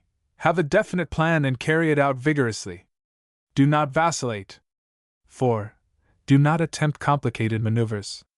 5. Keep the command in hand. Avoid undue extension and dispersion. 6. Study the ground and direct the advance in such a way as to take advantage of all available cover and thereby diminish losses. 7. Never deploy until the purpose and the proper direction are known. 8. Deploy enough men for the immediate task in hand, hold out the rest and avoid undue haste in committing them to the action. 9. Flanks must be protected either by reserves, fortifications, or the terrain. 10. In a decisive action, gain and keep fire superiority. 11. Keep up reconnaissance. 12. Use the reserve, but not until needed or a very favorable opportunity for its use presents itself. Keep some reserve as long as practicable. 13. Do not hesitate to sacrifice the command if the result is worth the cost. 14. Spare the command all unnecessary hardship and exertion. Infantry drill regulations. Miscellaneous information. For convenience, military information is considered under two heads, namely, 1. That collected in time of peace by the body of Army experts in Washington called the General Staff, and 2. That obtained by troops in the field after war has begun. The former relates to general conditions such as the geography, resources, and military strength of the various nations, information necessary to enable the General Staff to act intelligently in the event of war. The latter relates to more local and detailed conditions out on the firing line. For a general to act intelligently, he must possess information of the position, strength, dispositions, intentions, etc., of his opponent. This may be obtained from a number of sources adjoining troops, inhabitants, newspapers, letters, telegraph files, prisoners, deserters, spies, maps, but mostly from information-gathering groups, called reconnoitering patrols. When the available maps do not show all the military features of the country, officers and soldiers must go on ahead and make maps that do. Intelligence Section General Staff. There is a special committee of the great General Staff called the Intelligence Section, whose business it is to weigh and classify all information sent to it. Members of this committee are placed on duty with large organizations, for instance, a division, a field army, etc. Assumption of the enemy. When reliable information of the enemy cannot be obtained, it must be assumed that he has sense and will act with excellent judgment. False information. Unless instructions have been given to spread false information, all persons connected with the military service are forbidden to discuss the military situation, plans, movements, etc., with, or in the presence of, civilians of any age, sex, or nationality. Fire. There are 3 kinds of fire. 1. Volley fire.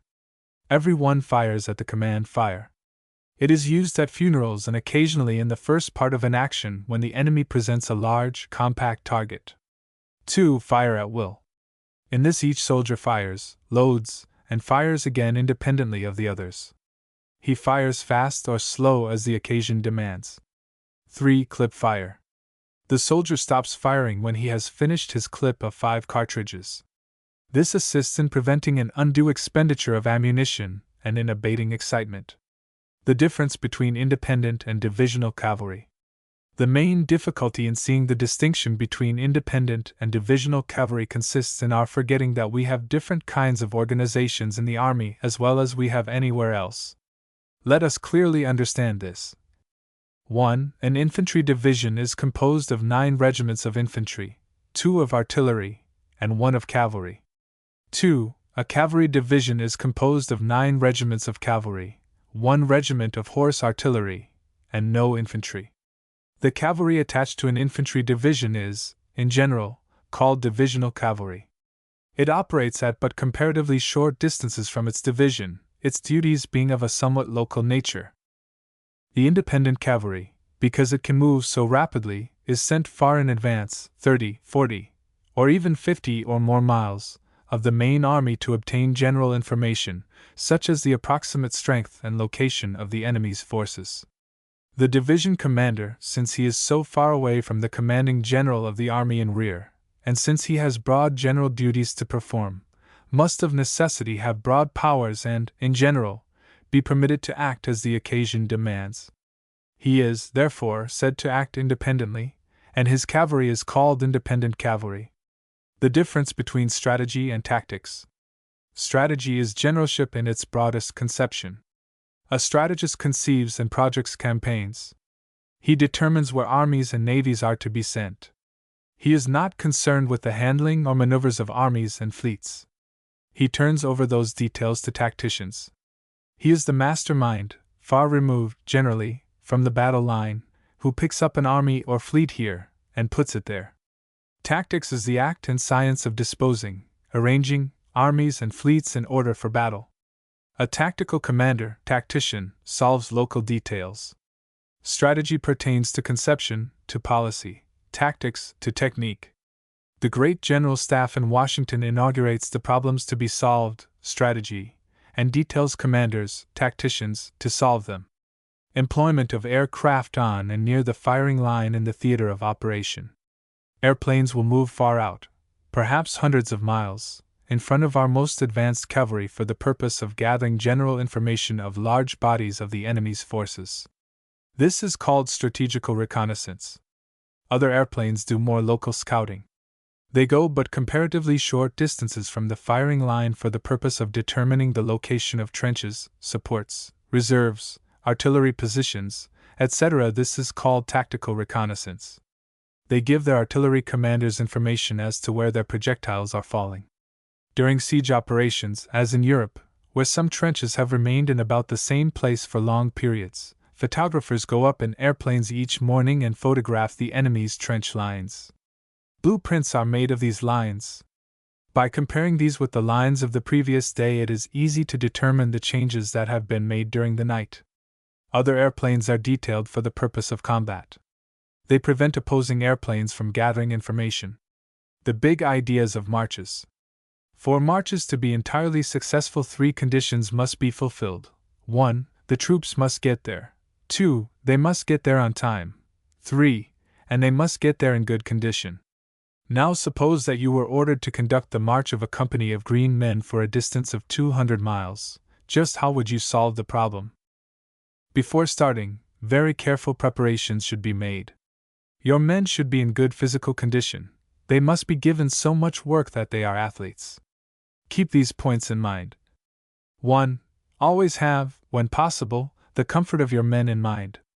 Their work in carrying a load of nearly 40 pounds and marching around 15 miles a day will be hard enough.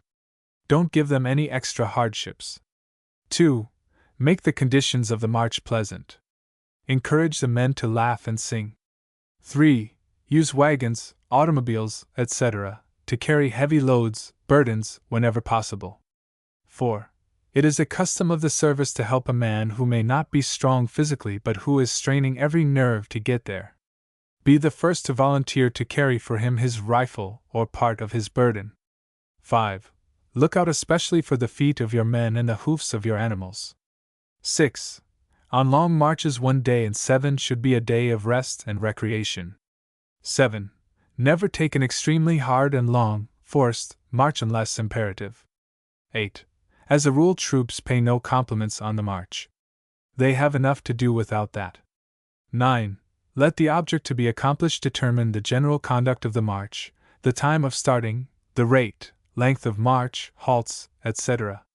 Shelter. When troops are sheltered under canvas, in tents, they are in camp.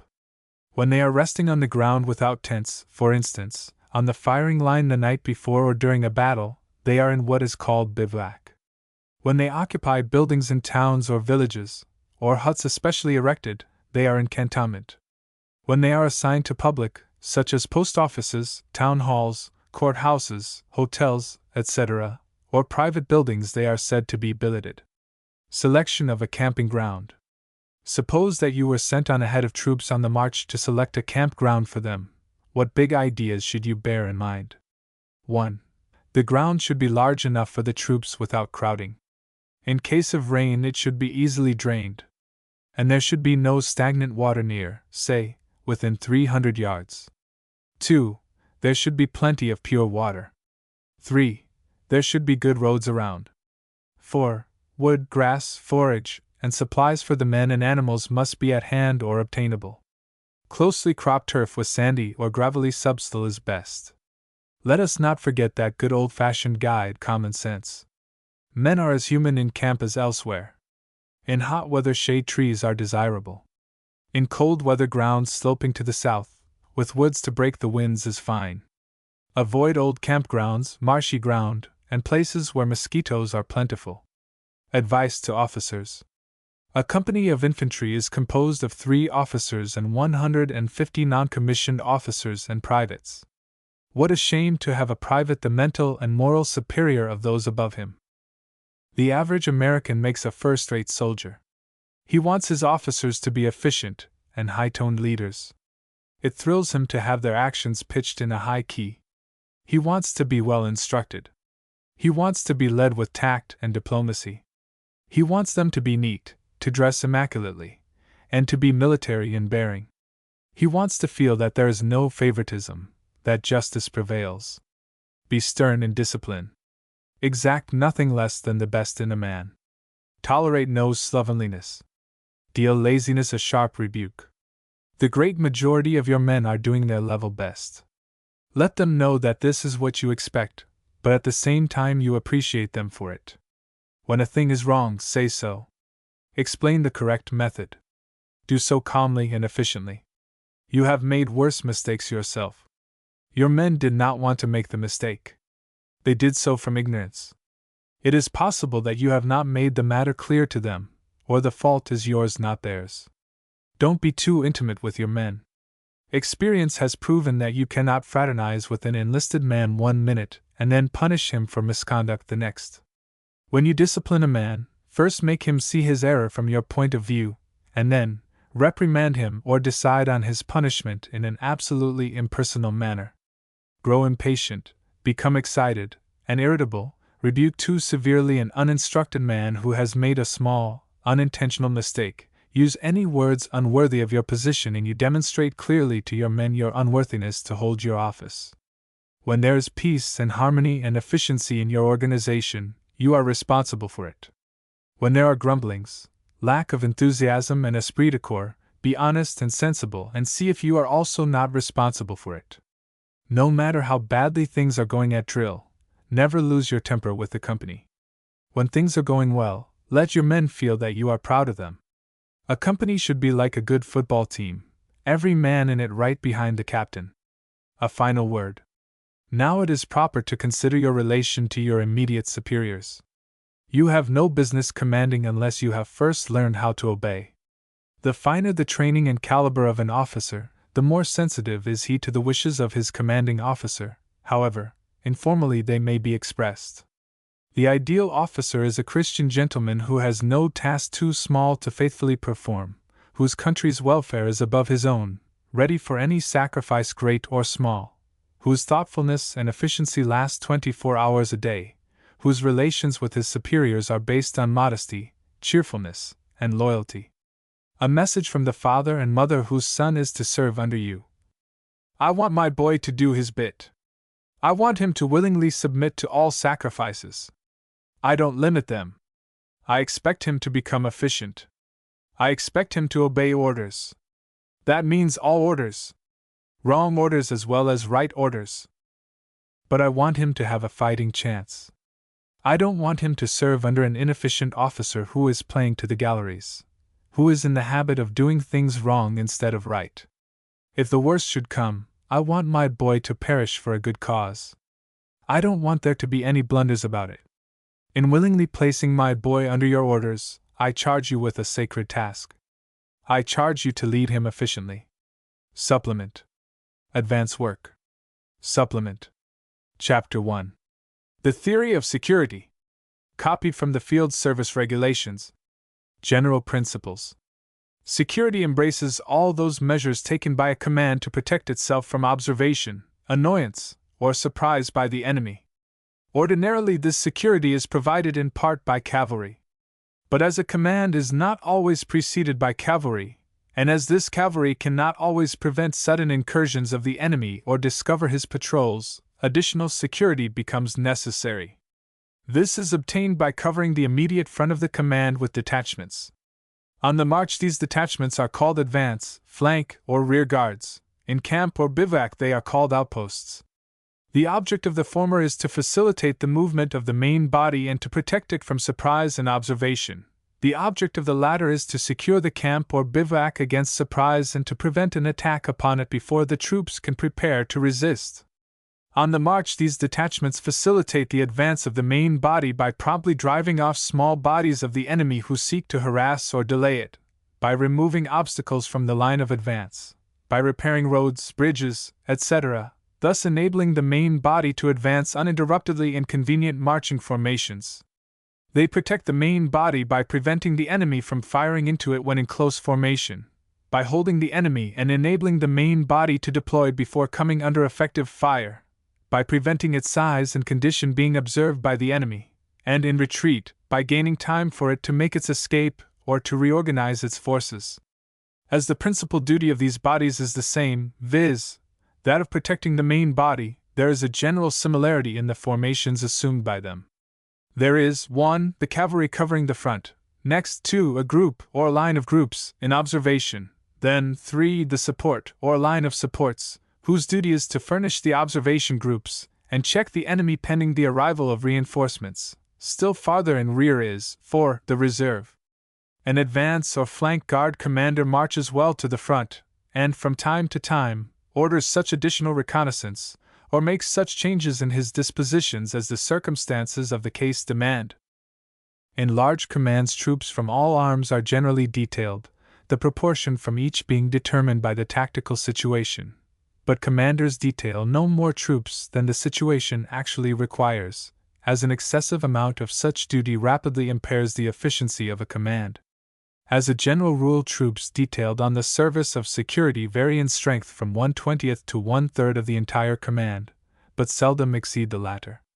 When practicable, the integrity of tactical units is preserved. In mixed commands, infantry usually forms the greater part of the troops detailed to the service of security. Cavalry is assigned to that duty whenever advantage can be taken of its superior mobility. The kind and amount of artillery are determined by circumstances. The field trains of troops on this duty generally remain with the field train of the command, but if conditions permit, they may join their organizations. Troops on the service of security pay no compliments. Individuals salute when they address, or are addressed by, a superior officer. Advance guards. An advance guard is a detachment of the main body which precedes and covers it on the march. Its duties are 1. To guard against surprise and furnish information by reconnoitering to the front and flanks. 2. To push back small parties of the enemy and prevent their observing, firing upon, or delaying the main body. 3. To check the enemy's advance in force long enough to permit the main body to prepare for action. 4. When the enemy is encountered on the defensive, to seize a good position and locate his lines, care being taken not to bring on a general engagement unless the advance guard commander is empowered to do so. 5. To remove obstacles, repair the road, and favor in every way possible the steady march of the column. Strength and composition.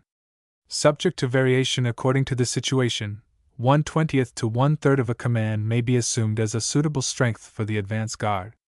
The larger the force, the larger in proportion is the advance guard, for a large command takes relatively longer to prepare for action than a small one.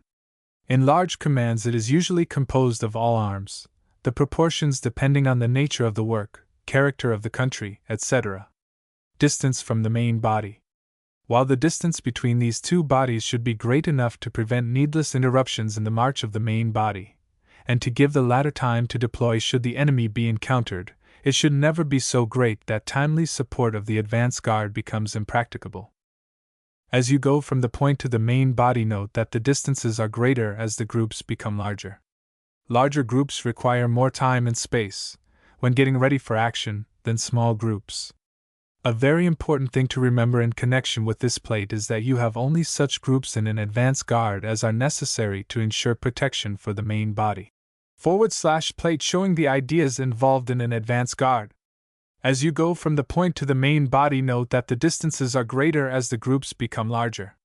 Larger groups require more time and space, when getting ready for action, than small groups. A very important thing to remember in connection with this plate is that you have only such groups in an advance guard as are necessary to ensure protection for the main body. Distribution of troops. An advance guard order generally describes the following distribution of troops: /P advance cavalry, support, reserve, P/. The manner in which the advance guard cavalry is employed depends upon the situation. Its proper place is in the direction of the enemy, and generally all or the greater part is used as advance cavalry. If weak in numbers, it may be assigned to the support. Advance cavalry. The advance cavalry is that part of the advance guard cavalry preceding the support. It reconnoiters far enough to the front and flanks to guard the column against surprise by artillery fire, and to enable timely information to be sent to the advance guard commander. Support. Following the advance cavalry is the support, varying in strength from 1/4 to 1/2 of the advance guard. In mixed commands, it consists of infantry, to which engineers may be attached. If there is no advance cavalry, some cavalry should be attached to the support for reconnoitering duty. As the support moves out, it sends forward an advance party several hundred yards, the distance varying with the terrain and the size of the command. The advance party supplements the work of the advance cavalry, reconnoitering to the front and flanks to guard the support against surprise by effective rifle fire. The patrol preceding the advance party on the line of march is called the point, and is commanded by an officer or an experienced non-commissioned officer. With the advance cavalry in front, but little reconnoitering by infantry is necessary, and the advance party is relatively small, 1/8 to 1/3 of the support. If there is no advance cavalry, the advance party is made stronger, about 1/2 of the support, and the flanks are guarded, if necessary, by additional patrols sent out from the support and even from the reserve. The support commander ordinarily marches with the advance party, but goes wherever needed. He sees that the proper road is followed, that guides are left in towns and at crossroads, that necessary repairs are made to roads, bridges, etc., and that information of the enemy or affecting the march is promptly transmitted to the advance guard commander. He endeavors promptly to verify information of the enemy. Reserve. The reserve follows the support at several hundred yards distance. It consists of the remainder of the infantry and engineers, the artillery, and the ambulance company. The artillery usually marches near the head of the reserve, the engineers, with bridge train, if any, and special troops at the rear. Reconnaissance. In conducting the reconnaissance, the patrols are, as a rule, small, from 2 to 6 men. If additional protection is necessary, a flank guard covers the threatened flank. The flanking patrols, whether of the advance cavalry or advance party, are sent out to examine the country wherever the enemy might be concealed. If the nature of the terrain permits, these patrols march across country or along roads and trails paralleling the march of the column. For cavalry patrols this is often possible, but with infantry patrols and even with those that are mounted, reconnaissance is generally best done by sending the patrols to high places along the line of march to overlook the country and examine the danger points. These patrols report or signal the results of their observations and, unless they have other instructions, join their units by the most practicable routes, other patrols being sent out as the march proceeds and as the nature of the country required.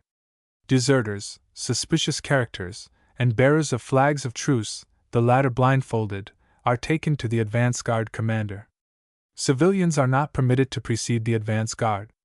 Communication between the fractions of an advance guard and between the advance guard and main body is maintained by wire, messenger service, or signals. Advance guard of a small command. In forming the advance guard of a command smaller than a brigade, the foregoing distribution is modified, depending upon the situation. A company or troop usually sends forward only a point, a battalion or squadron, an advance party.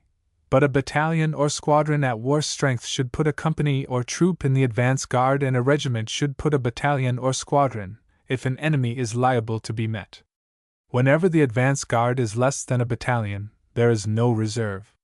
Rear guards. The rear guard is charged with the important duty of covering the retreat. When a commander decides to retreat, he issues the necessary order. During a retreat, the outpost for the night usually forms the rear guard of the following day. Strength and composition.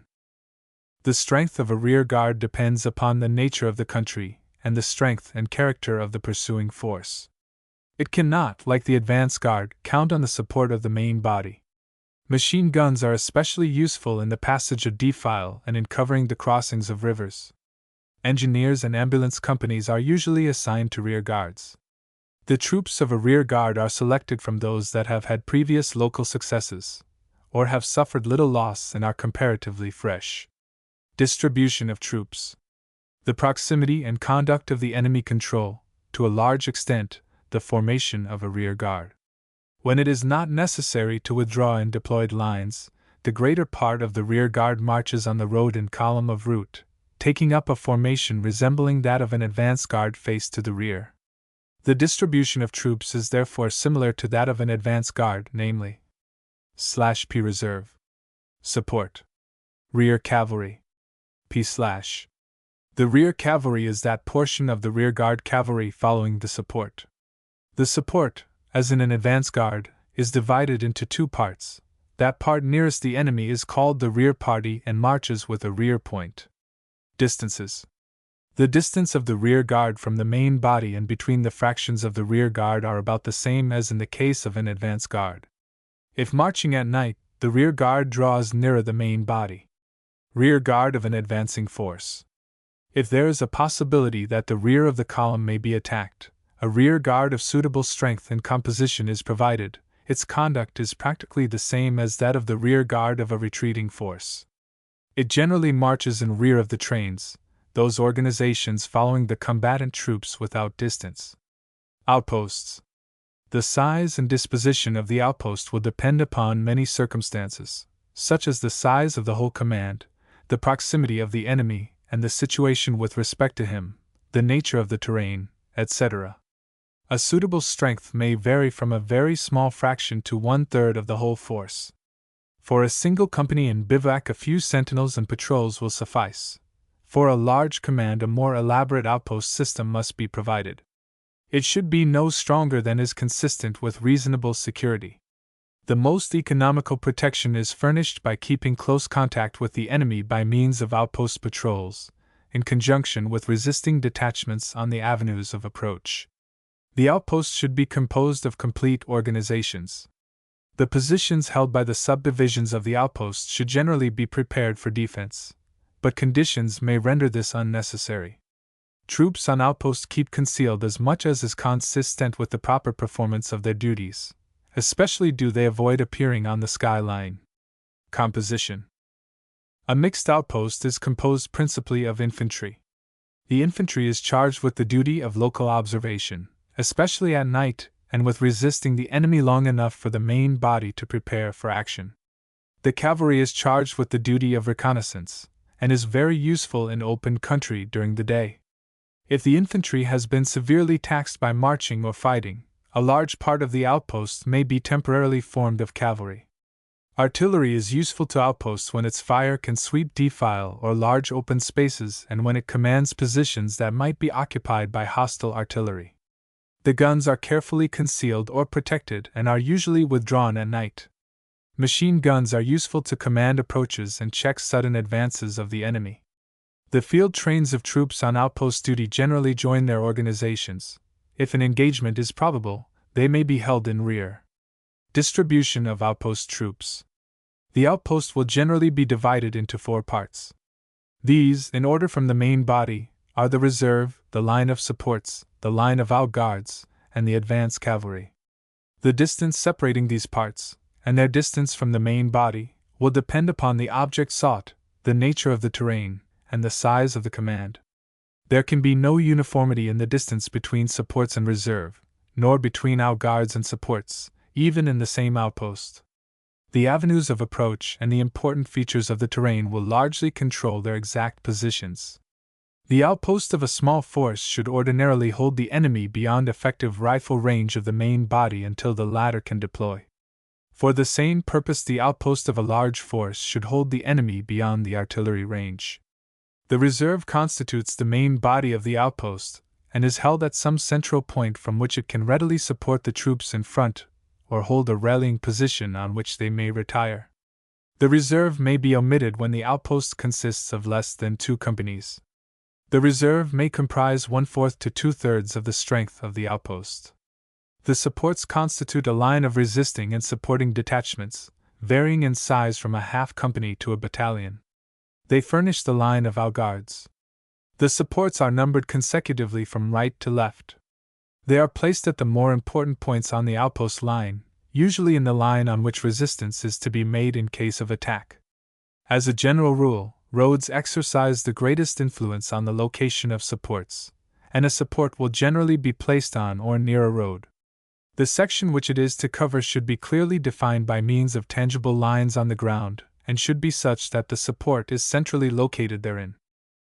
The outguards constitute the line of small detachments farthest to the front and nearest to the enemy.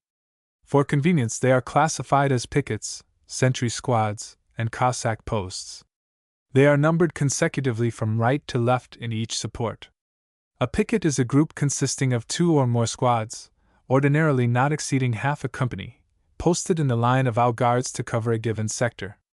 It furnishes patrols and 1 or more sentinels, double sentinels, sentry squads, or Cossack posts for observation. Pickets are placed at the more important points in the line of outguards, such as road forks. The strength of each depends upon the number of small groups required to observe properly its sector. A sentry squad is a squad posted in observation at an indicated point. It posts a double sentinel in observation, the remaining men resting nearby and furnishing the reliefs of sentinels. In some cases it may be required to furnish a patrol. A Cossack post consists of 4 men. It is an observation group similar to a sentry squad, but employs a single sentinel. At night it will sometimes be advisable to place some of the outguards or their sentinels in a position different from that which they occupy in the daytime. In such case the ground should be carefully studied before dark and the change made at dusk. However, a change in the position of the outguard will be exceptional. Sentinels are generally used singly in daytime, but at night double sentinels will be required in most cases. Sentinels furnished by Cossack posts or sentry squads are kept near their group. Those furnished by pickets may be as far as 100 yards away. Every sentinel should be able to communicate readily with the body to which he belongs. Sentinel posts are numbered consecutively from right to left in each outguard. Sentry squads and Cossack posts furnished by pickets are counted as sentinel posts. By day, cavalry reconnoiters in advance of the line of observation. At night, however, that the horses may have needed rest and because the work can be done better by infantry, the greater part of the cavalry is usually withdrawn in rear of the supports, generally joining the reserve, small detachments being assigned to the supports for patrolling at a distance. With efficient cavalry in front, the work of the infantry on the line of observation is reduced to a minimum. General instructions for the advance cavalry are given by the outpost commander, but details are left to the subordinate. Instead of using outguards along the entire front of observation, part of this front may be covered by patrols only. These should be used to cover such sections of the front as can be crossed by the enemy only with difficulty, and over which he is not likely to attempt a crossing after dark. In daylight, much of the local patrolling may be dispensed with if the country can be seen from the posts of the sentinels. However, patrols should frequently be pushed well to the front unless the ground in that direction is exceptionally open. Patrols or sentinels must be the first troops which the enemy meets, and each body in rear must have time to prepare for the blow. These bodies cause as much delay as possible without sacrificing themselves, and gradually retire to the line where the outpost is to make its resistance. Patrols must be used to keep up connection between the parts of the outpost except when, during daylight, certain fractions or groups are mutually visible.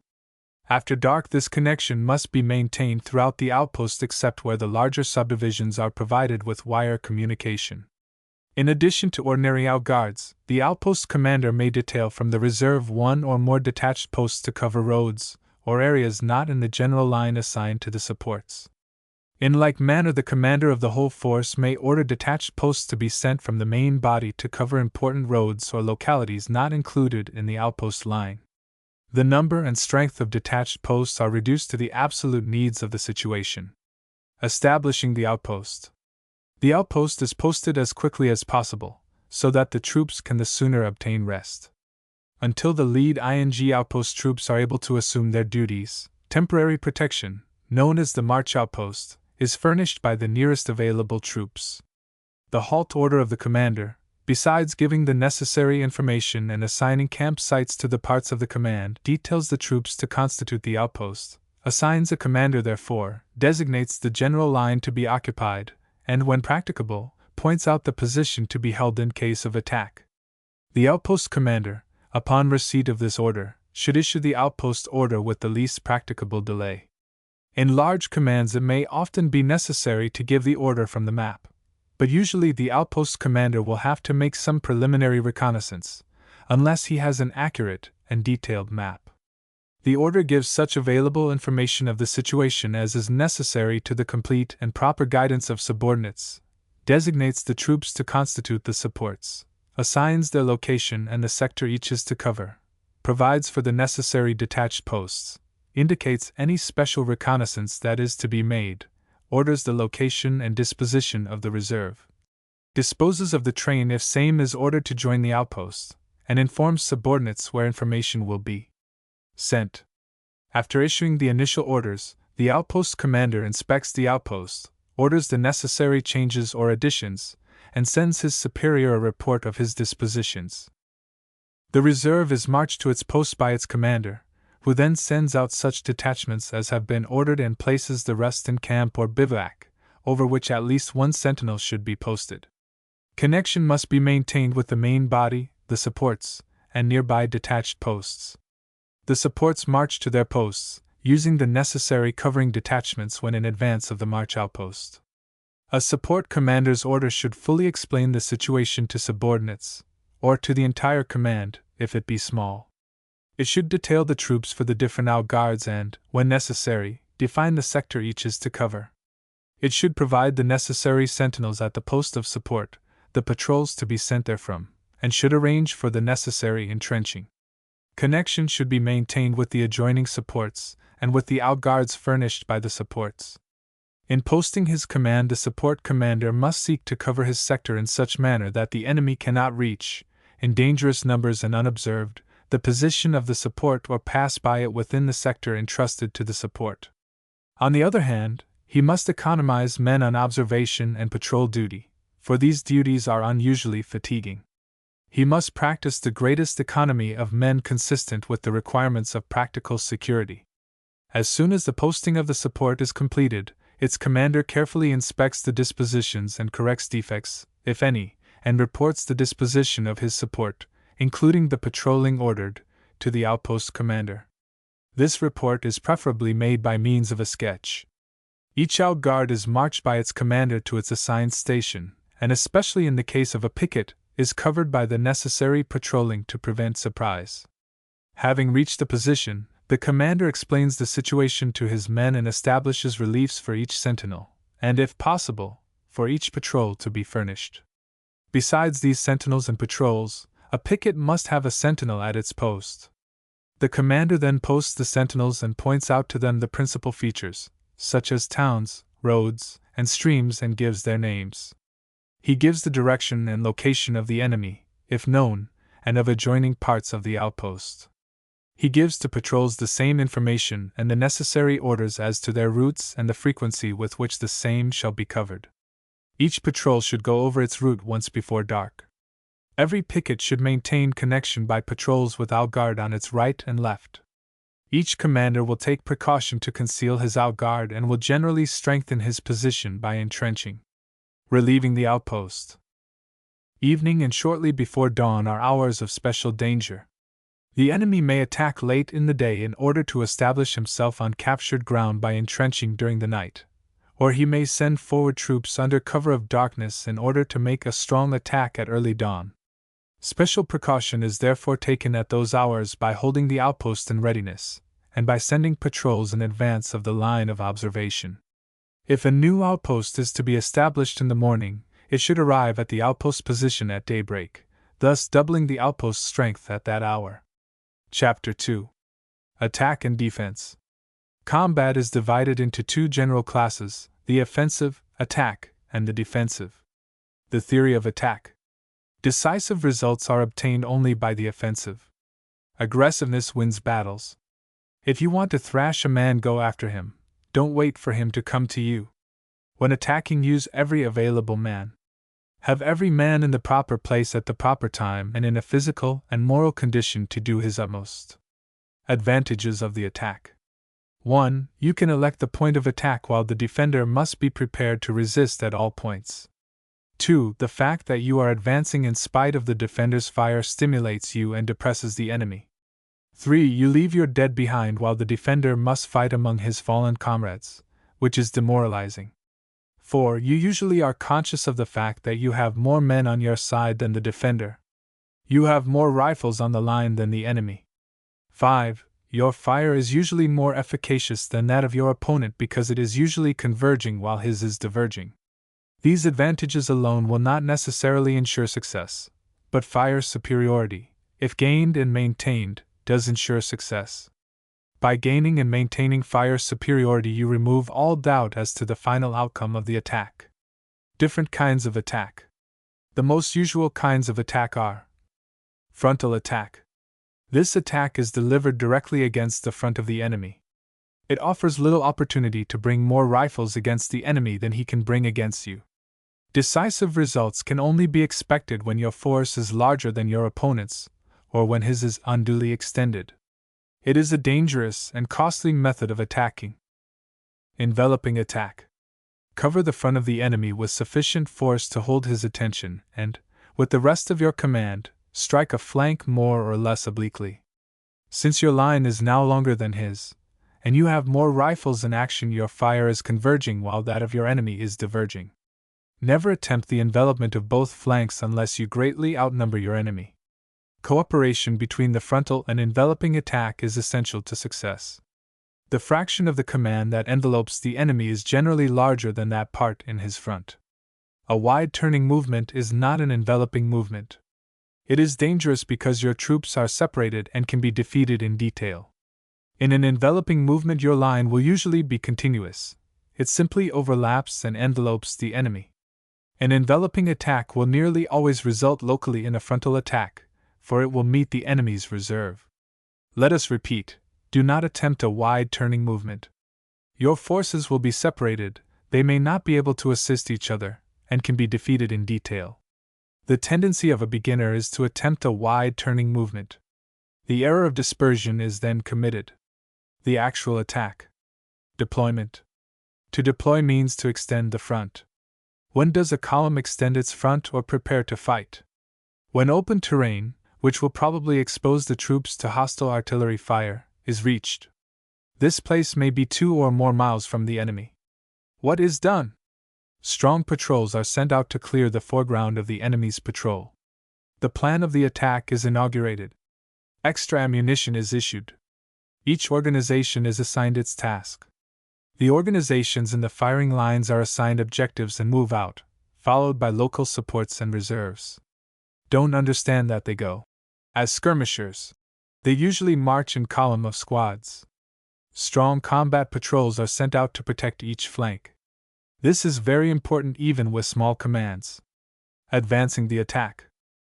It is now necessary to advance the attack to a point where the rifle is effective, so the attacking line can gain fire superiority. The attack which halts to open fire at extreme range, over 1,200 yards, is not likely to ever reach its destination, the enemy. Effort should be made to arrive within 800 yards of the enemy before opening fire. How can this be done? How can we pass over a mile or more of ground, swept or likely to be swept, first by the enemy's artillery fire and finally by rifle fire? Answer: by using all the cover the terrain offers, escape the enemy's view, by using inconspicuous formations, by using such formations as to minimize the effect of the enemy's fire. Discipline at this stage of the attack is essential. Each company in the firing line will probably start its advance upon its objective in column of squads, but taking advantage of all cover. If thick underbrush is found, squad columns would probably be used.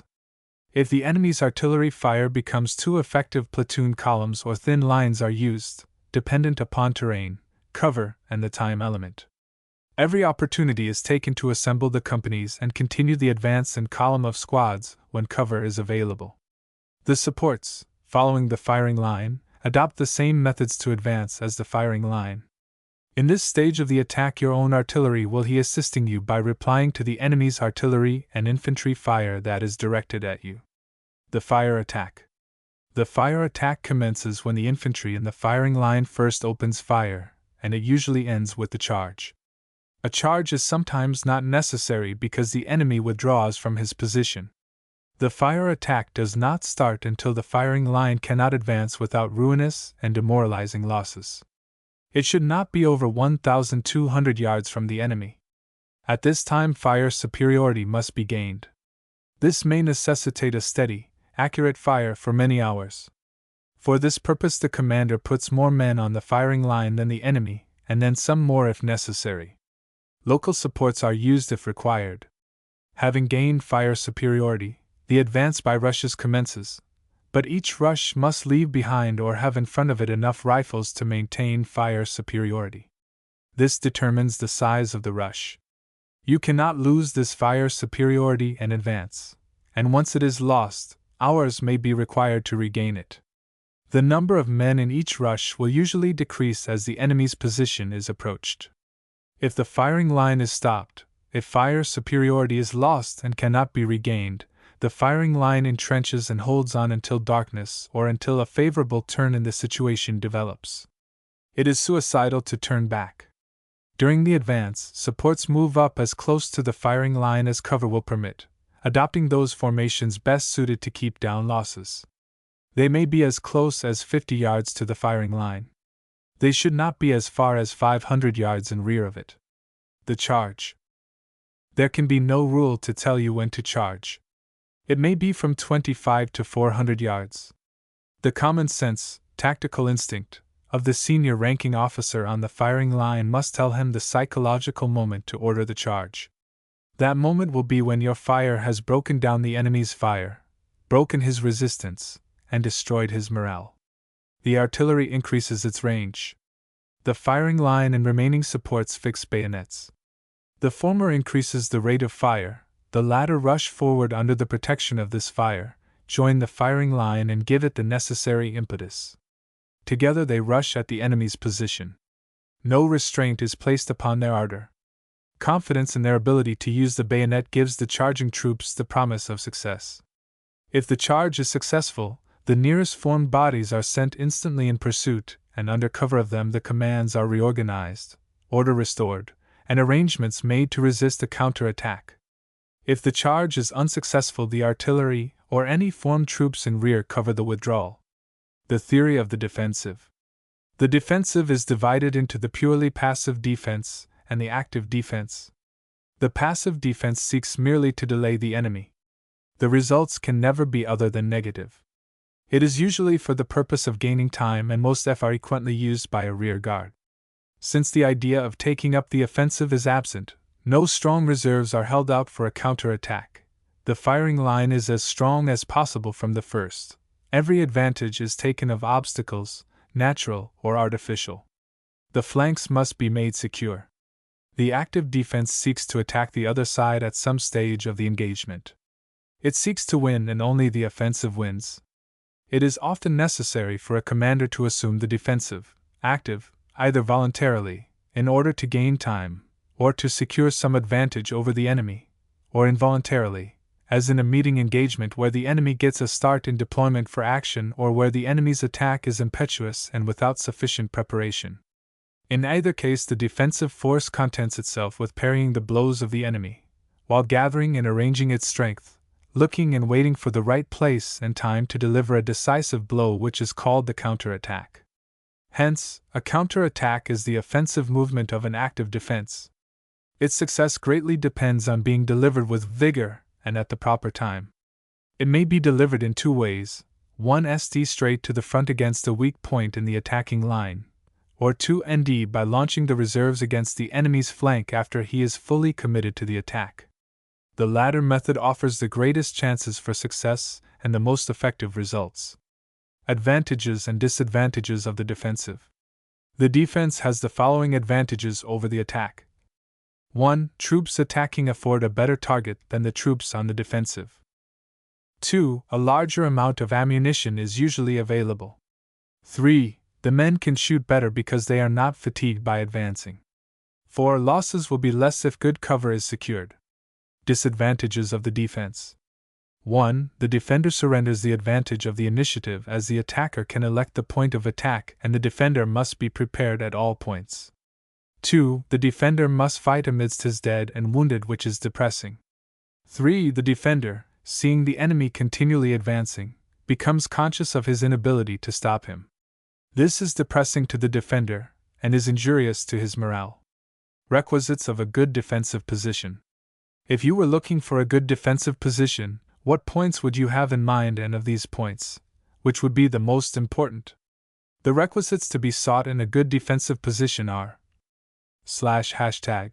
1. A clear field of fire up to the effective range of the artillery. 2. Flanks that are naturally secure or that can be made so by the use of the reserves. 3. Extent of ground suitable to the strength of the force to occupy it. 4. Effective cover and concealment for the troops, especially reserves. 5. Good communications throughout the position. 6. Good lines of retreat. Field service regulations. #/ All of these advantages will seldom, if ever, be found in the position selected. The one should be taken which conforms closest to the description, but you should bear in mind that a good field of fire and effective cover, in the order named, are the most important requisites. In tracing the lines for the trenches, avoid salients, a hill, spur, woods, etc., that juts out from the general line in the direction of the enemy. Avoid placing the fire trench on the skyline, located on or below the military crest, the crest from which you can see all the ground to the front. Preparing a defensive position. Now let us suppose ourselves as part of a battalion that is to occupy a defensive position. What would probably be done? How and in what order would it be done? What would the major do? He would decide upon the kind of defense, active or passive, to offer, and then find a suitable defensive position in harmony with his plans. He would determine exactly where the firing and other trenches are to be dug. He would then call up the company commanders and issue his defense order, in which the task of each company would be made clear. Those to occupy the firing line would each be assigned a sector of ground to the front to defend and a corresponding section of the fire trench to construct. The supports would construct their trenches and the communicating trenches. He would, if necessary, issue the necessary orders to protect the front and flanks by sending out patrols. He would indicate how the position is to be strengthened and make arrangements for distributing the extra ammunition. If time is a serious consideration, the major would direct the work to be done in the order of its importance, which is ordinarily as follows. 1. Clearing of foreground to improve the field of fire and construction of fire trench. 2. Head or overhead cover concealment. 3. Placing obstacles and recording ranges. 4. Cover trenches for supports and local reserves. 5. Communicating trenches. 6. Widening and deepening of trench, interior conveniences. Now, having cleared the foreground, dug the trenches, recorded ranges to the important objects in each sector, etc., the position can be occupied. The citizen ordinarily pictures the firing trench full of soldiers when he is told the trenches are occupied. Not so. Patrols would be operating well to the front to give timely warning to 1 or 2 sentinels in each company fire trench of the approach of the enemy. These sentinels would in turn inform the company, which would probably be resting in the trenches in the rear. The actual defense. Let us suppose now that our battalion, occupying this defensive position, is a part of a larger force which is supported by artillery. You see small objects 1.5 to 2 miles to your front. You know they are the enemy's troops because your artillery is firing at them and your combat patrols are being driven in. Your entire company has moved to its fire trench. You have plenty of ammunition, you know exactly the range. What happens? You open fire on the enemy at probably the extreme range of 2,000 yards. Only the hostile artillery can return this fire until the enemy's firing line closes to within 1,200 yards of your position. While an attacking force is thus approaching, you may inflict very serious losses upon it. But it cannot stop, however serious its losses, beyond 1,200 yards, for we have seen that, if it stops advancing in order to fire, it will probably never arrive at your position. When within 1,200 yards, the enemy will build up a strong rifle fire against you and not attempt to advance until he has gained fire superiority. It is your business not to let him get fire superiority, and if he does do so, to take it away from him when he withdraws parts of his rifles to advance by rushing. Fight each rush. If your defense is active and you permanently stop the enemy's advance by gaining fire superiority, and he cannot regain it, even though he uses up his supports, his firing line will become confused and demoralized, and it will be the psychological time for the proper commander to launch his counterattack. On the other hand, if you cannot stop his advance, fix bayonets, firing line, and remaining supports, when he fixes bayonets, and meet his charge in front of your trench. All your supports will be moved up to assist you in opposing the charge. If you are unsuccessful in the bayonet fight or forced to retire from your trenches during the fire fight, your artillery, cavalry, and any formed reserves in the rear will cover your withdrawal, which, if possible, should be made straight to the rear, one part covering the withdrawal of the other part, and so on. Reorganize at the first opportunity. Chapter 3. Patrolling. Everything else being equal, the army that possesses the most accurate information about the enemy will win. Military history recites the fact that almost every important battle has been either lost or won because of information or lack of information that one side had or did not have of the other side. It is by the use of patrols that the most valuable information of the enemy is usually obtained. There are many kinds of patrols, but it is with reconnoitering or information-seeking patrols that this chapter deals. Duties of a patrol. Each reconnoitering patrol is given a certain mission, duty, to perform. The name, reconnoitering, meaning to survey, to view, indicates that its first duty is to get information, and information is always greatly increased in value if the enemy does not know it has been obtained. Having obtained valuable information, its next duty is to send this information to the officer sending out the patrol. Strength. The strength of the patrol will generally depend on its mission and on the number of messages that it will probably send back. The larger the patrol, the greater the probability of the enemy seeing it. On the other hand, if it is too small, it will not have sufficient members to send in important information and continue operations. Captain Waldron, in his book, Scouting and Patrolling, recommends a patrol of a leader and 6 selected men for ordinary reconnaissance.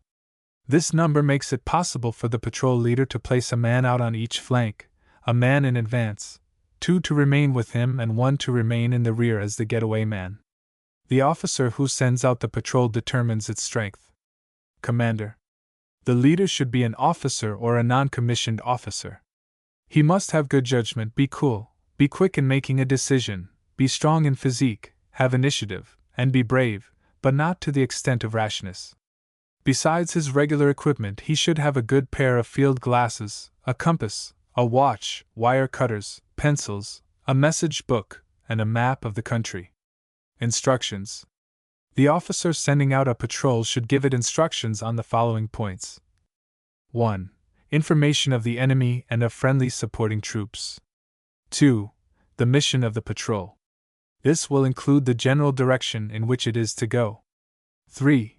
How long the patrol is to remain out. 4. Where messages are to be sent. Preparation.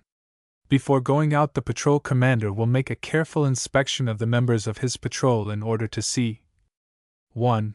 That the members are in a suitable condition for the duty to be performed. Not drunk, sick, lame, having a bad cough, etc. 2. That each man is properly armed and has the requisite amount of ammunition. 3. That the accoutrement is so arranged that it will not rattle or glisten in the sunlight. 4. That no man has anything about him that will afford the enemy valuable information in the event of capture.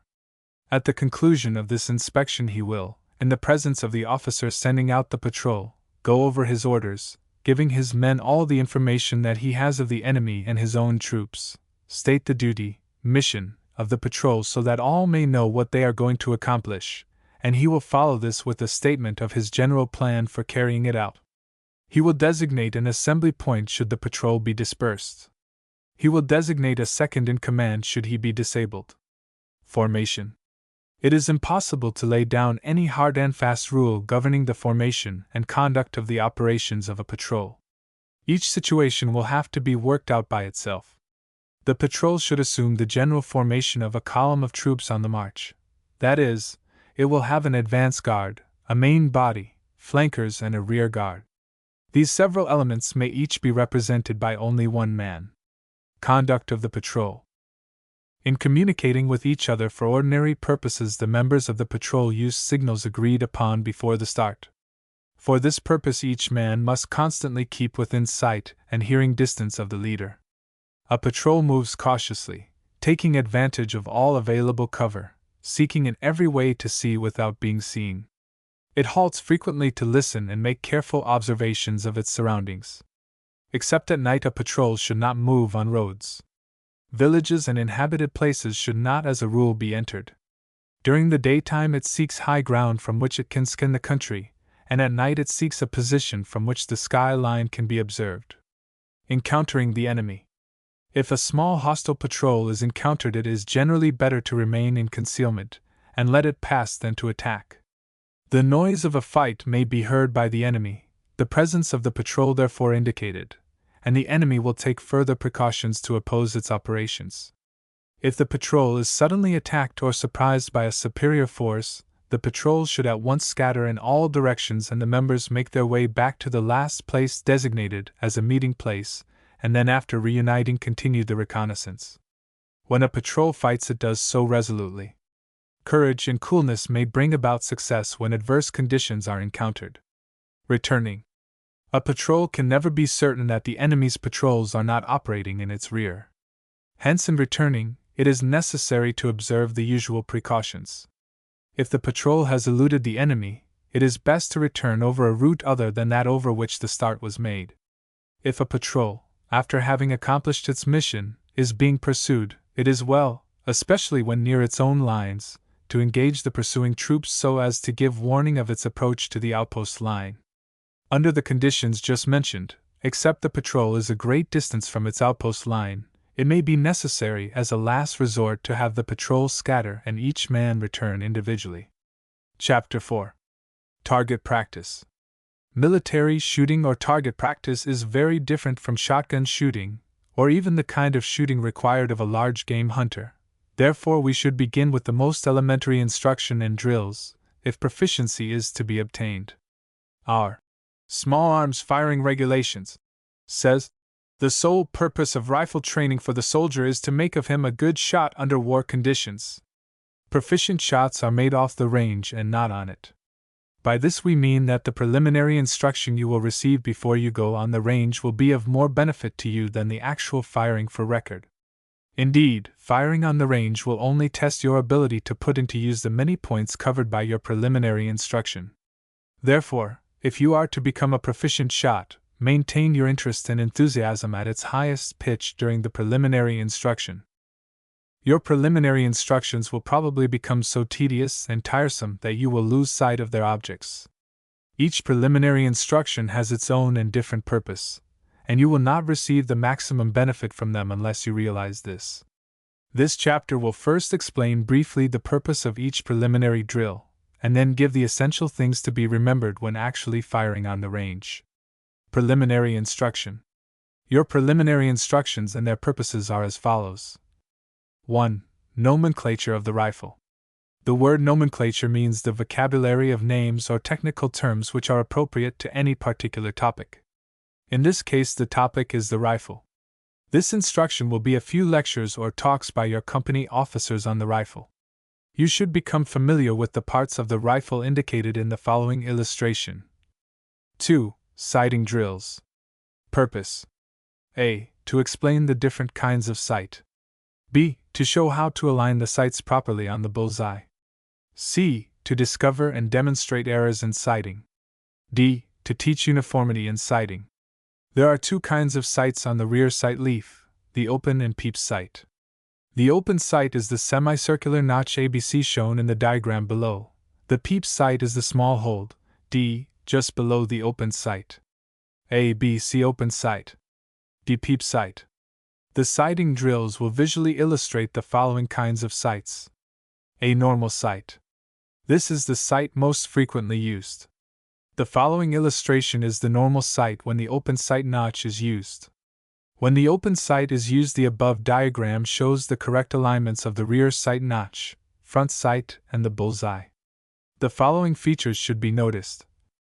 First, the front dot sight, IKLM, is exactly in the center of the rear sight notch, BLMC. If it is in the right or left part of this notch, the rifle will shoot to the right or left of the point aimed at. 2D. There is a thin strip of white seen between the top of the front sight and the bullseye. The Marine Corps and many Army officers do not see this strip of white. The method of aiming given and illustrated in this book is the same as found in the firing regulations for the Army. 3D. The top of the front sight should just touch an imaginary line connecting the shoulder at C with that at B. This is most important. Fourth, the aim is taken at the bottom of the bullseye and not at the top or center. B. Fine sight. The following illustration shows a fine sight which should never be used. This sight causes the rifle to shoot too low because not enough front sight is seen. Correspondingly, if more front sight is seen than illustrated in the normal sights, the rifle shoots high. See normal sight. The following illustration shows the normal sight when the Pepys sight is used. The above illustration shows the correct alignment of the Pepys sight, front sight, and the bullseye. The following features should be noticed. First, the top of the front sight and not the bullseye is focused in the center of the Pepys sight. 2D. There is a thin strip of white between the top of the front sight and the bottom of the bullseye. 3. Position and aiming drills. Purpose: to so educate the muscles of the arms and body that the gun, during the act of aiming, shall be held without restraint, and during the operation of firing shall not be deflected from the target by any convulsion or improper movement of the trigger finger or of the body, arms, or hands. These drills must be taken daily, if they are to be of the maximum benefit. If you are enthusiastic about rifle shooting, and these drills are not given to you, ask your company commander to show them to you, as they can be executed to advantage at odd times. 4. Deflection and elevation correction drills. Purpose: to show you how to raise or lower your rear sight, change your windage to the right or left, and note the effect on the striking point of the bullet in each case. In general terms, these drills teach you 1. What to do when you are firing too high or low. Elevation drill. 2. What to do when you are firing to the right or left of the target. Deflection drill. The assumption is in each case that the gun is properly aimed the instant it is fired. Thoroughly to grasp every phase of the elevation and deflection drills, it is best that you become familiarized with the dimensions of the following targets, and the ranges at which each is used. It is not intended that you shall retain all these figures in your mind. Slow fire targets. This target is used during slow fire at 200 and 300 yards. This target is used during slow fire at 500 and 600 yards. Rapid fire target. This target is always used with the battle sight at 200, 300, and 500 yards rapid fire. Battle sight is the position of the rear sight when the leaf is laid down, which is the habitual position of the rear sight leaf at drill. It is an open sight, and corresponds to an elevation of 547 yards. Windage. The rear sight is set on a movable base so that it can be moved to the right or left, and the aiming point shifted accordingly in order to counteract the effect of the wind on the bullet. General rule: to shift the striking point of the bullet to the left, move the rear sight to the left. And, of course, the reverse holds true when it is moved to the right. A specific rule: 1 point of windage moves the striking point of the bullet 4 inches for every 100 yards you are distant from the target. 1 point of windage at 200 yards causes the bullet to strike 8 inches to the right or left of the line of aim. 1 point at 300 yards causes a 12-inch deflection of the bullet. 1 point at 500 yards a 20-inch deflection, and so on. Elevation. General rule for changing the elevation after hitting the target: a change of elevation either up or down, of 100 yards on your rear sight, will raise or lower your bullet in inches on the target equal to the square of your distance in yards from the target. I.e., A change of 100 yards in elevation on the rear sight leaf while firing at the 200-yard range raises or lowers the striking point of the bullet at the target 4 inches. A similar change while firing at the 300-yard range raises or lowers the striking point of the bullet 9 inches. At the 400-yard range it would be 16 inches. At the 500-yard range 25 inches. And so on. The following illustrations are self-explanatory in regard to windage and elevation changes, and should be diligently studied during preliminary instruction. The effect of windage changes, given in points, will be found at the bottom of each target, while the effect of elevation changes, given in yards, will be found to the left of each target. Target B, 6 feet by 6 feet. / Target A, 6 feet by 4 feet. Target B, 6 feet by 6 feet. The above system of indicating the windage and elevation on each target is used in the United States Marine Corps scorebook. Each man at Plattsburg, in 1916, was supplied with one of these scorebooks. If used at the firing point, they greatly simplify sight adjustments, besides containing other very useful information on shooting. 5. Gallery practice. Purpose. 1. To note errors in the position of the man while he is in the act of firing and call his attention to them after he has fired. 2. To give instruction in squeezing the trigger properly. 3. To stimulate and maintain interest. 4. Offers a check on what the man has absorbed from the other preliminary drills. Fire just as much on the gallery range as your company commander will permit. You cannot fire too much. Every shot you fire should teach you a lesson on some point connected with the art of shooting. Slow fire. Following satisfactory gallery practice scores, the men go on the range for known distance practice. Here the Army rifle is fired with service charges at known ranges, first for instruction if time permits, and then for record.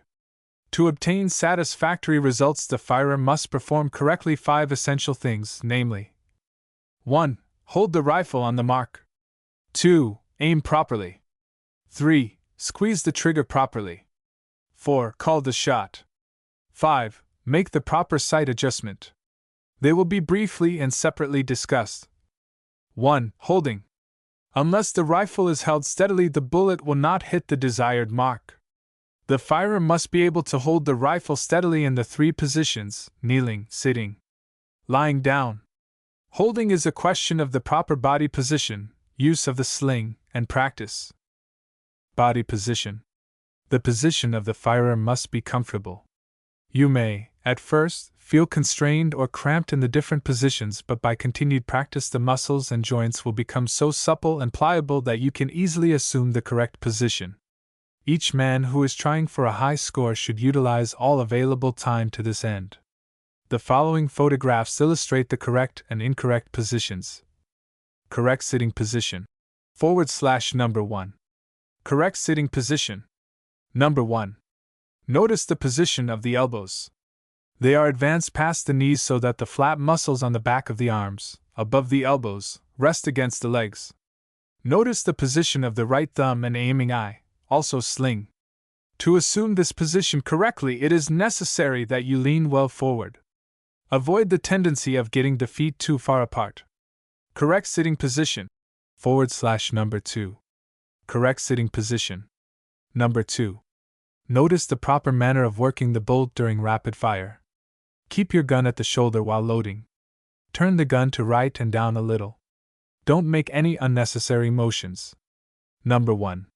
Left elbow is resting on kneecap. No support to steady right arm. Eye too far from rear sight. Lip is against stock. This causes sore lips. Thumb around stock.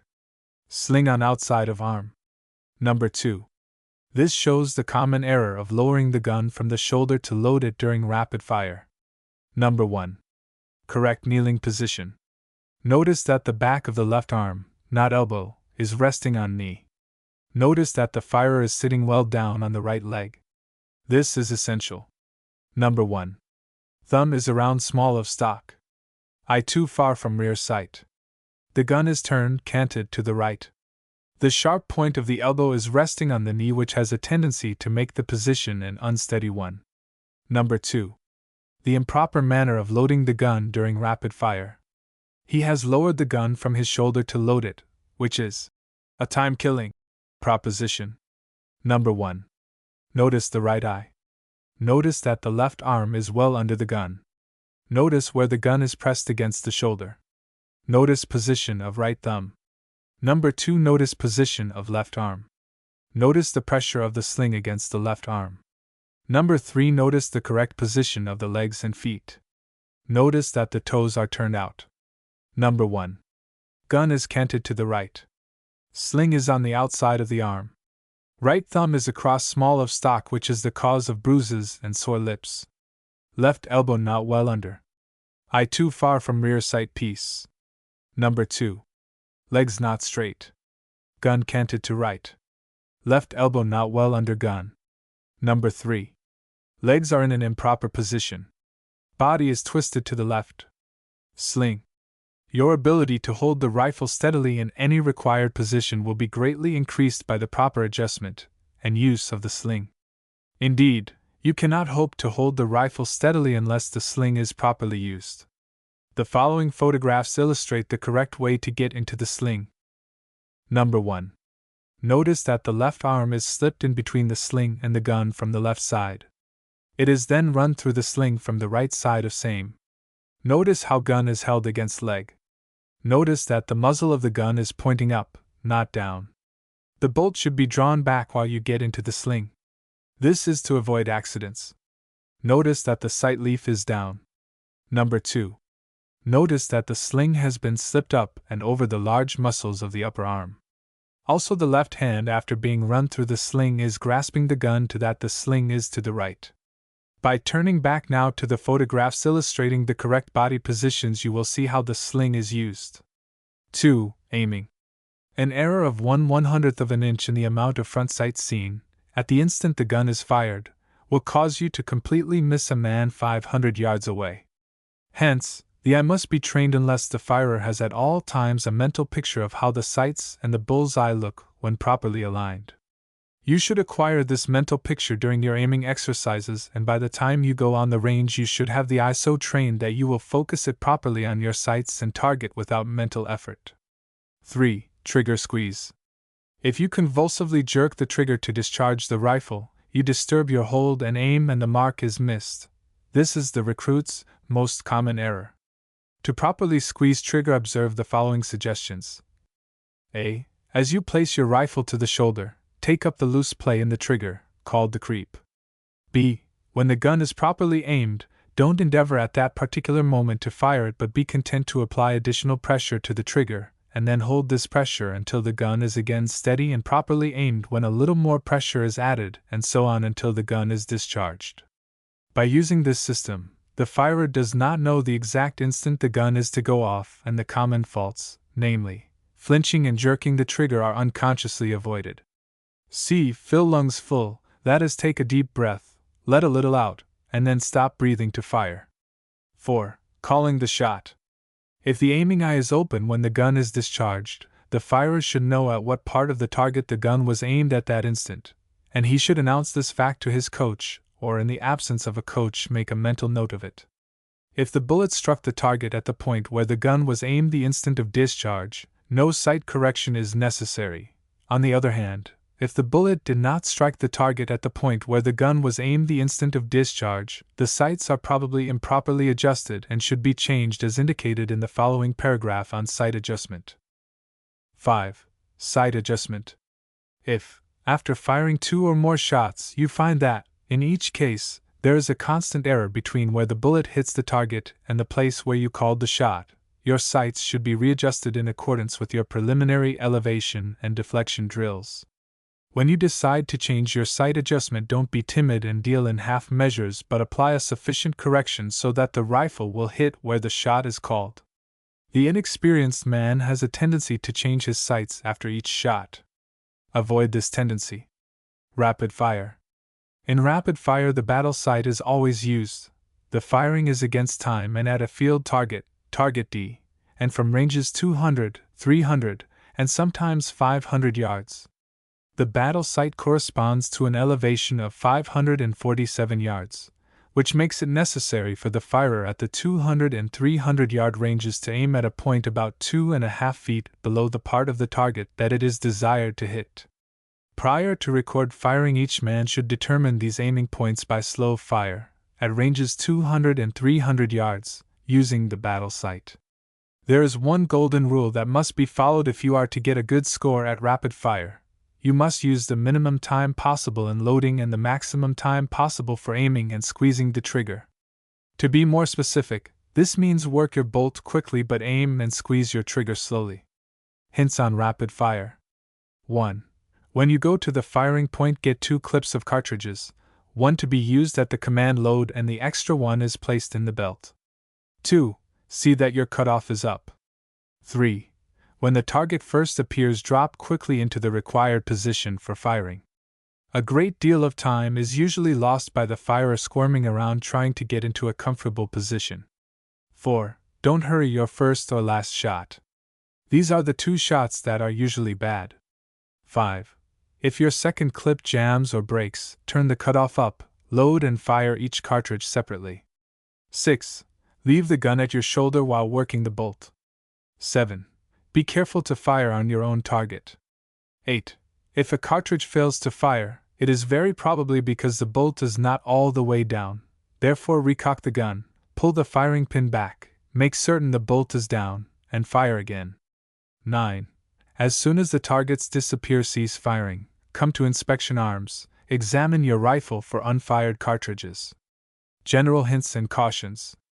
1. Don't be afraid of the kick. It is more imaginary than real when the sling is properly used, your shoulder properly padded, and the gun properly held.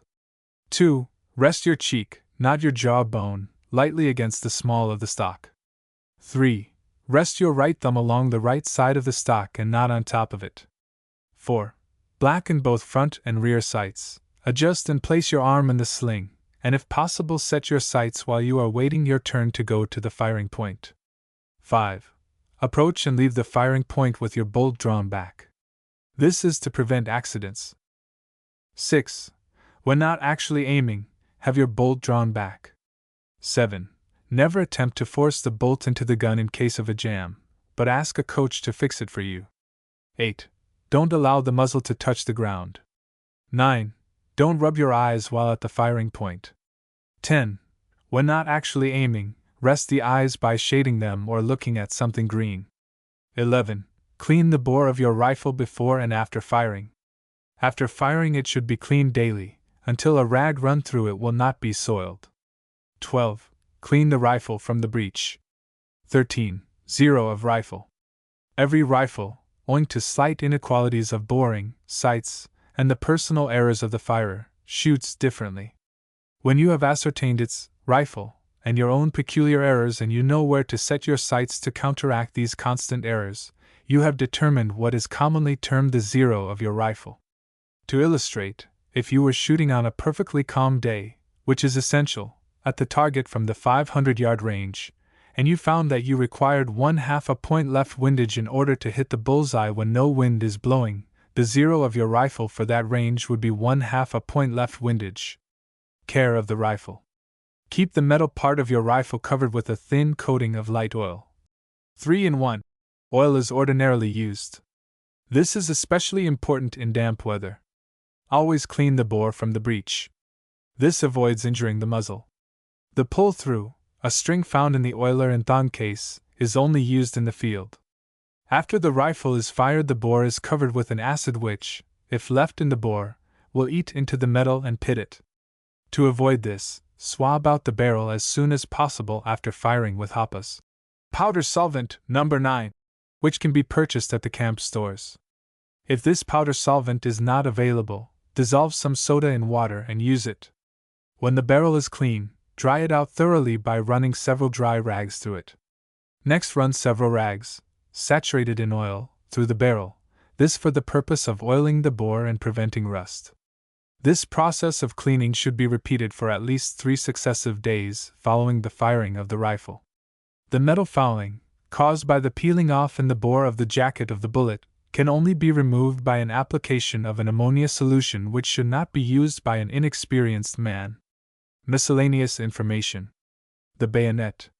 The bayonet is a cutting and thrusting weapon consisting of three principal parts, viz., the blade, the guard, and the grip.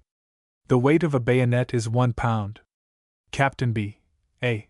Dixon, retired, has compiled the following interesting data about our military rifle and ammunition. Name: United States Rifle, commonly known as the Springfield. Cost: $14.40 without the bayonet. Barrel: 24.006 inches in length. The muzzle is rounded to protect the rifling. Any injury here would allow gases to escape around the sides of the bullet and destroy its accuracy. On the top and rear of the front sight is stamped the ordnance escutcheon, the initials of the place of manufacture, and the month and year. Caliber: 30/30 of an inch. Caliber is the interior diameter of the barrel measured between the lands. Grooves: the 4 spiral channels within the bore of the rifle, sometimes called rifling. They are 0.004 inches deep and are 3 times as wide as the lands. Lands: the 4 raised spaces in the bore of the rifle between the grooves. These lands grip the bullet as it passes through the bore and rotate it to the right about the longer axis. This rotation serves to prevent tumbling and keeps the bullet accurately on its course. This spinning of the bullet also causes it to drift slightly to the right as it passes through the air.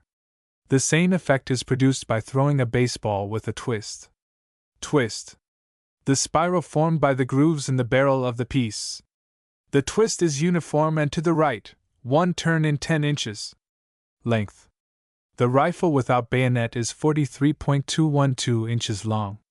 With bayonet it is 59.212 inches long. Manufacture: the United States Rifle is manufactured by the government at Springfield Armory, Massachusetts, and Rock Island Arsenal, Illinois. Rear sight leaf: graduated from 100 to 2,850 yards. The odd range is on the right branch of the leaf, the even on the left. Note that the line corresponding to a range is below a numeral. Battle sight is the position of the rear sight in which the leaf is laid down. The slide should be drawn all the way back to secure full advantage of the windage. It corresponds to a range of 547 yards. Rounds: the rifle will hold 6 cartridges. 5 are carried in the magazine and 1 in the chamber. Stock: made of walnut wood. Oiler and thong case. Furnished for every alternate rifle and is carried in butt of the stock. In one section is a supply of oil, in the other a thong and brush for cleaning the bore. In cleaning by this method, draw the brush or rag from the muzzle toward the breech. Weight: 8.69 pounds without bayonet. Bayonet weighs 1 pound. Ammunition. Cost: about 3½ cents per cartridge. Bullet: has a core of lead and tin composition enclosed in a jacket of cupronickel. The jacket being tough enables the lands in the bore to grip the bullet without rupturing and to rotate it while passing through the barrel. A lead bullet unjacketed would strip and pass through without rotating. It weighs 150 grains and is pointed to offer less resistance to the air. Case: made of brass. The government ammunition is manufactured at Frankfort Arsenal, Pennsylvania. Powder: pyrocellulose. The grains are cylindrical, single, perforated, and graphite. Normal charge is 47 to 50 grains. Pressure developed in the chamber is 51,000 pounds per square inch. Penetration: this bullet will penetrate the following materials to depth stated at range of 100 yards: moist sand, 14.02 inches, loam, 17.46 inches, oak, 31.18 inches, brick wall, 5.5 inches, steel plate, 0.4 inch. Dry sand is the best stop. The bullet will penetrate 6.88 inches of it at 100 yards and 13.12 inches at 500 yards. Range: maximum range, 4,891.6 yards, about 2 3/4 miles, with the muzzle elevated 45 degrees. The time of flight 38.058 seconds. Velocity: about 2,700 feet per second at 70 degrees Fahrenheit. Weight: A complete cartridge weighs 395.5 grains depending on amount of water. It is waterproof. Estimating distance. Suppose you are out hunting, and that you see a big buck on a distant hill. Suppose that it is exactly 600 yards distant from you, that you are an expert shot, and that you set your sights at 400 yards and fire. Will you hit the deer or not? You must know how to guess accurately the distance to a deer, or a man, or anything else, if you propose to have any reasonable hope of hitting it. The art of estimating distances with the eye can be improved by practice. When you are in ranks, observe continually your surroundings. Call attention to and make estimates of the distances to all the prominent objects in view. Others near you will become interested, and the interest will soon spread to the entire company. It will be necessary for the objects to be pointed out to those interested. This in itself is a difficult thing to do. To be able quickly to see distant objects that are being pointed out is a military accomplishment which all soldiers should possess and which comes only with practice. Methods of estimating distances by the eye. 1. Decide that the object cannot be more than a certain distance away, or less than a certain distance. Keep the estimate within the closest possible limits and take the mean of the two estimates as the range. For instance, that deer cannot be over 800 yards away and not less than 400 yards. Your estimated distance is 600 yards. 2. Select a point which you think is the middle point of the distance, estimate the distance to this middle point, and double your estimate to get your range. Do the same thing with half the distance, if the object is very far away. 3. Estimate the distance along a parallel line, such as a telephone line or a railroad having on it a well-defined length with which you are familiar. 4. Take the mean of several estimates, made by several well-instructed men. This method is used in battle, but is not applicable to instruction or during tests. 1. Preliminary instruction. To estimate distances by the eye with accuracy, it is first necessary that you become familiar with the appearance of the most convenient unit of length, namely 100 yards. Stake off a distance of 100 yards. Subdivide this 100 yards into 4 25-yard divisions. Pace off the entire distance several times, and you will soon become familiar with the appearance of 100 yards. Next, take a distance more than 100 yards and compare it mentally with your unit of measure, 100 yards, and make your estimate. Verify this estimate by pacing the distance. Do this once a day for several months, and you may become highly skilled in the art of estimating distances. 2. Preliminary instruction. If you know how a soldier, or group of soldiers, looks at the different ranges, it will often assist you in quickly making an accurate estimate of the distance. In order to acquire skill in estimating distances by this method, one must have special exercises designated to demonstrate the clearness with which details of clothing, movement of the limbs, etc., can be observed at the different ranges. Have a squad march away from you to a distance of 1,200 yards. Then have it approach you and halt every 100 yards. Each time the squad halts, make a mental note of the distance, and then observe carefully its appearance, the clearness with which you can see the clothing, movements of the limbs, etc. Appearance of objects. Become familiar with the effect which the varying conditions of light, background, etc., have upon the apparent distance of the object. Don't be content to memorize the following data, but go after the underlying reason in each case. Objects seem nearer than they actually are. 1. When the object is seen in a bright light. 2. When the color of the object contrasts sharply with the color of the background. 3. When looking over water, snow, or a uniform surface like a wheat field. 4. When looking from a height downward. 5. In clear atmosphere of high altitudes, as in Arizona and New Mexico. Objects seem more distant than they actually are. 1. When looking over a depression in the ground, across a canyon. 2. When there is a poor light, very cloudy day, or a fog. 3. When only a part of the object can be seen. 4. When looking from low ground upward toward higher ground. Estimating distances by sound. Sound travels at the rate of about 366 yards a second. Therefore, multiply the number of seconds intervening between the flash of the gun and the report of the same by 366, and the product will be the distance in yards to the gun. Range finding instrument. Each company is equipped with a range finding instrument. All company officers and sergeants should be proficient in using it. The accuracy of this instrument will greatly depend upon the skill of the user and the visibility of the objective. Trial shots or volleys. If the ground is so dry and dusty that the fall of the bullets is visible through a glass or with the naked eye, a method of determining the distance is afforded by using a number of trial shots or volleys. The method of using trial volleys is as follows. The sights are raised for the estimated range and one volley is fired. If this appears to hit but little short of the mark, an increase of elevation of 100 yards will be used for the next volley. When the object is enclosed between two volleys, a mean of the elevation will be adopted as the correct range. The range may be obtained from a nearby battery or machine gun. This is the best method when available. Small arms firing manual. Estimating distance test. This test is usually held after the record firing on the range has been completed. No distance used in this test will be less than 547 yards, battle sight range, or more than 1,200 yards, which is considered the extreme range for effective fire of individuals or a small command. Should a soldier fail 3 times to make the necessary percentage in these tests, his rifle qualification will be reduced 1 grade. For the specific conditions governing this test, see Small Arms Firing Manual. Range finders. 5 or 6 enlisted men, selected by the company.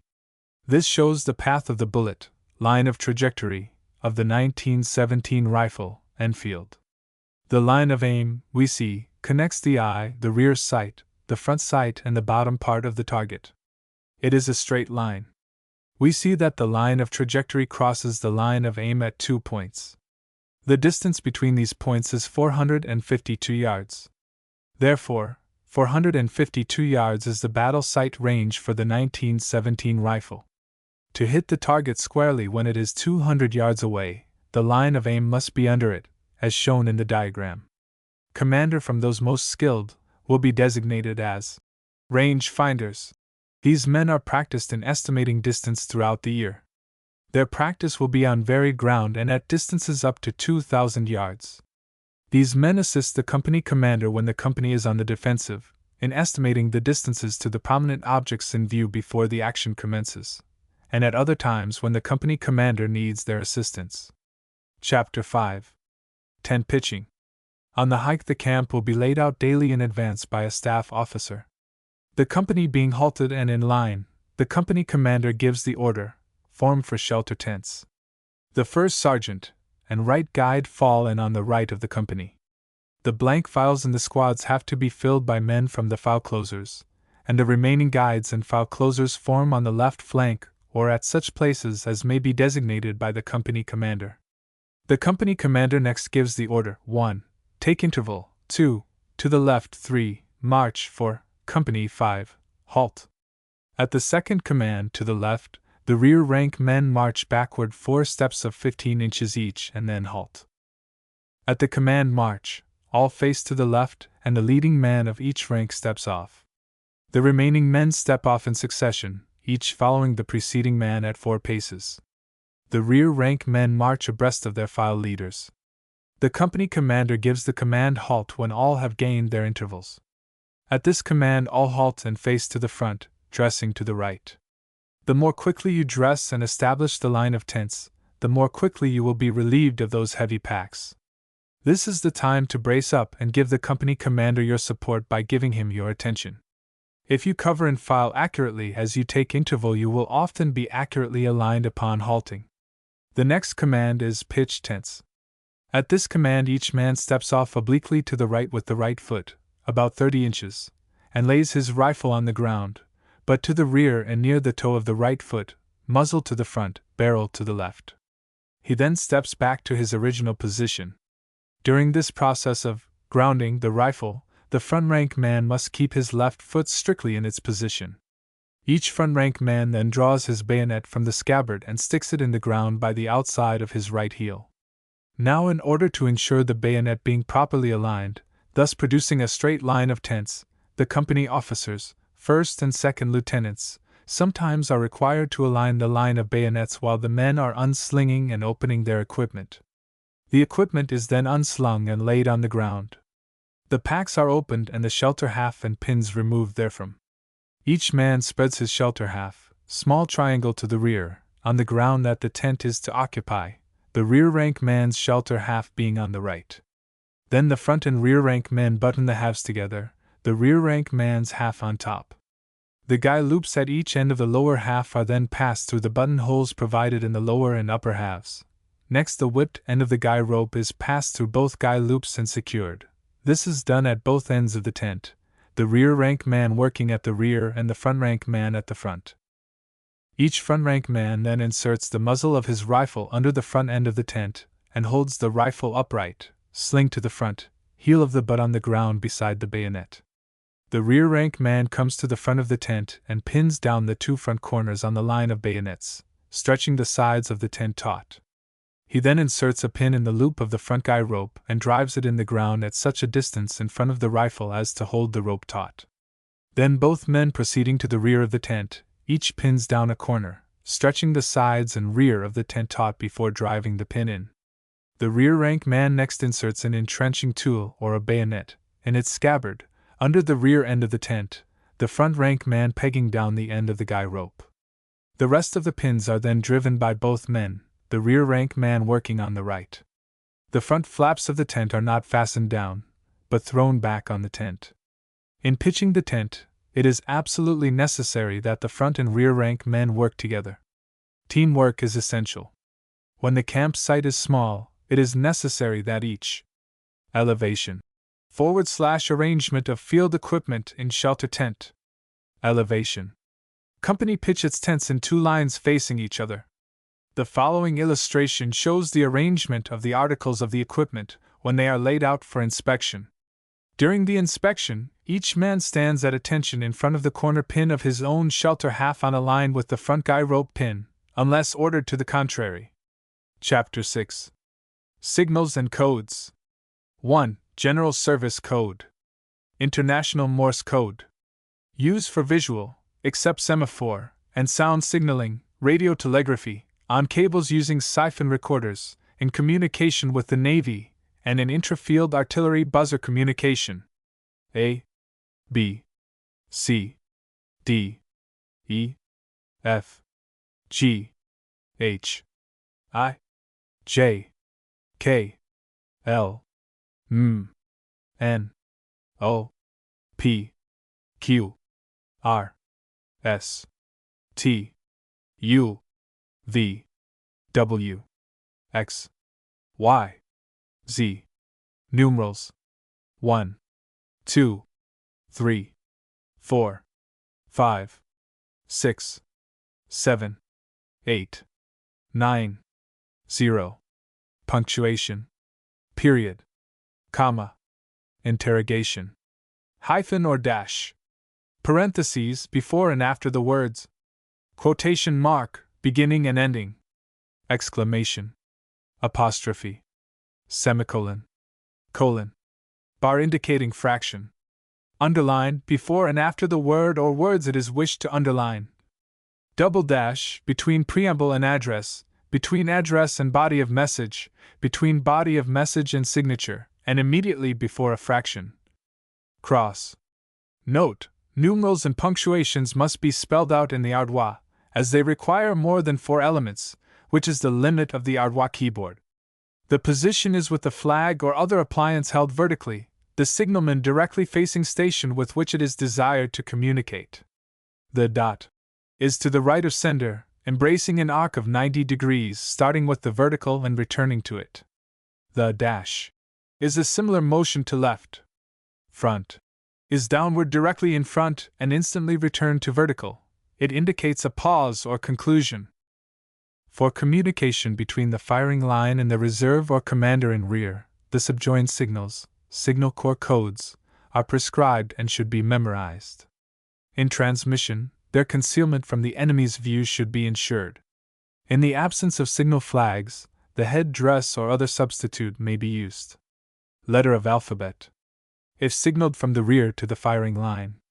If signaled from the firing line to the rear. AM. Ammunition going forward. Ammunition required. CCC. Charge mandatory at all times. Am about to charge if no instructions to the contrary. CF. Cease firing. Cease firing. DT. Double time or rush. Double time or rush, or hurry. F. Commence firing. Commence firing. FL. Artillery fire is causing us losses. Artillery fire is causing us losses. G. Move forward. Preparing to move forward. HHH. Halt. Halt. K. Negative. Negative. LT. Left. Left. O. What is the R, N, etc.? What is the R, N, etc.? Ardois and semaphore only. Interrogatory. Interrogatory. What is the R, N, etc.? What is the R, N, etc.? All methods but Ardois and semaphore. Interrogatory. Interrogatory. P. Affirmative. Affirmative. R. Acknowledgement. Acknowledgement. RN. Range. Range. RT. Right. Right. SSS. Support going forward. Support needed. T. Target. Target. Arm signals. The following arm signals are prescribed. In making signals, either arm may be used. Officers who receive signals on the firing line repeat back at once to prevent misunderstanding. Forward march. Carry the hand to the shoulder. Straighten and hold the arm horizontally, thrusting it in the direction of march. This signal is also used to execute quick time from double time. Halt. Carry the hand to the shoulder. Thrust the hand upward and hold the arm vertically. Double time march. Carry the hand to the shoulder. Rapidly thrust the hand upward the full extent of the arm several times. Squad's right march. Raise the arm laterally until horizontal. Carry it to a vertical position above the head and swing it several times between the vertical and horizontal positions. Squad's left march. Raise the arm laterally until horizontal. Carry it downward to the side and swing it several times between the downward and horizontal positions. Squad's right about. Forward / to the rear. Squad's right about. Squad's right about, march if in close order, or to the rear, march if in skirmish line. Extend the arm vertically above the head, carry it laterally downward to the side, and swing it several times between the vertical and downward positions. Change direction or column right, left, march. The hand on the side toward which the change of direction is to be made is carried across the body to the opposite shoulder, forearm horizontal, then swing in a horizontal plane, arm extended, pointing in the new direction. As skirmishers march. Raise both arms laterally until horizontal. As skirmishers guide center march. Raise both arms laterally until horizontal. Swing both simultaneously upward until vertical, and return to the horizontal. Repeat several times. As skirmishers guide right, left, march. Raise both arms laterally until horizontal. Hold the arm on the side of the guide steadily in the horizontal position. Swing the other upward until vertical, and return it to the horizontal. Repeat several times. Assemble, march. Raise the arm vertically to its full extent and describe horizontal circles. Range or change elevation. To announce range, extend the arm toward the leaders or men for whom the signal is intended, fist closed. By keeping the fist closed, battle sight is indicated. By opening and closing the fist, expose thumb and fingers to a number equal to the hundreds of yards.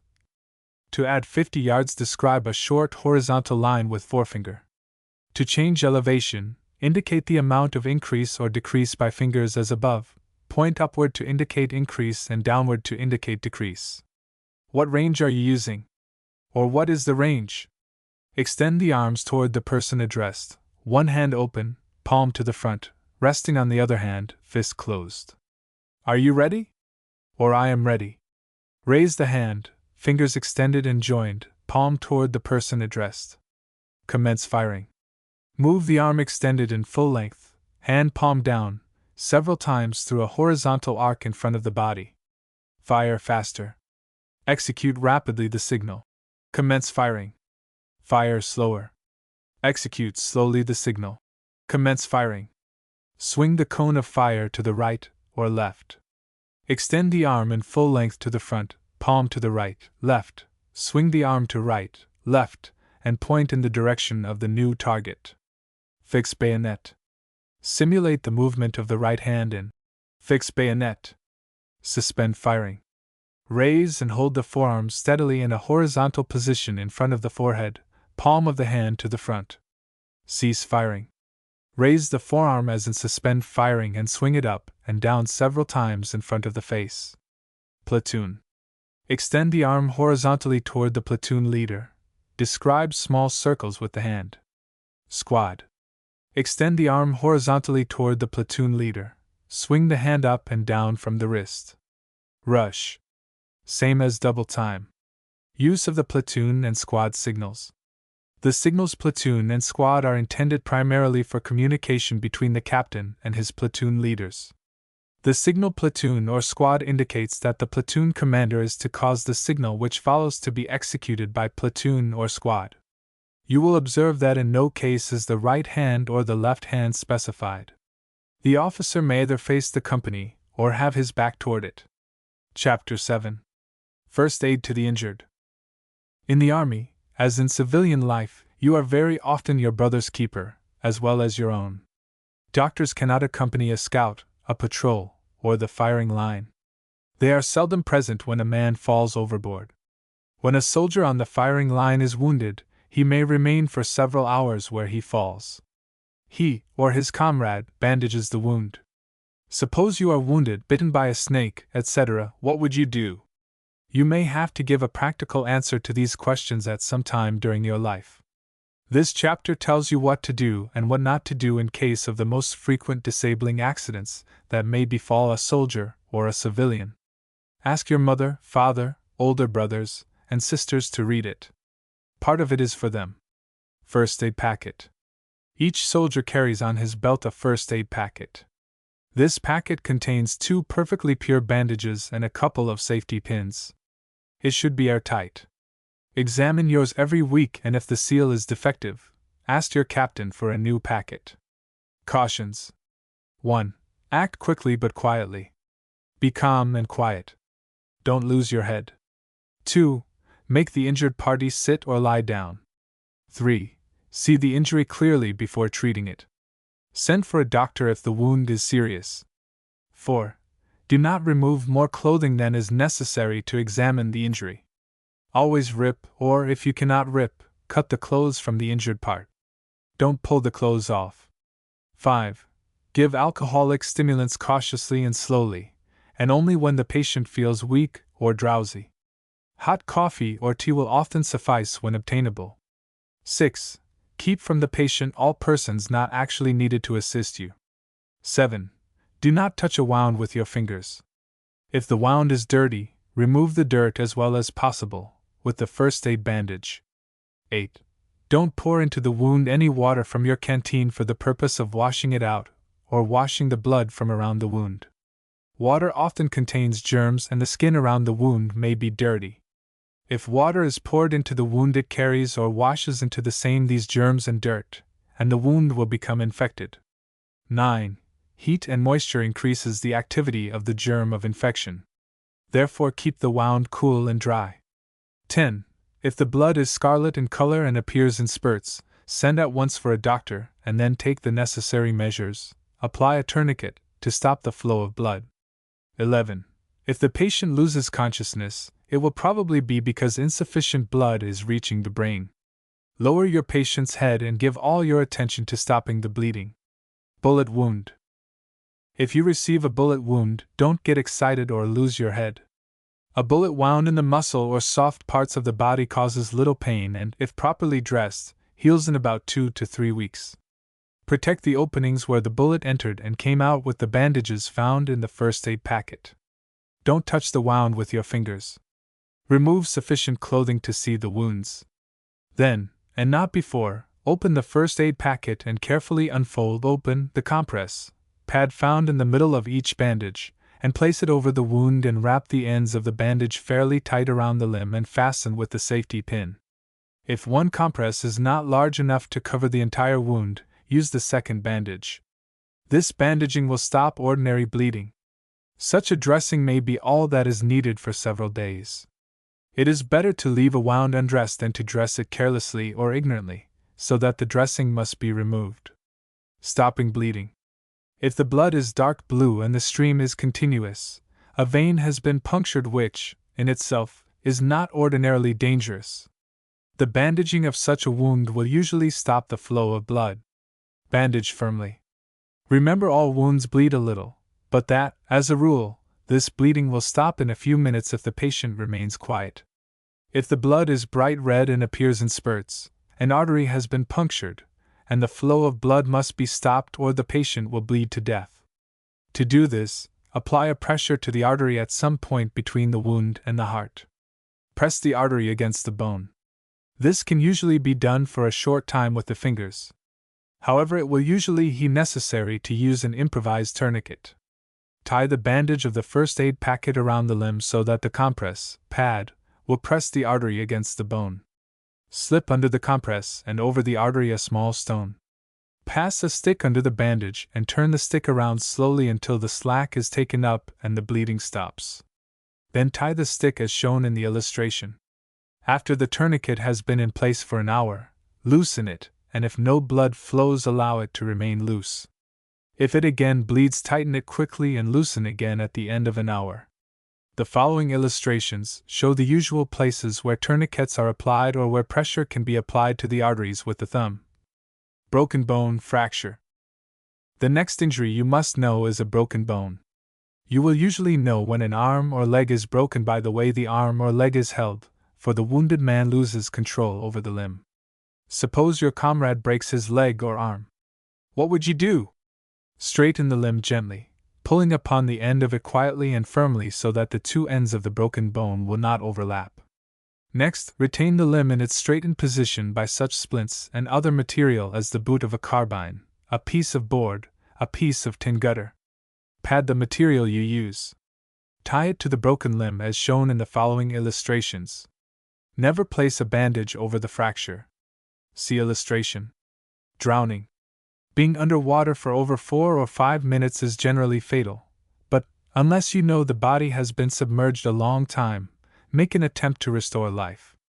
Don't get disheartened and give up if you see no signs of life after a few minutes' work. Work on the body for at least an hour. Your comrade's lifeless body has just been pulled out of the water. What do? You are alone. 1. Don't waste time in removing his clothes. 2. Reach your finger in his mouth and straighten out his tongue. 3. Lay him on his stomach, then straddle him. Reach both arms under his stomach. Raise his hips 2 feet from the ground and jostle him. This drains the water from the stomach and lungs. 4.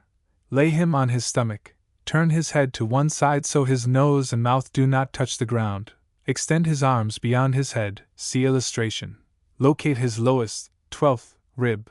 Place hand, finger, and thumb closed. See illustration on body so that the little finger curls over the 12th rib. Hold your arms and wrists straight and lean forward slowly so the weight of the upper part of your body will be brought to bear gradually upon your comrade's ribs. See illustration. Let this pressure continue for about 3 seconds, then remove it suddenly by removing the hands. Apply this pressure at the rate of from 12 to 15 times a minute. 5. Do not attempt to give him any kind of liquids while he is unconscious. 6. Apply warm blankets as soon as possible. 7. Never say, "He is dead." Work on his body for at least an hour. Sunstroke. The skin is hot. A sunstroke is accompanied by the following symptoms: headache, dizziness, sense of oppression, nausea, colored vision, and often the patient becomes insensible. The muscles are relaxed, face flushed, skin hot, pulse rapid, and the temperature rises. The breathing is labored. Treatment: reduce the temperature as rapidly as possible, with ice or cold water. Get the patient in the shade. Loosen clothing. Heat exhaustion, the skin is cool. Symptoms: nausea, a staggering gait, pulse is weak, and the patient may quickly become unconscious. The skin is cool. This condition is dangerous. Treatment: rub the limbs vigorously. Give stimulants, apply heat. Burns. Do not pull the clothing from the burnt part, but rip or cut it off. Do not break the blisters or prick them even if large. Treatment: protect it quickly with a mixture of equal parts of linseed or olive oil and water. Freezing and frostbite. Symptom: the part frozen appears white or bluish and is cold. Treatment: raise the temperature of the frozen member slowly by rubbing it with snow or ice and water, in a cool place. Don't go near a fire. Fainting. Symptom: loss of consciousness. It is usually the result of severe bleeding or exhaustion from fatigue. This condition is rarely dangerous.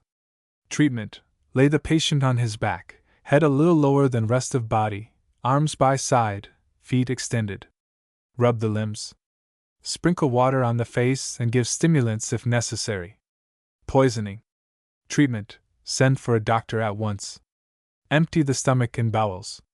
Give 2 tablespoons full of mustard and warm water or a tablespoon full of salt in a glass of water to produce vomiting. Then give a purgative. Tickle throat with finger or feather in case mustard or salt are not procurable. After the poison has been evacuated, give stimulants and apply heat and rubbing externally. Snake bite. In snake bites, the poison acts quickly. Treatment: apply a tourniquet between the wound and the heart so as to stop the circulation and prevent the system from absorbing the poison. Get out your knife and make a couple of cross cuts through the wound so it will bleed freely. Then suck the poison from the wound and spit the poison out. If your lips are lacerated, there is danger in this method, but it is your duty to take this chance in order to save your comrade's life. After sucking out the wound, heat your knife and burn it out. Stomach wounds. Send for a doctor. Lie perfectly quiet. Don't lose your head and don't attempt to crawl to help or to stir around.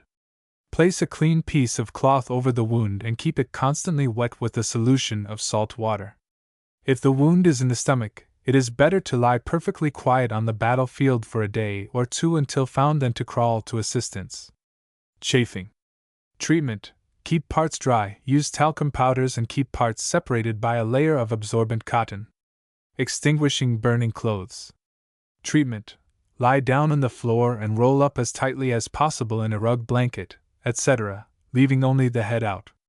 If nothing can be obtained in which to wrap yourself, lie down and roll over slowly and at the same time beat out the fire with your hands. Flames shoot upward. In order to get them away from the head, lie down. Don't run, it only fans the flames. If another person's clothing catches fire, throw him to the ground and smother the fire as just described. Gas. Most of the gas used on the battlefield today is deadly. When a gas shell explodes, there are 2 kinds of men: quick men and dead men. The quick men put on their gas masks, which contain chemicals that neutralize the poisonous air. Treatment: when a man is slightly gassed, don't allow him to move around or to remove his mask. Have him lie down and rest. Loosen his clothes around his neck and chest so he can breathe freely. Keep him warm. When the gas has been removed from the trench, take off his mask and give spirits of ammonia. Tables of organization. For reference only. Enlisted strength. Infantry battalion. 4 companies of infantry. There are 3 battalions in a regiment of infantry. Infantry Drill Regulations, 1911. For use with the United States Rifle, Model, 1917, Enfield. For troops armed with the United States Rifle, Model 1917, Enfield, the alternative paragraphs published herewith will govern. By order of the Secretary of War. By order of the Secretary of War. Hugh L. Scott, Major General, Chief of Staff. Official, H. P. McCain, the Adjutant General. Official. The following rules govern the carrying of the piece. First, the piece is not carried with cartridges in either the chamber or the magazine except when specially ordered. When so loaded or supposed to be loaded, It is habitually carried locked, that is, with the safety lock turned to the safe. At all other times it is carried unlocked, with the trigger pulled. Second, whenever troops are formed under arms, pieces are immediately inspected at the commands 1. Inspection 2. Arms 3. Order right shoulder port 4. Arms. A similar inspection is made immediately before dismissal. If cartridges are found in the chamber or magazine, they are removed and placed in the belt. Third, the bayonet is not fixed except in bayonet exercise, on guard, or for combat. Fourth, fall-in is executed with the piece at order arms. Fall-out, rest, and at ease are executed as without arms. On resuming attention, the position of order arms is taken. Fifth, if at the order, unless otherwise prescribed, the piece is brought to the right shoulder at the command march, the 3 motions corresponding with the first 3 steps. Movements may be executed at the trail by prefacing the preparatory command with the words at trail, as 1. At trail, forward 2. March. The trail is taken at the command march. When the facings, alignments, open and close ranks, taking interval or distance, and assemblings are executed from the order, raise the piece to the trail while in motion and resume the order on halting. Sixth, the piece is brought to the order on halting. The execution of the order begins when the halt is completed. Seventh, a disengaged hand in double time is held as when without arms. Being at order arms, 1. Unfixed 2. Bayonet. If the bayonet scabbard is carried on the belt, execute parade rest. Grasp the handle of the bayonet firmly with the right hand, pressing the spring with the forefinger of the left hand. Raise the bayonet until the handle is about 12 inches above the muzzle of the piece. Drop the point to the left, back of the hand toward the body, and glancing at the scabbard, return the bayonet, the blade passing between the left arm and the body. Regrasp the piece with the right hand and resume the order. If the bayonet scabbard is carried on the haversack, take the bayonet from the rifle with the left hand and return it to the scabbard in the most convenient manner. If marching or lying down, the bayonet is fixed and unfixed in the most expeditious and convenient manner, and the piece returned to the original position. Fixed and unfixed bayonet are executed with promptness and regularity, but not in cadence. Being at inspection arms, 1. Order right shoulder, port 2. Arms. At the preparatory command, press the follower down with the fingers of the left hand, then push the bolt forward just enough to engage the follower. Raise the fingers of the left hand, push the bolt forward, turn the handle down, pull the trigger, and resume port arms. At the command arms, complete the movement ordered. To load. Being in line or skirmish line at halt 1. With dummy, blank or ball cartridges 2. Load. At the command load, each front rank man or skirmisher faces half right and carries the right foot to the right, about 1 foot, to such position as will ensure the greatest firmness and steadiness of the body. Raises or lowers the piece and drops it into the left hand at the balance, left thumb extended along the stock and the muzzle at the height of the breast. With the right hand he turns and draws the bolt back, takes a loaded clip and inserts the ends in the clip slots, places the thumb on the powder space of the top cartridge, the fingers extending around the piece and tips resting on the magazine floor plate, forces the cartridges into the magazine by pressing down with the thumb, without removing the clip, thrusts the bolt home, turning down the handle, turns the safety lock to the safe, and carries the hand to the small of the stock. Each rear rank man moves to the right front, takes a similar position opposite the interval to the right of his front rank man, muzzle of the piece extending beyond the front rank, and loads. A skirmish line may load while moving, the pieces being held as nearly as practicable in the position of load. If kneeling or sitting, the position of the piece is similar. If kneeling, the left forearm rests on the left thigh. If sitting, the elbows are supported by the knees. If lying down, the left hand steadies and supports the piece at the balance, the toe of the butt resting on the ground, the muzzle off the ground. For reference, these positions, standing, kneeling, and lying down, are designated as that of load. For purposes of simulated firing 1. Simulate 2. Load. Raise the bolt handle as in the preceding paragraph, draw the bolt back until the cocking piece engages, then close the bowl, and turn the bolt handle down. The recruits are first taught to simulate loading and firing. After a few lessons, dummy cartridges are used. Later, blank cartridges may be used. To unload. Unload. Take the position of load, turn the safety lock up and move the bolt alternately backward and forward until all the cartridges are ejected. After the last cartridge is ejected, the chamber is closed by pressing the follower down with the fingers of the left hand to engage it under the bolt, and then thrusting the bolt home. The trigger is pulled. The cartridges are then picked up, cleaned, and returned to the belt, and the piece is brought to the order. To continue the firing: 1. Aim. 2. Squad. 3. Fire. Each command is executed as previously explained. Load is executed by drawing back and thrusting home the bolt with the right hand, leaving the safety lock at the ready. Cease firing. Firing stops. Pieces are loaded and locked. The sights are laid down and the piece is brought to the order. Cease firing is used for long pauses to prepare for changes of position or to steady the men. Company inspection. Being in line at a halt: 1. Open ranks. 2. March. At the command march, the front rank executes right dress. The rear rank and the file closers march backward 4 steps, halt, and execute right dress. The lieutenants pass around their respective flanks and take posts, facing to the front, 3 paces in front of the center of their respective platoons. The captain aligns the front rank, rear rank, and file closers, takes post 3 paces in front of the right guide, facing to the left, and commands. 3. Front 4. Prepare for inspection. At the second command, the lieutenants carry saber. The captain returns saber and inspects them, after which they face about, order saber, and stand at ease. Upon the completion of the inspection, they carry saber, face about, and order saber. The captain may direct the lieutenants to accompany or assist him, in which case they return saber and, at the close of the inspection, resume their posts in front of the company, draw and carry saber. Having inspected the lieutenants, the captain proceeds to the right of the company. Each man, as the captain approaches him, executes inspection arms. The captain takes the piece, grasping it with his right hand just below the lower band, the man dropping his hands.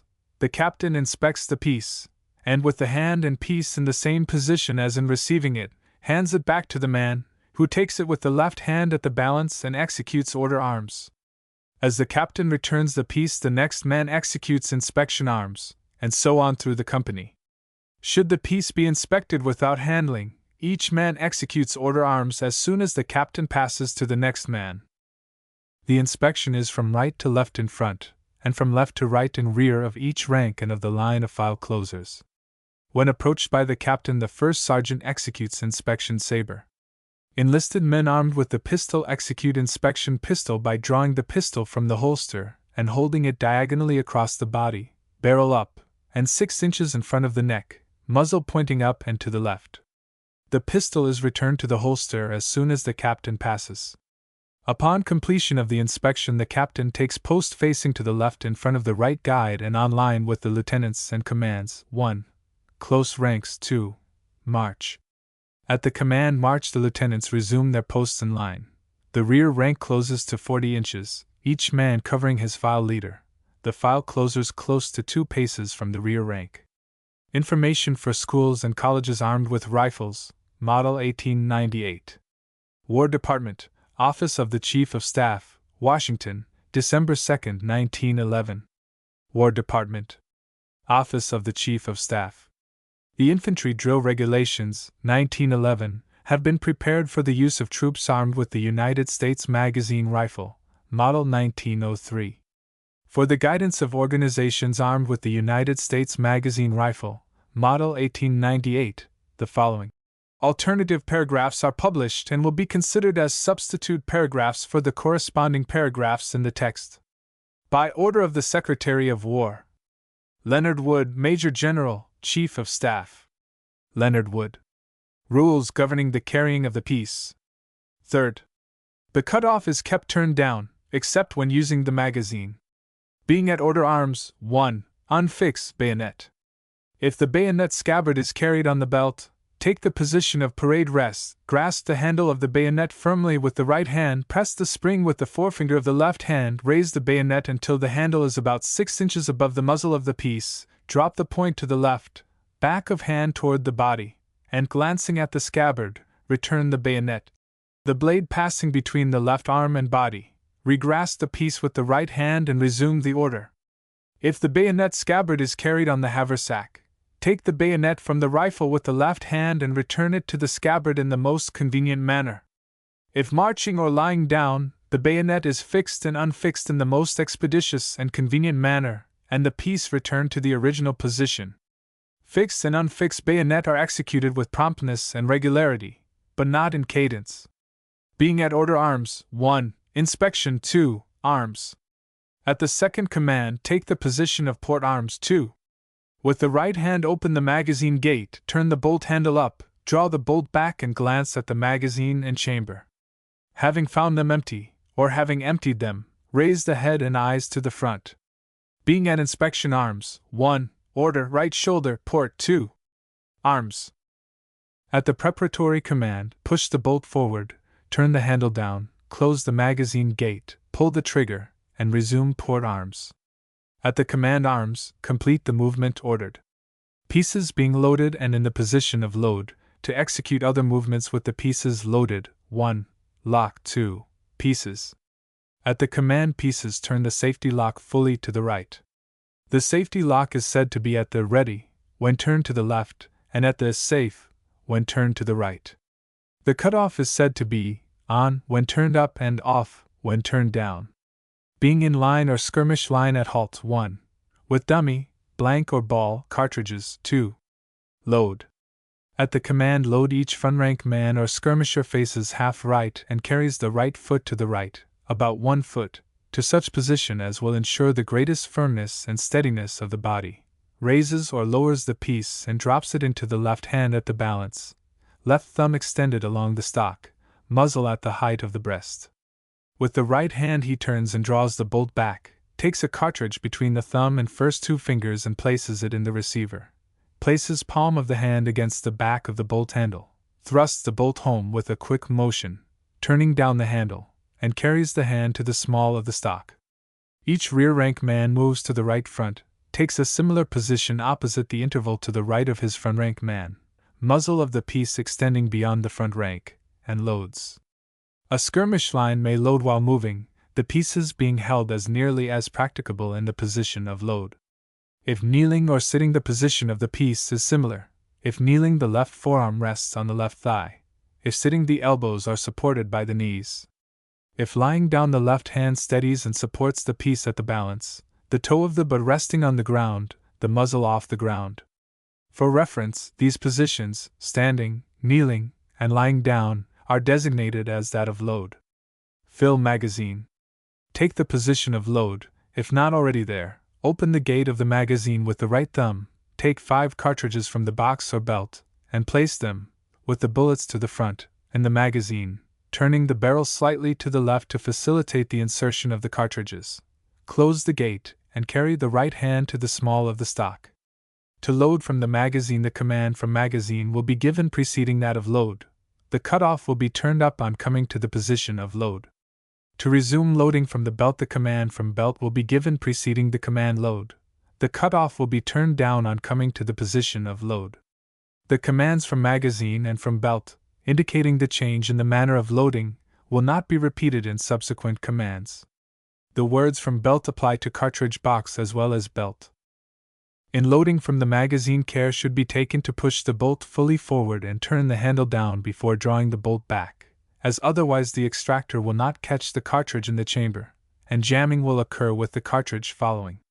To fire from the magazine, the command magazine fire may be given at any time. The cutoff is turned up and an increased rate of fire is executed. After the magazine is exhausted, the cutoff is turned down and the firing continued, loading from the belt. Magazine fire is employed only when, in the opinion of the platoon leader or company commander, the maximum rate of fire becomes necessary. Unload. All take the position of load, turn the cutoff up, if not already there, turn the safety lock to the left, and alternately open and close the chamber until all the cartridges are ejected. After the last cartridge is ejected, the chamber is closed and the trigger pulled. The cartridges are then picked up, cleaned, and return to the box or belt, and the piece brought to the order. Clip fire. Turn the cutoff up, fire at will, reloading from the magazine, until the cartridges in the piece are exhausted. Turn the cutoff down, fill magazine, reload and take the position of suspend firing. Cease firing. Firing stops. Pieces not already there are brought to the position of load, the cutoff turned down if firing from magazine, the cartridge is drawn or the empty shell is ejected, the trigger is pulled, sights are laid down, and the piece is brought to the order. Cease firing is used for long pauses to prepare for changes of position or to steady the men. Footnotes. 1. These exercises are selected from those commonly given by Major H. J. Kohler, United States Army. 1. 2. The line of supports and the line of resistance need not necessarily be the same. 2. 3. Some government publications can be obtained at no cost from the Superintendent of Public Documents, Washington, D.C. 3. Transcriber notes. A. Changed. Familiar to familiar. A. B. Changed. Gauge to gauge. B. C. Changed. Give to given. C.